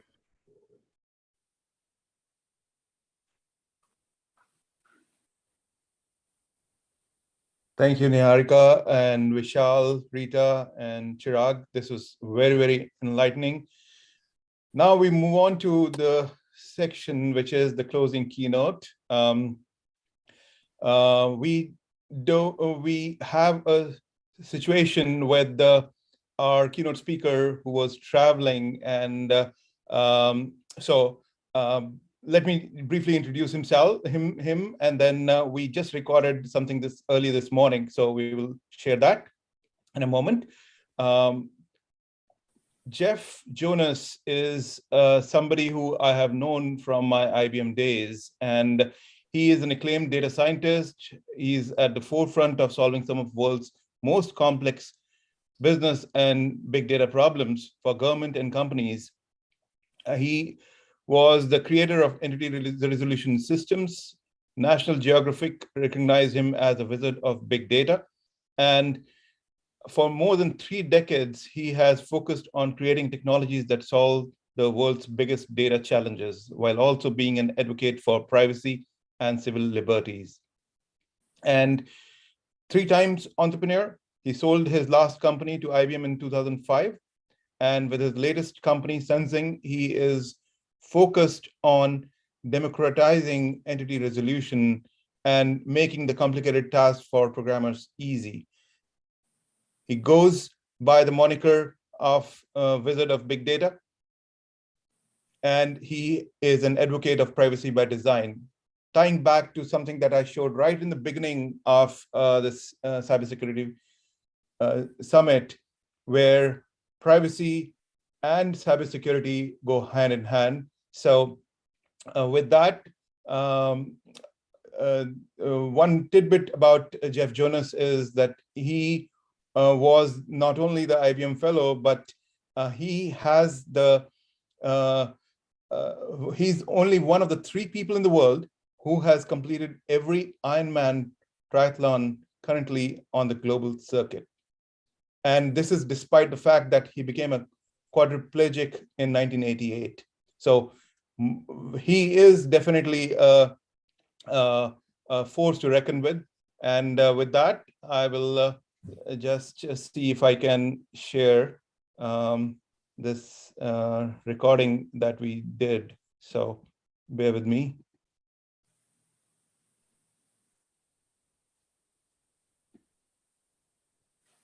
Is it visible? No. Maybe not. Not yet, but if it's video, it might take a second to load up. Okay. Is it visible now? Yes. All right, guys, we are coming to the final section of the session today, Cybersecurity Summit. We have seen 18 speakers already, and today our star speaker is Jeff Jonas, who is an accomplished data scientist, a former IBM fellow, who has been an entrepreneur 3 times, and he has been recognized so many times, I don't even want to go through those introductions, but let's hear his perspectives on insider threat, cybersecurity, and information sharing, and privacy by design. Take it away, Jeff. Hey, that's great. Thank you. So what I'd like to do is start with one of my more interesting pieces of work on insider threat, and that was in the case of Las Vegas, a bad guy hunting Las Vegas style. I want you to think about the casinos in Las Vegas. They have lots of different data sources. Good guy data sources like hotel reservations, hotel check-ins, loyalty club, employment data like in terminated employees. They know your policies and procedures. They know your people. Job applicants, they're trying to climb over the fence. And then there's, of course, derogatory data sets like exclusionary lists, other types of industry watch lists. A self-exclusionary list is somebody that has said they have a problem with gambling and they've asked to be put on the list so that the casinos can do their best to keep them out. And back in that day, we built a technology called NORA, Non-Obvious Relationship Awareness. It was my 2nd generation entity resolution engine. Its purpose was to look across all these data sets and figure out who was who and who was related to who and drive from that alerts. So about 15 million customers in total across a suite of casinos, 20,000 employees, 18 watch lists. If you were to peek into this regulatory exclusionary list, you'd find a record like this. This is on the gaming control board, the Nevada Gaming Control Board's exclusionary list, report. You can go find this today. Notice this person doesn't just use one name. Some people use many dates of birth too, by the way, but this person uses a variety of names. I remember when we first ran this, we produced a report, handed it to the head of security. Some of the kinds of things we found is we found 24 people in the loyalty club, who were accruing points, were named an industry watch list, like, for example, known card counters. 23 people in their loyalty club program and people that had already been were related with the dots. They're related to people already arrested. 12 of their employees were in the loyalty club program. At the time, that was against policy. Employees can't be players. and 192 employees were related to vendors. And more interestingly, 7 employees didn't know the vendor, they were the vendor. And this is really kind of when I had the first, let's say, most interesting glimpse of the insider threat. And it turns out to do this kind of bad guy hunting requires entity resolution. And by that, what do I mean? I mean recognizing that these 2 records, despite how different they are really the same person. Conversely, recognizing that these 2 records, this Robert Smith Jr. and this Robert Smith Sr., despite how similar they are, recognizing they're really different people. Get that. These have all these differences and you know they're the same. And these can have 1 letter difference, the J versus the S, and you realize they're different. So entity resolution does that. And to be complete, you need to build a graph or build relationships about how entities are related. Now, when you do this, and as you add more data, what you're trying to do to find clever bad people is you're trying to consolidate channels. See, bad guys, and this is a primary tradecraft, is, you know, only the idiots use the same name, address, phone, date of birth on every record. Professionally skilled people, if they have any skills at all, do channel separation, making it difficult to figure out it's really the same person. And so when using entity resolution, you're trying to figure out how to consolidate channels, see across different names and, you know, aliases and dates of birth, and compress these and realize it's not 5 different people, it's really 1. And to do that requires a type of entity resolution called entity-centric learning. Now, to do this and do this well, you want to be able to combine data from lots of sources. So, you know, an early rule is widening observation spaces. And that improves entity-centric learning because you want to learn the different ways that they've spelled their name or the different names they've used, different addresses, and so on. Now, really, the first rule, though, about information or about benefiting from more data and widening the observation space is leverage your own data first. A lot of times I see folks admiring all the other data they can get, but they haven't even harnessed the data they own internally. And so you do that before looking beyond your own walls. And as soon as you're looking beyond your own walls, it is a form of information sharing. Yes, you can buy data from data sources, and sometimes there's collaboratives or cooperations where you're comparing data to other people, and that's really traditional information sharing. But there's a few reasons why it fails, you know. Everyone wants to be a recipient. Everyone wants to be involved in information sharing if you're the recipient. And that's a risk or a difficulty. For every transfer of the data, there's a risk that the data gets exposed or lost. If I have data, you have data, and everybody else on the session has data, and you have to ask everybody for what data they have. It's like you're playing that card game, Go Fish. Do you have any 3 of spades? Do you have Muhammad Atta? Do you have Khalid al-Madar? And that does not scale very well. And so a core principle of information sharing is stuck in this paradox. If you can't share everything with everyone, and you can't ask everyone every day, every question, then how is it you're actually going to ever find anything? And the answer in this lies to a first principle, and that is, and this is a privacy by design principle, in fact, is minimizing how much data flows. And the first thing you do is use a centralized directory service to enable discovery. Same as you go to the library. You don't roam all the halls, you go to the card catalog. And what you're doing in the card catalog is subject, title, and author. Entity resolution indexes are ways to create, you're not putting all the data from all the sources into the index, you're putting, you know, name, address, and phone, and it's a pointer back to the source system. And this is where, you know, a first step in privacy by design is to minimize the data flows. When you do have a record that's come from somewhere else, you need to know exactly where it came from. Call it full we call it full attribution. Some call it pedigree or source attribution. You never really want to combine 2 records and make them one, so you're not sure which parts came from where. This is really important, this full attribution. When you do this right, you can do data tethering.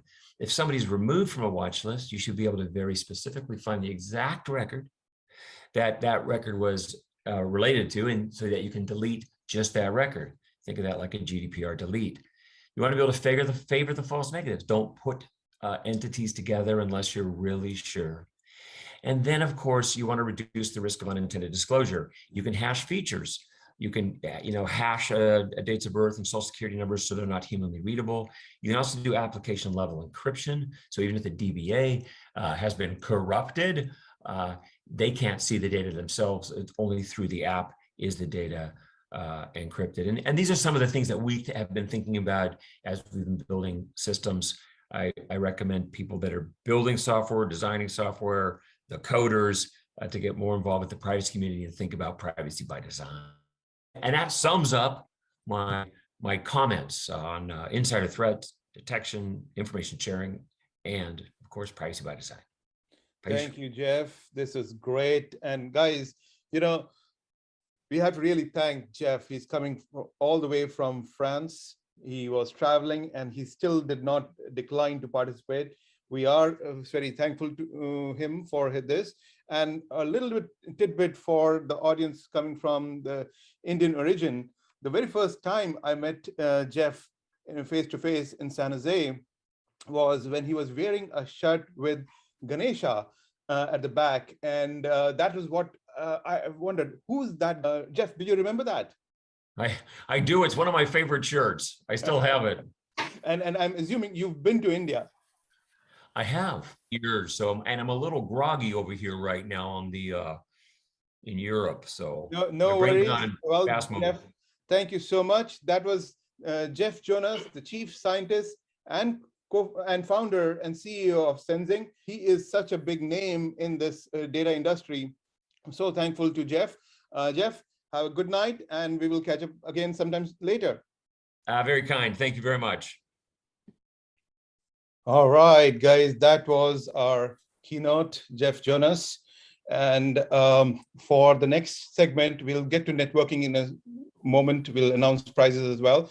I would like to invite Sam Ladwa, our National Board member and former president of ASCI Silicon Valley chapter, Southern California chapter. And take it away, Sam. Yeah. Thanks, Piyush. First of all, thank you all for staying on for about 4 hours on a Saturday morning, afternoon, evening, depending on where you're at.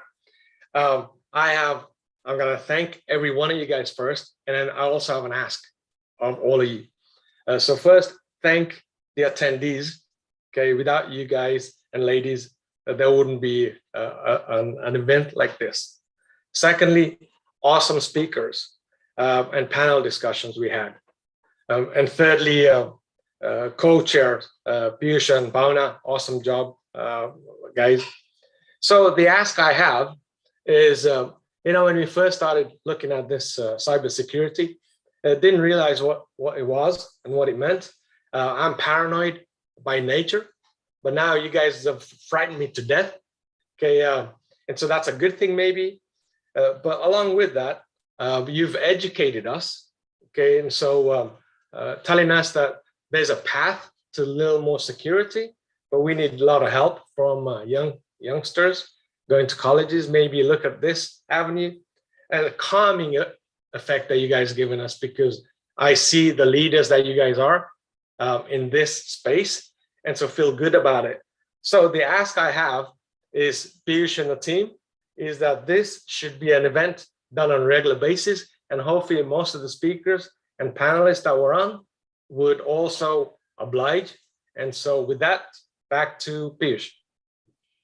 Thank you, Suresh. And I would not bore any one of you with any more slide decks. But Vatsala, are we ready for our networking session? I hope you all enjoyed. And this is maybe we'll continue for 15 more minutes, where everyone can come on the camera if they are allowed by Vatsala. As you know, Vatsala has done a tremendous job for ASCI as our Michigan chapter president earlier, and now as the National Board Secretary.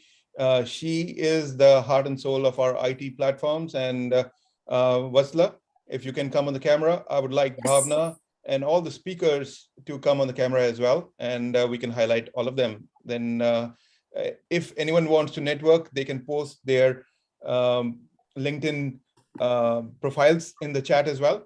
And I want to announce winners from the giveaway.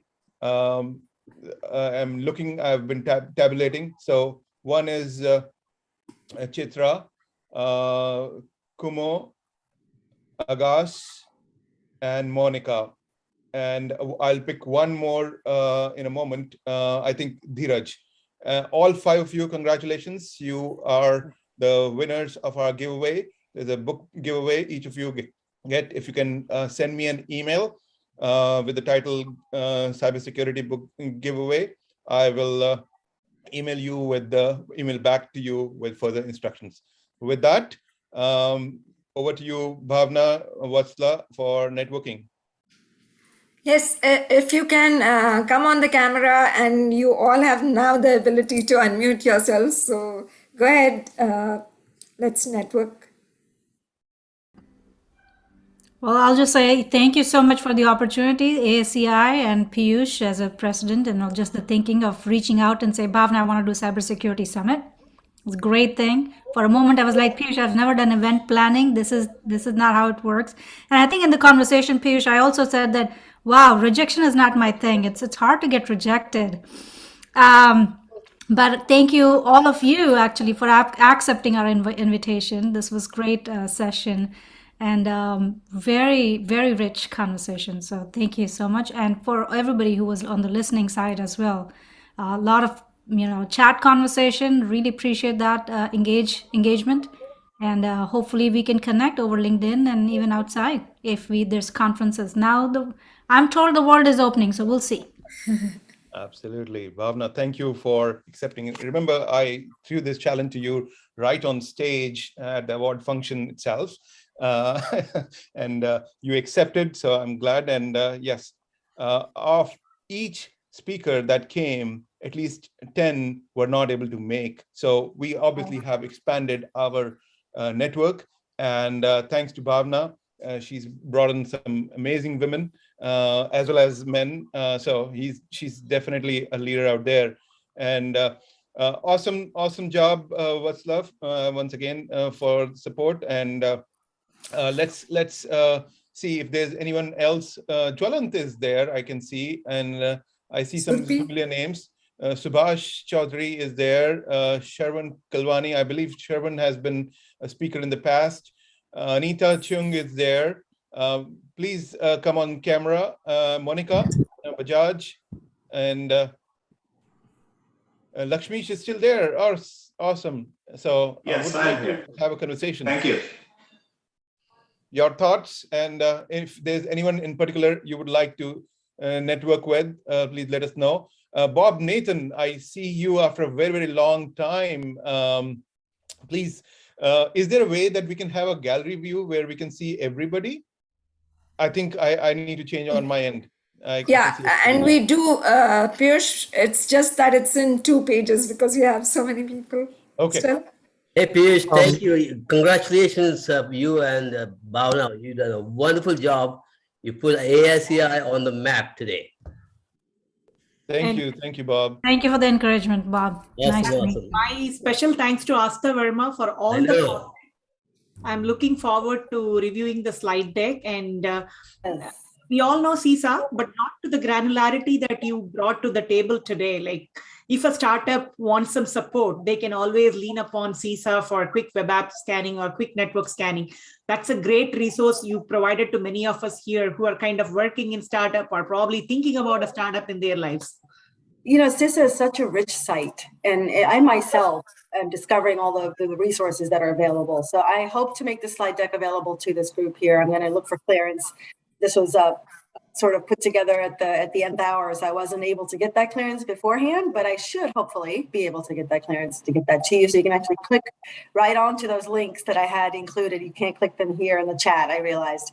So I will send that out best I can. Thank you for letting me share, and there's so much to the catalog. Maybe next time I can go much more in depth about the cyber hygiene program itself and some of our more intrusive services, because they really are interesting, including maybe— Absolutely. And Astha, I think you were the person who took the longest amount to get back the clearance. I remember I put this event out there in February itself, and then started reaching out. You were my top choice at that time. Well, I hope I can come back. I hope there's future opportunity here, because I don't think. And then you ghosted me for almost. 6 Oh my months. goodness, the story is coming out. The story is coming out. All right. I will stop. Although, Astha, you talked a lot about jobs, but I would just want to be very, very clear. Chitra is off the table. Is exclusively and fully mine. I'm hiring as well, by the way. Oh, no. I'll tell you right away, working in the government space on this is a different animal, right? And it's not for everyone. I made a conscious choice to come and serve in this mission space, and there are pros and cons to making that choice. So if you are looking at that government as a career option, then you really need to have a soul-searching conversation with yourself, because it is not what it would seem. It is not a 9-to-5 job. It is a mission-oriented job. And when things hit the fan, as they are now, as you can see, it has been a marathon, a nonstop marathon, and it doesn't always come with the big dollars that are out there in the commercial world. So you have to have a passion and a love for doing this work. I think we all do. Hey, Piyush, this is Jwalan. I'm sorry, Go ahead, please. I can't come on the camera right now, but I've been, I participated pretty much the whole time. And, a great session. Thanks to all the speakers and panelists. And as we are talking about, recruiting, just putting a plug for ACI, that anyone who is on the panel, who are the speakers or participants, please consider becoming a member, helping us out by being part of a chapter level, national level. We need lots of help. And with the talent we have today and in previous events, I think we can build a great team for many, many years to come. So just wanted to put it out there. But thank you all.